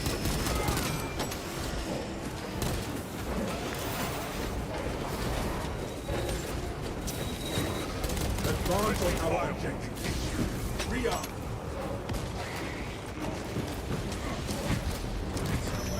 For the Imperium of Man. Sending projectiles.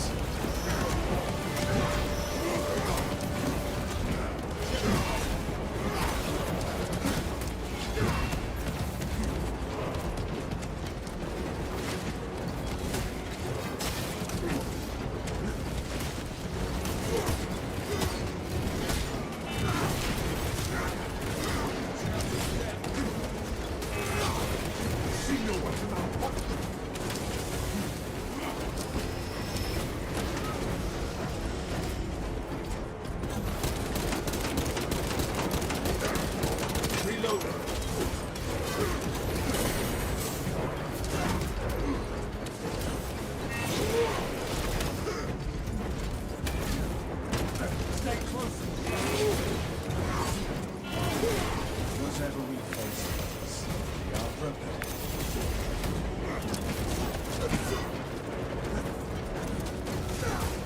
I feel like this class is just for people who don't know how to dodge. Glory to the Imperium!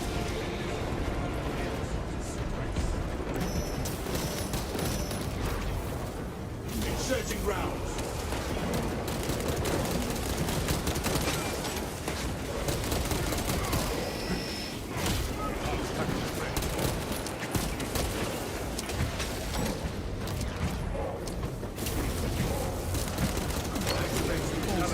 Fresh start.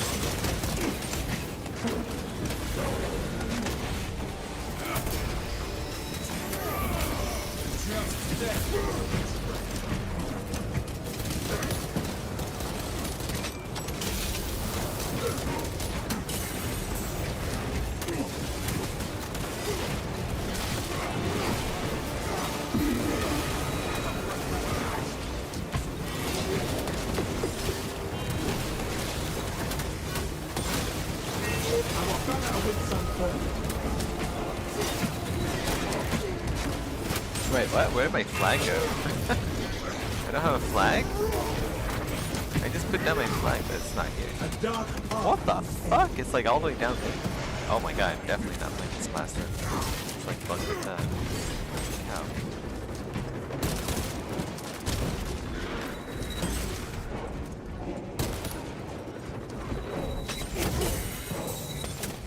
Oh my god, I'm gonna die to the fucking human snipers.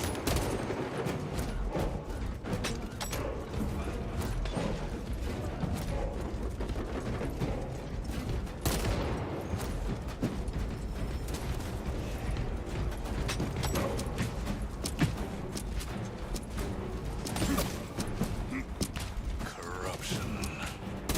thousand sounds of busy down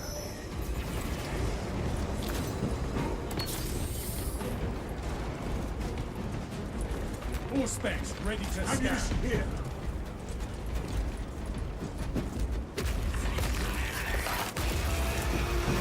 I am here, online. That is the source of disruption. Enemy classification complete. It is a demon host. Sever its ties to those entities.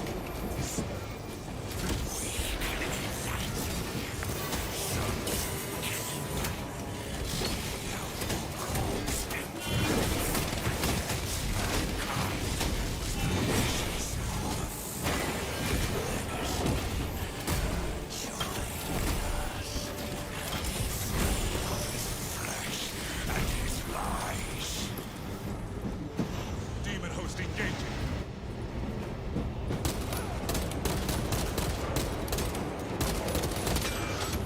Seek cover!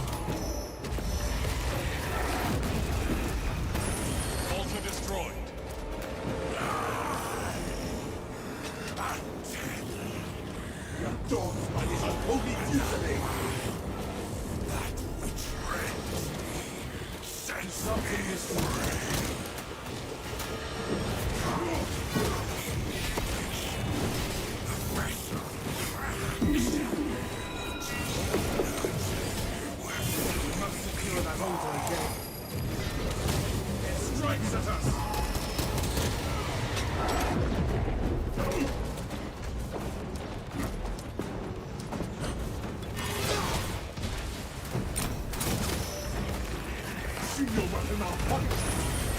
Destruction confirmed. Avoid its foul source.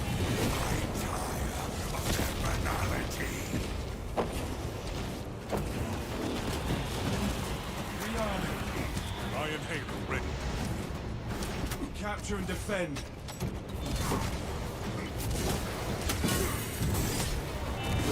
Rally and return! The demon host attacks.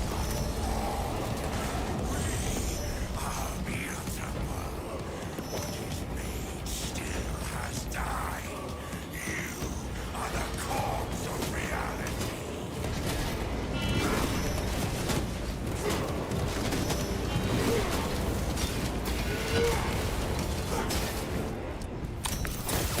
It strikes at us.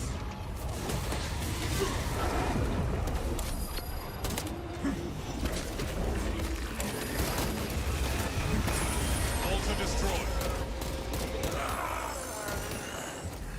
My chains grind. The link spread. The demon host attacks.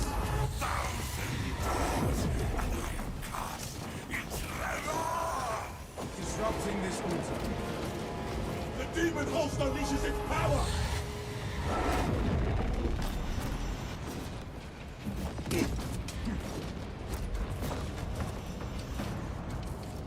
Clear a blast radius. Seek cover!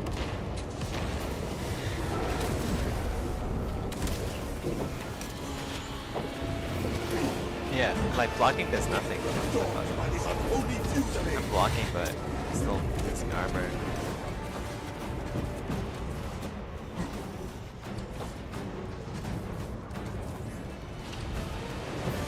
Fresh munitions. Avoid its foul sorcery. Return to your hellscape, suffer. You pathetic vapor! Thank God.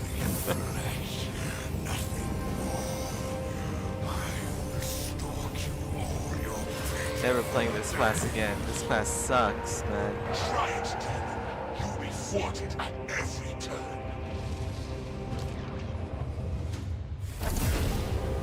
Crap. How did I not die there?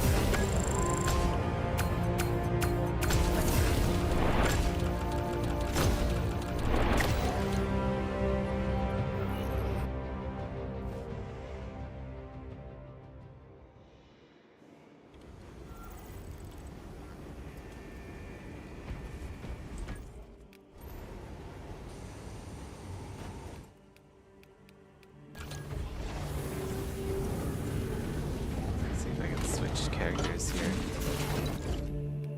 This will be tactical. Level up tactical.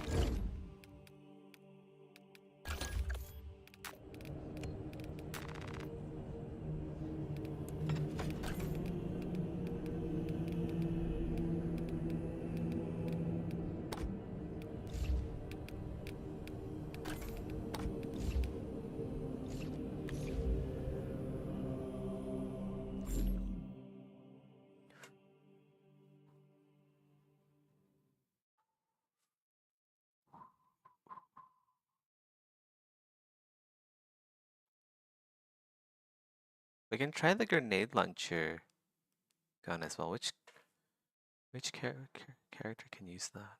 Which hero? Which class gets to use the grenade launcher?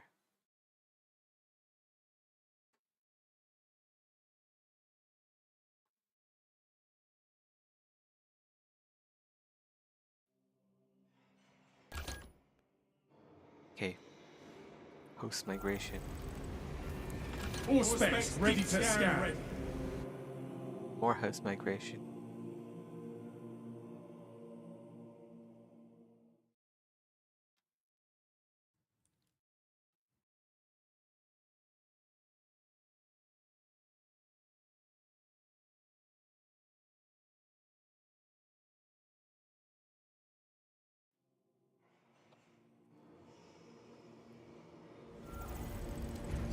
All right.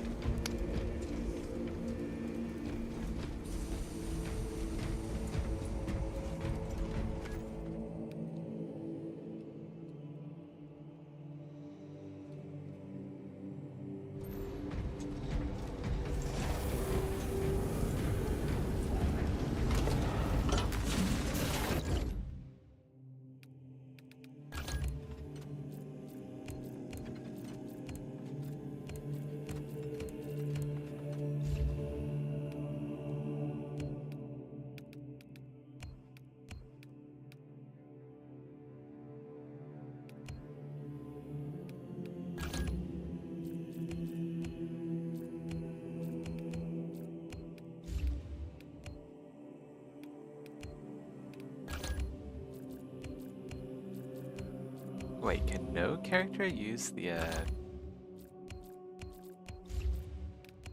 I would suspect that tactical could use it.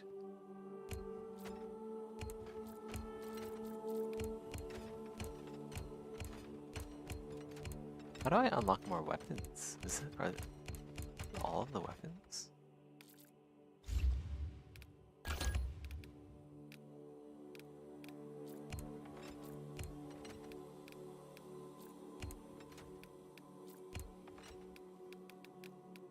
Huh.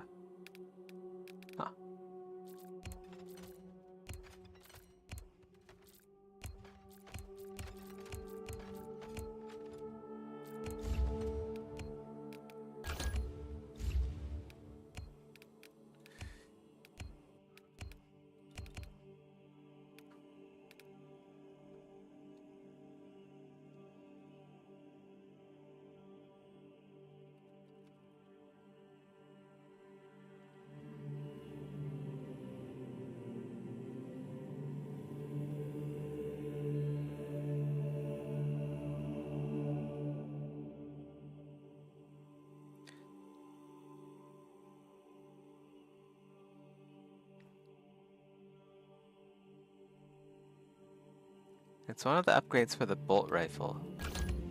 Okay.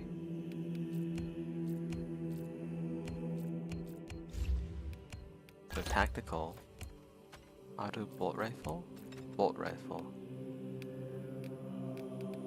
perk tree. I don't see it.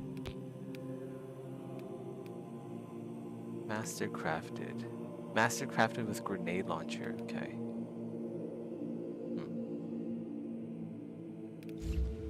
So any class I can use the bolt rifle.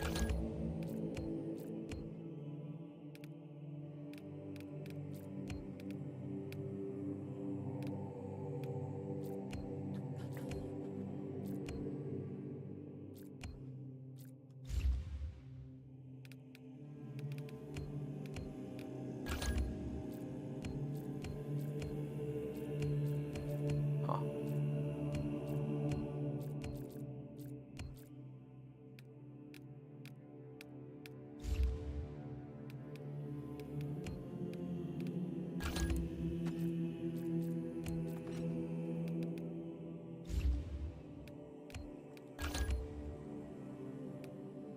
Try it, I guess.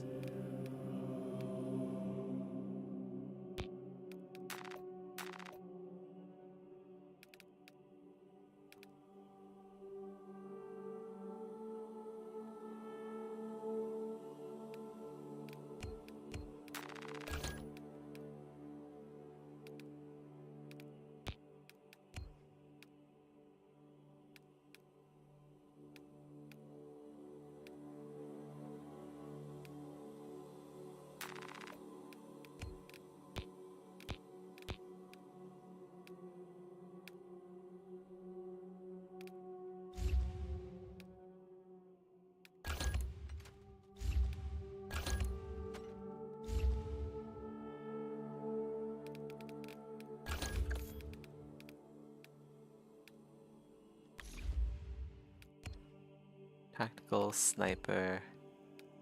Heavy was alright. Vanguard.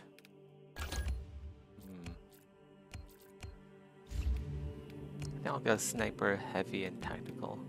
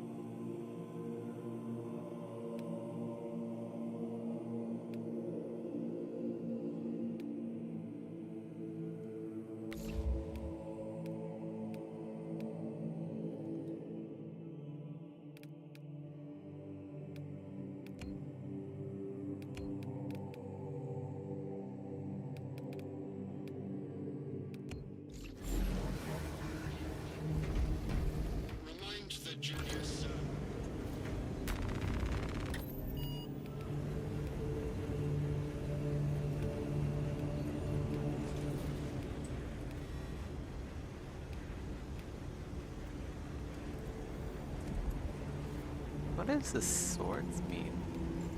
I mean I've completed it. Ah, okay. Well, go ahead and try this. Might be a bit tricky because right level for it, but should be fine.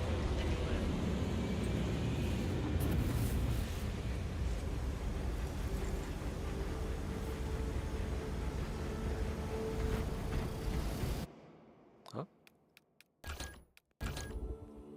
Disconnected.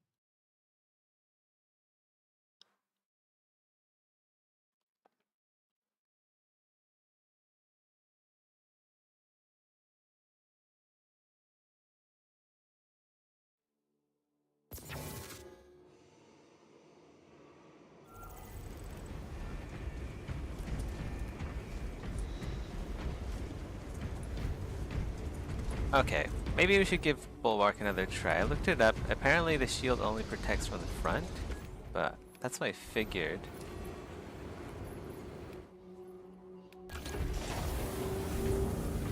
Like, still wasn't like doing anything, even when my shield was being held up.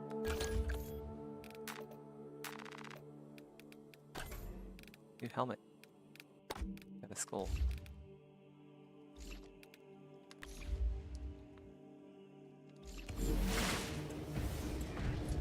So basically you do just keep holding up the block.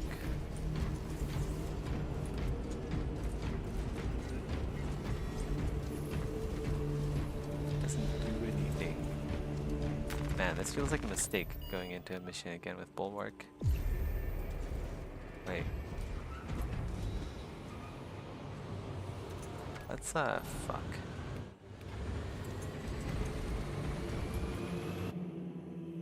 What is that? Joining server.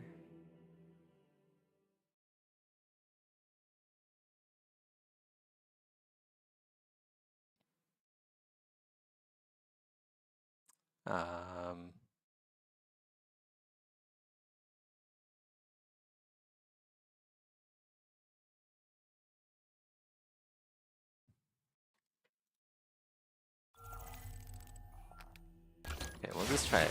Try it again.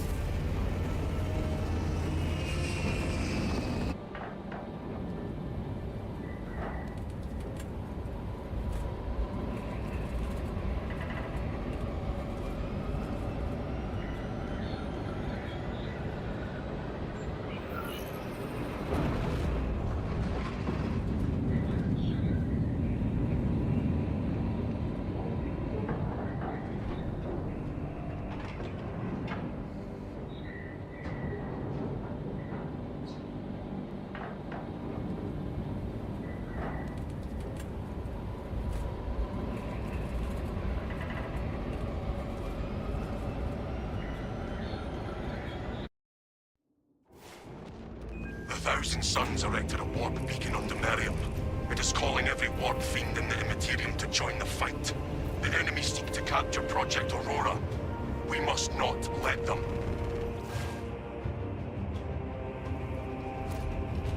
Sever the Heretics portal and cut them off from reinforcement. Your success will decide whether this is a war of days or months. See it done. Vanquish the heretical curse who desecrated our dead.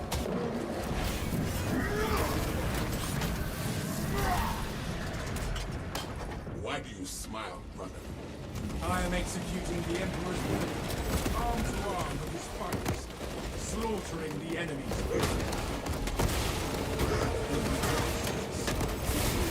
So long as you are very good toward the enemy.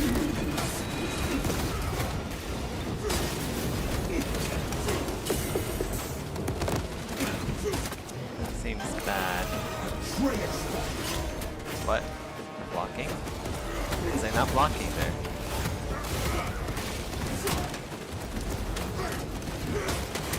Yeah, I'm not doing this. I'm gonna have to get out of this mission. Bulwark, this fucking sucks, man. I'm already half health? That's crazy, yeah. Thanks. Never doing Bulwark ever again.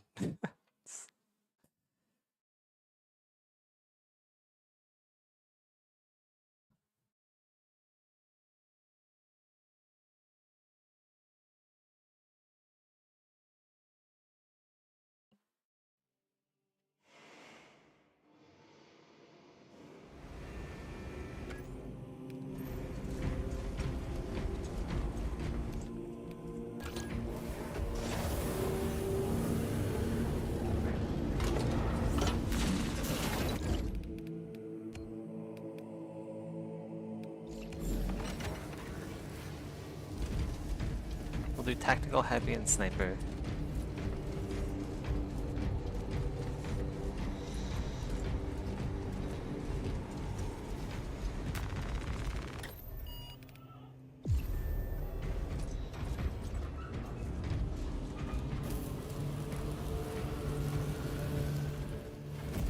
I think this is the same guy that I left.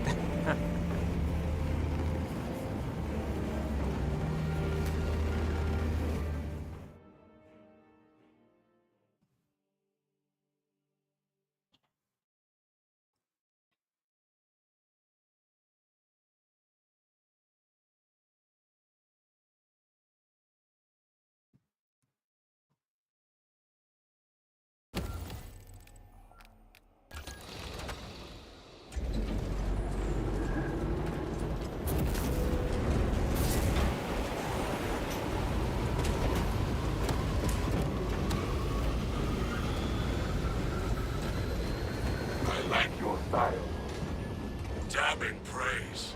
Project all you like. You know when to focus into the wind and get in the thick of it. I am an instrument of the Emperor. I am trained to engage the enemy. Me too. Fortunately, he usually goes me to the sunshine.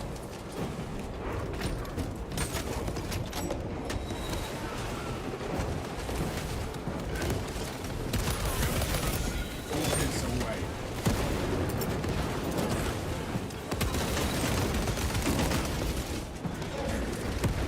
Codex approved victory.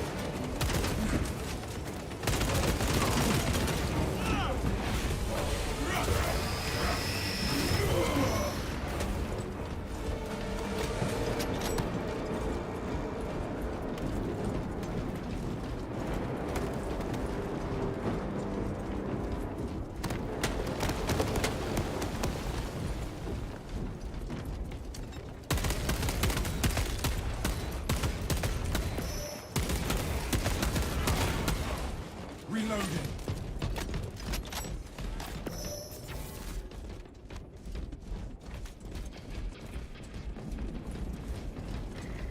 Into that hole! We will follow these desecrators.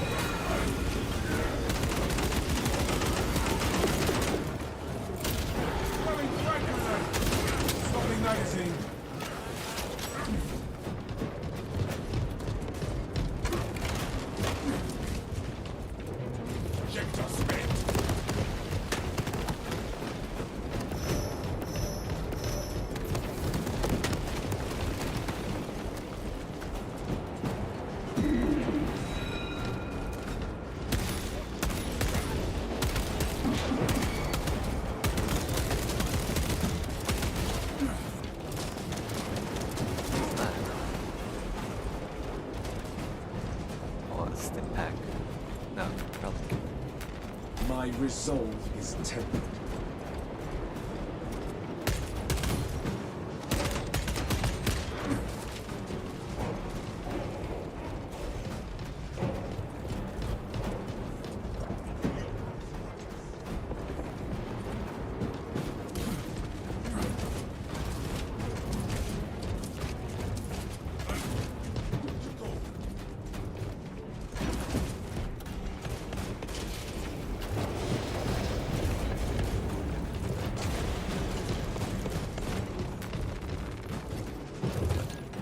Specs deep scan ready. What? Does that heal me?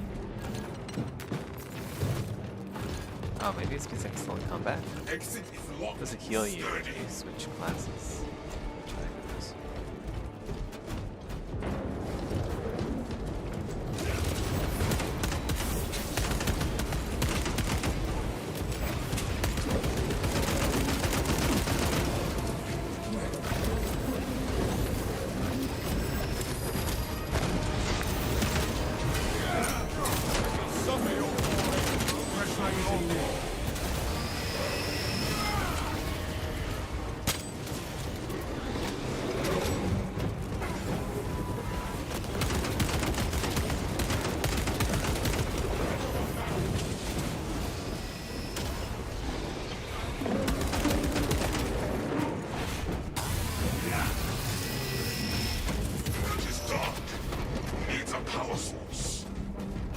Servitors may have a replacement.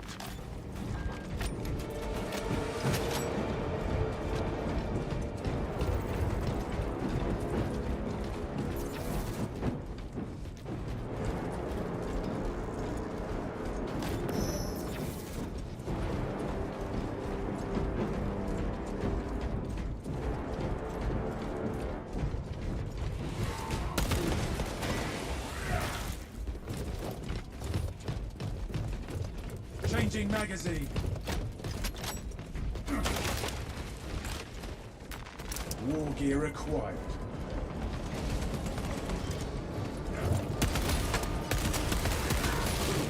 There must be something we are missing.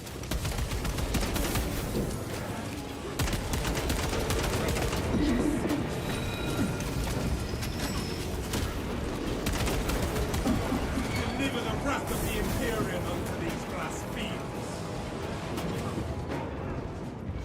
Fusion core on this one.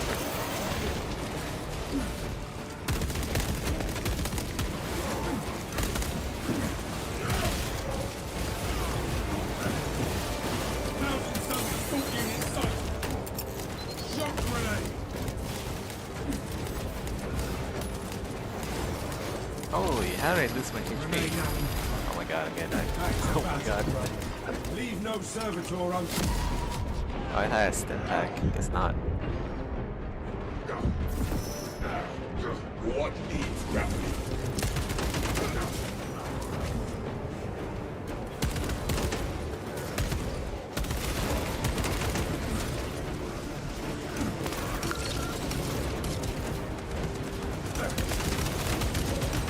Fucker can shoot through fucking pillars. That's so not fair. Check them again.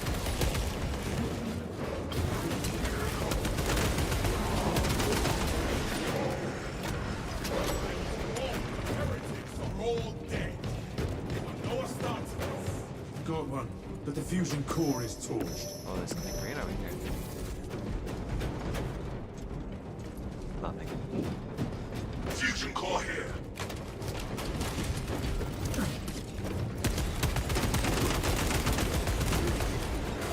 Rearming.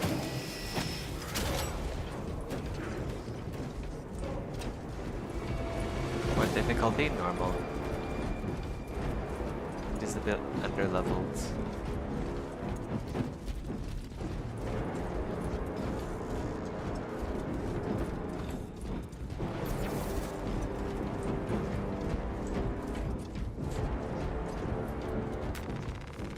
Picking up extra rounds.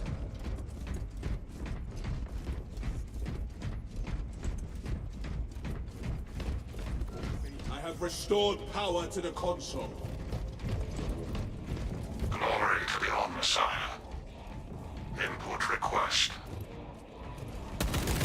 Open the door. Consecration seals in place. Breach of seals granted only in the event of reinterment. Authorization necessary.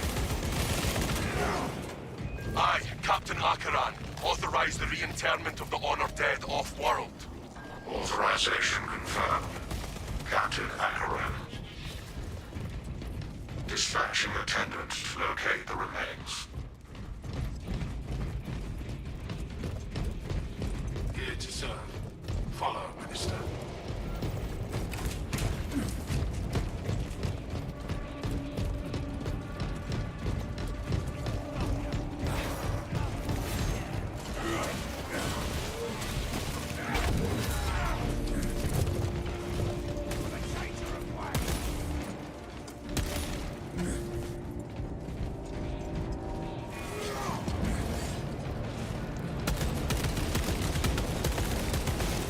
Swapping magazine.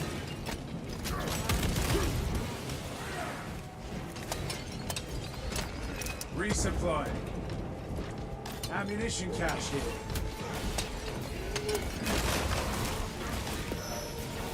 Supply drop.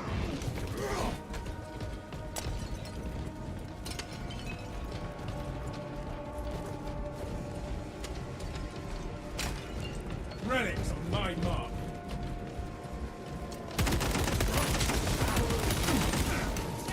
What the fuck? Like stuck on something, I don't know what. Fresh magazine. Fresh munitions.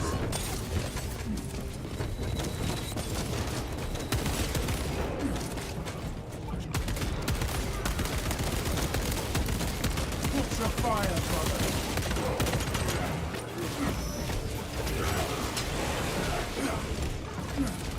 Magazine out. Magazine in. Duty end. Scanning casket down.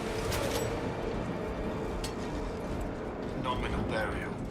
No remains to be transferred. Proceeding on. Oh, someone left. Bulwark left.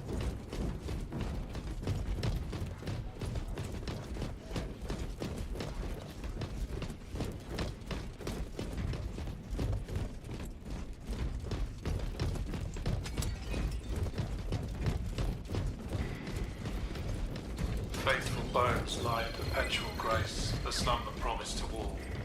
Browsing catafalque. Records redacted by order of the Holy Inquisition. Resuming search.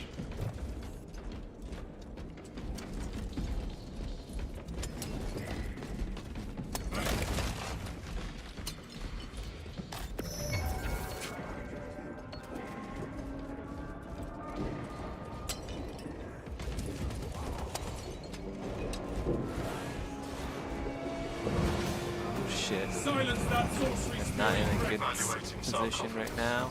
Interred remains slumber in peaceful rest. Ignobility index too high. Seeking another candidate.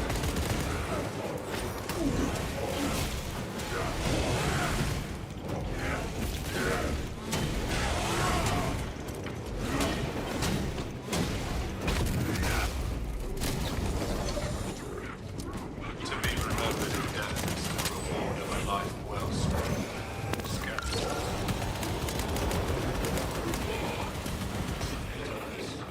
Scanning out.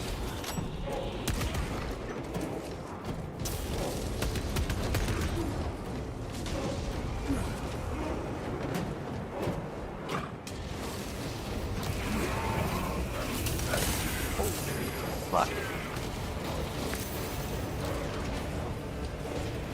Oh my god, there's so many of them. This might be the end. Deploying shock grenade.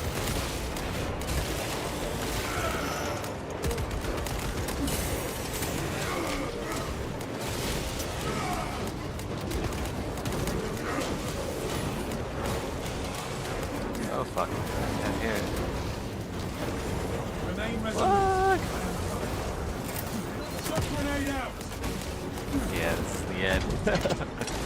Oh my god. My grenade. I'm gonna die to these little fuckers.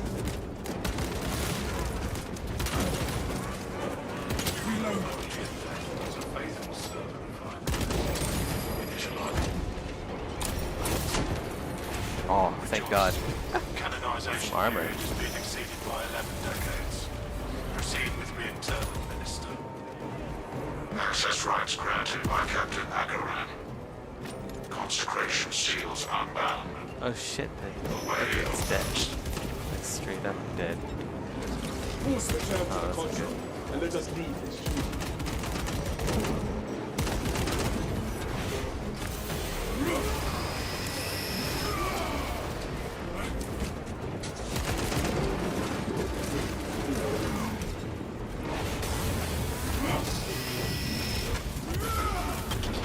Just death for a betrayal. Wait, is he like straight up dead? No revives. Fresh magazine in. Not good.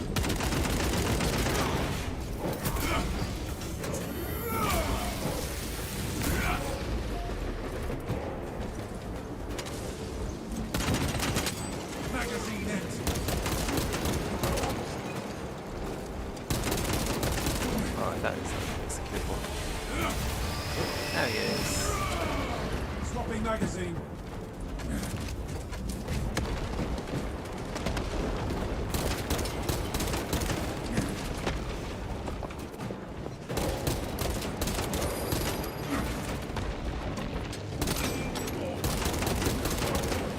Charming.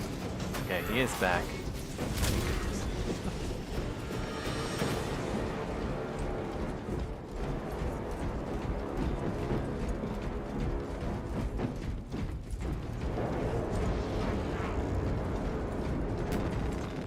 Picking up extra rounds. Actually not working on me at the moment. Working on other stuff.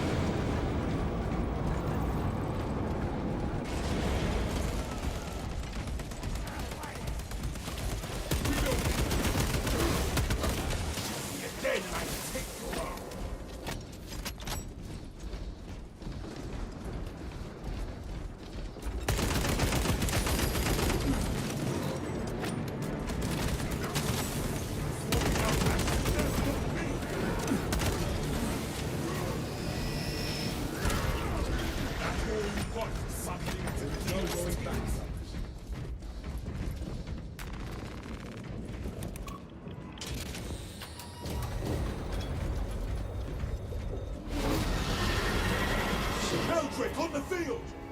The demon engine seeks to engage us. You will regret taunting us, demon spawn! Astartes do not need ammunition.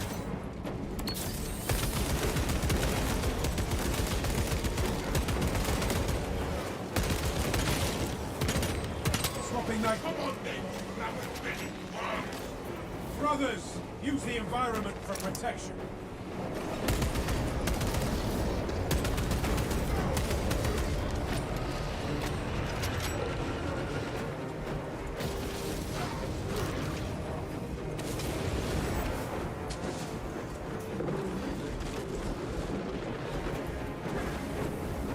Check that spot. It's far good idea. Okay. Fight your worthless boss.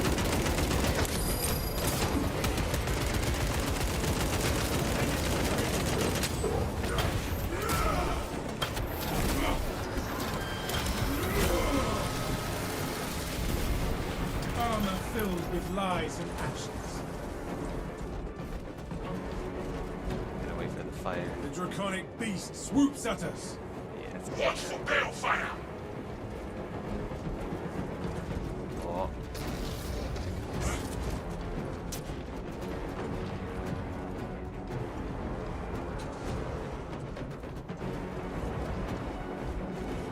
Aren't this time to run all the way down? Let's do that.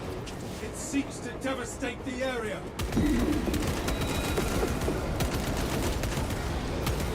That was invigorating.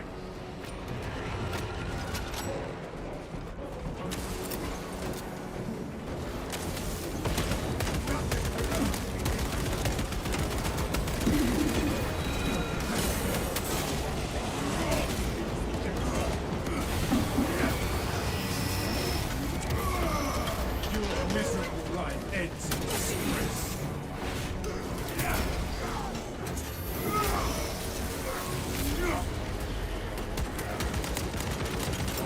Clear a blast radius.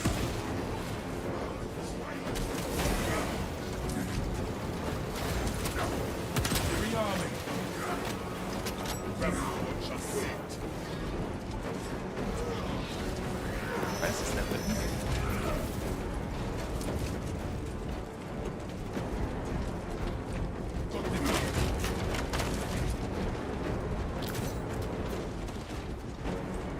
Kill that foe, lest it Oh. summon aid. Data slate. My voice has been severed. I'm alone. If I'm dead when you find this, the planet is overrun by servants of the arch-enemy. I've withstood attacks and held my position. I held the line until the end. My name is...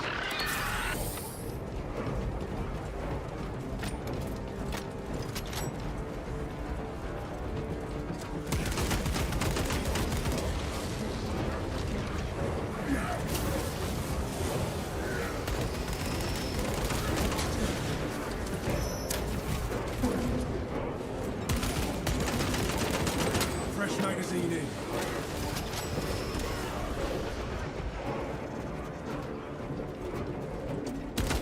Brace for balefire.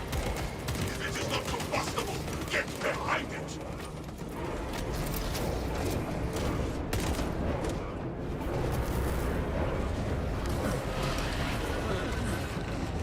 Okay, we gotta go.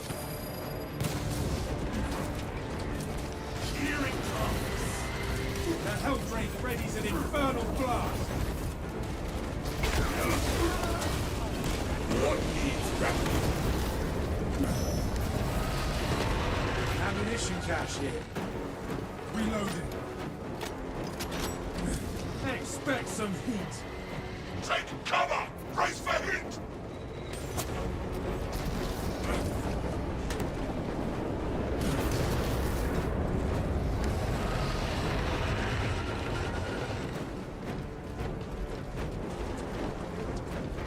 Brace for balefire. It ceased to immolate us! Let us get on with the mission. Oh, sorry. Check your aim. For that iron sanctuary!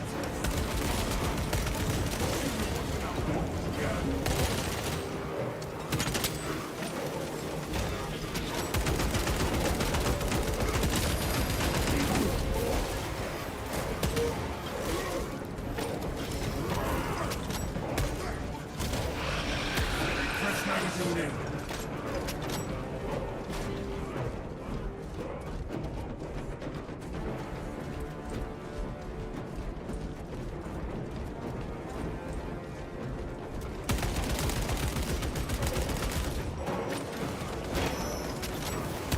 Is there more fire on this turret?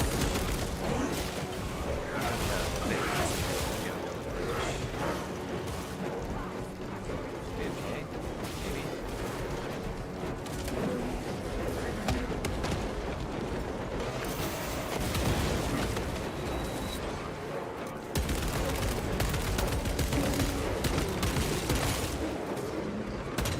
Swapping magazine.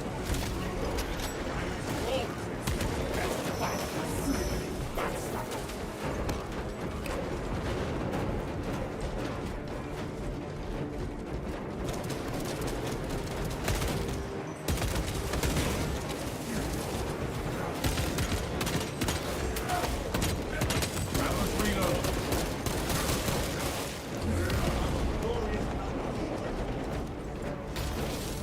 Changing magazine. All specs prime. All specs engaged. Justice for turning against your brother's traitor. Spec Ravno launcher set!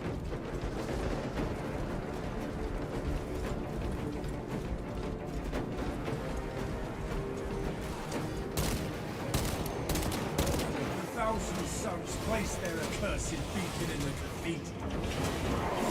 This sanctum is profaned by dark energies. Please perform cleansing rites. Provide insight. Saint Lankai's chosen relics radiate a pristine aura. A stained glass bears a sigil. Praise be to the Omnissiah. Interact with corresponding sigil to perform cleanse.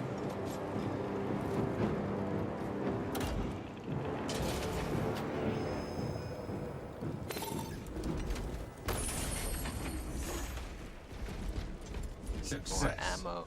Cleansing rites successful. Your deeds will be immortalized in the archives.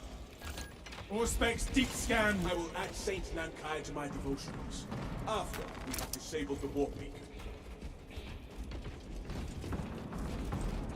Wait, is that armor boosted back there? Shit. I missed it. Oh well. Right now. That with Saint Lankai's relics and some brute force, we will triumph over the beast. The beast protects the beacon. We will eliminate them both. The Helldrake against the three Astartes. These shall be the seats to cleave us.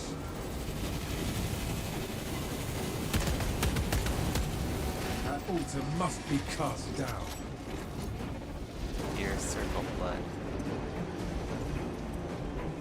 That one calls for reinforcements.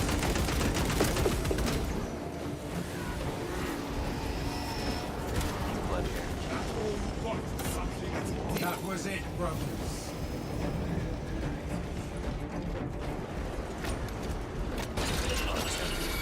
Come fast, Saint Lankai directing us to the profane shrine.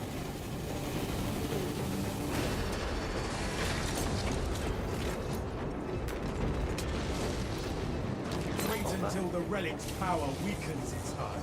Circle. Okay, circle. Oh, did I run past circle the first time? Here it is. That wretched altar is the key. It seeks to cleave us.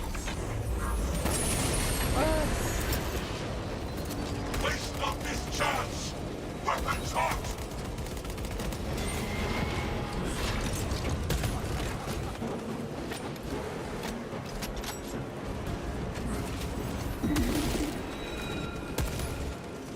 Circle hammer. Cross. Saint Lankai's relics were known to stave off warp energy. Symbols are balefire assault.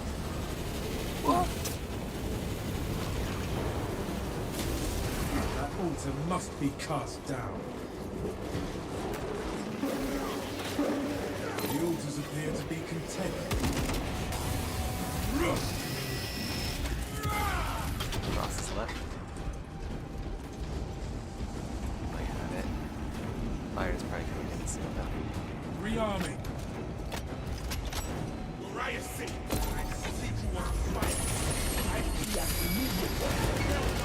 That wretched altar is the key.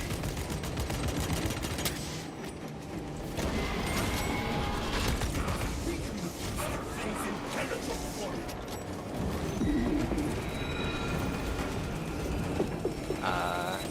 I wrench Locate the these. illuminated symbols.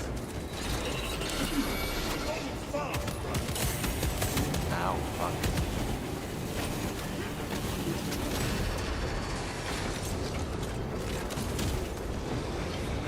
Magazine in.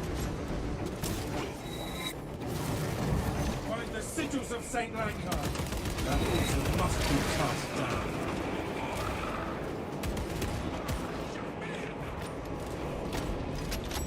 We must hold out until we see an effect. It seeks to cleave us.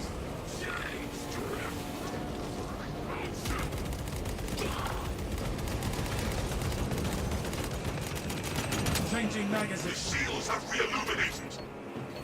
And there. That altar must be cast down.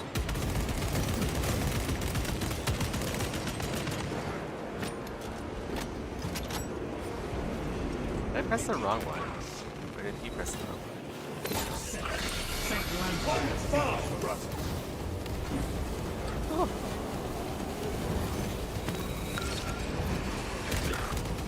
Power and Does that mean he's executable? No. Yeah, there he is. Cross, hourglass. Are the key to the altars.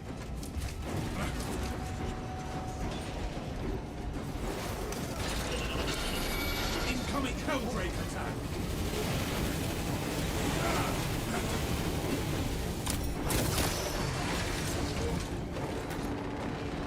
That wretched altar is the Altars key. appear to be Cross. content. That trick. Okay, down. Focus on the beast.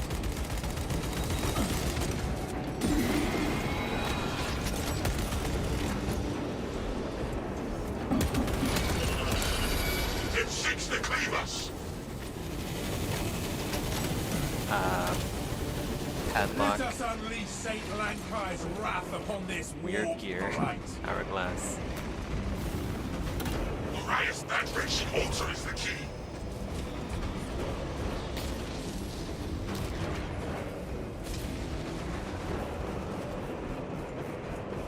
This is it. Just weird gear, right? Mechanics.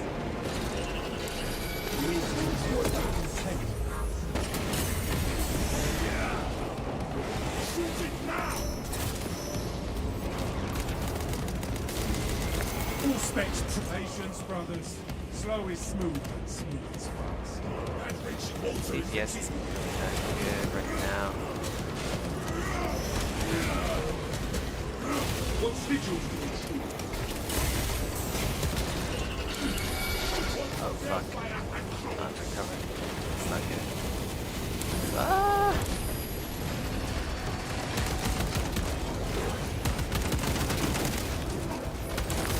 Memorize the roads. Fuck. What shit everywhere. Profane shrine. Oh my god.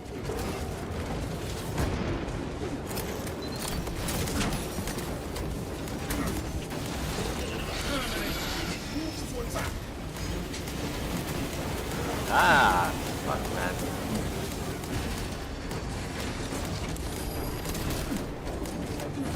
None under mine. This is really not good. Fuck. Heretic exchange right. Nothing you can do. Extend a hand. Commencing. That wretched altar is the key.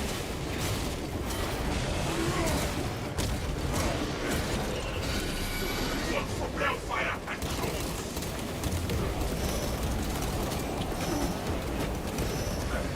Oh my god. Fresh magazine in.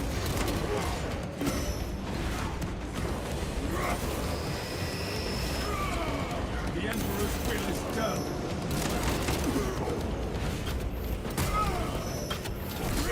That's it. Cross. Cup.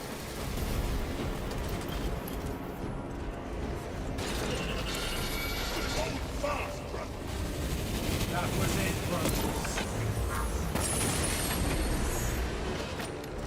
It can be wounded.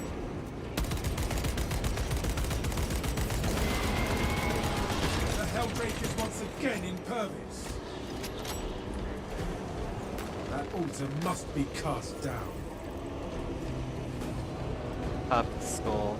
Crown. Saint Lankai's relics were known to stay more to attack. We must hold out until we see an effect.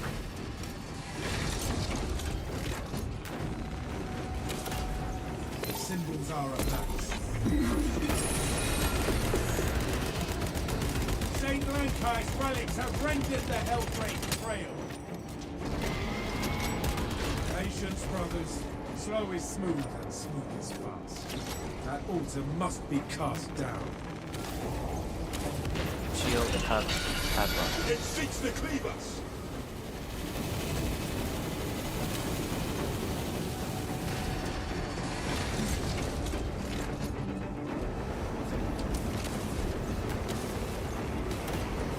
That was it, brothers.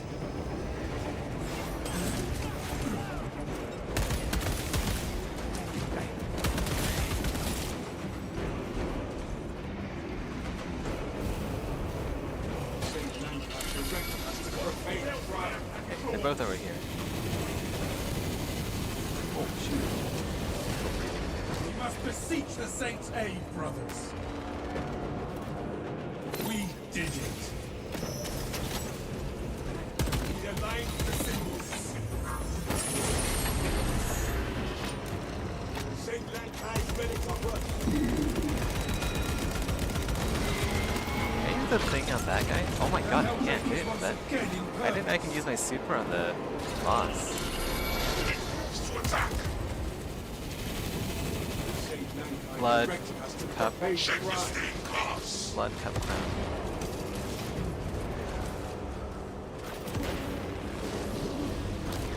Wow, this thing would have been so much faster if I knew I could use my ability on the fucking dragon.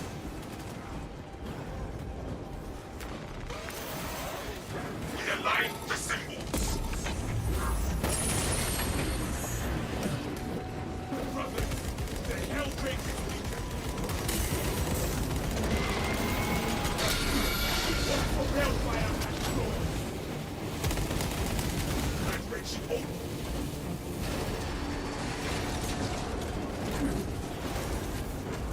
What sigils do we see? Cup, hammer. Cup, hammer.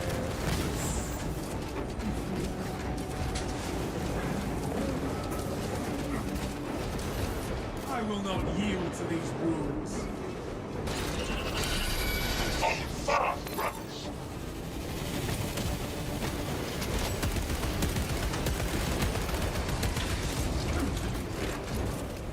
Saint Lankai directed us to the profane shrine.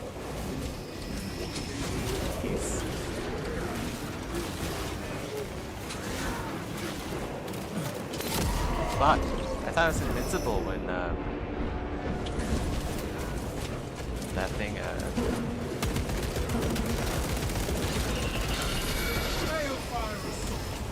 oh no. Hammer, where's Hammer? Oh, we did it.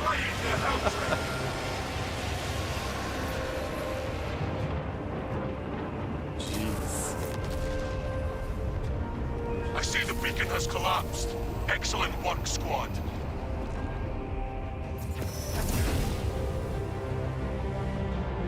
Yeah, auto rifle is not a very good weapon until you get the grenade launcher, I presume.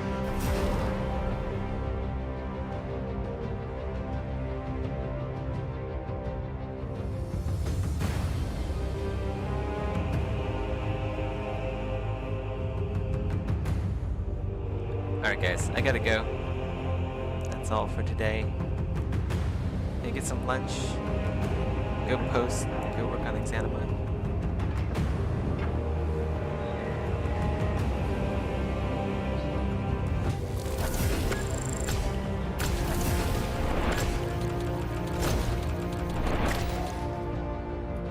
I think we leveled up the assault rifle.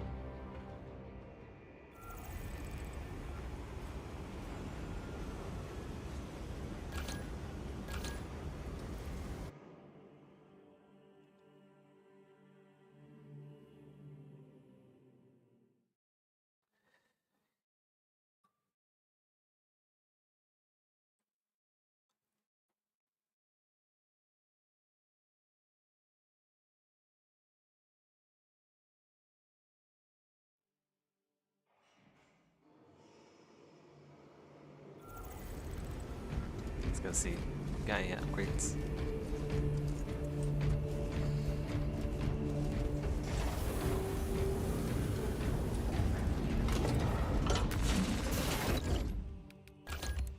Should be able to unlock. Yeah, there we go. Wait. What? Where's the grenade launcher? Auto bolt rifle. Okay. Auto bolt rifle, auto bolt rifle. What? They don't have the grenade launcher attachment. What? What the heck? bugged? Because I just saw it a few seconds ago. Auto bolt rifle versus auto, it's the same thing.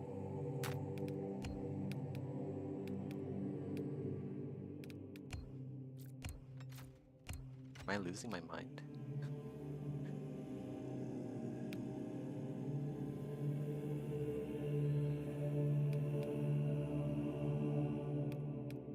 What the heck?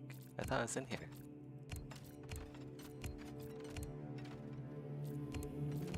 Bolt rifle. Oh no! I've been using the fucking auto bolt rifle, not the bolt rifle. Oh no! That is really rough. Okay, well. I'll see you guys later.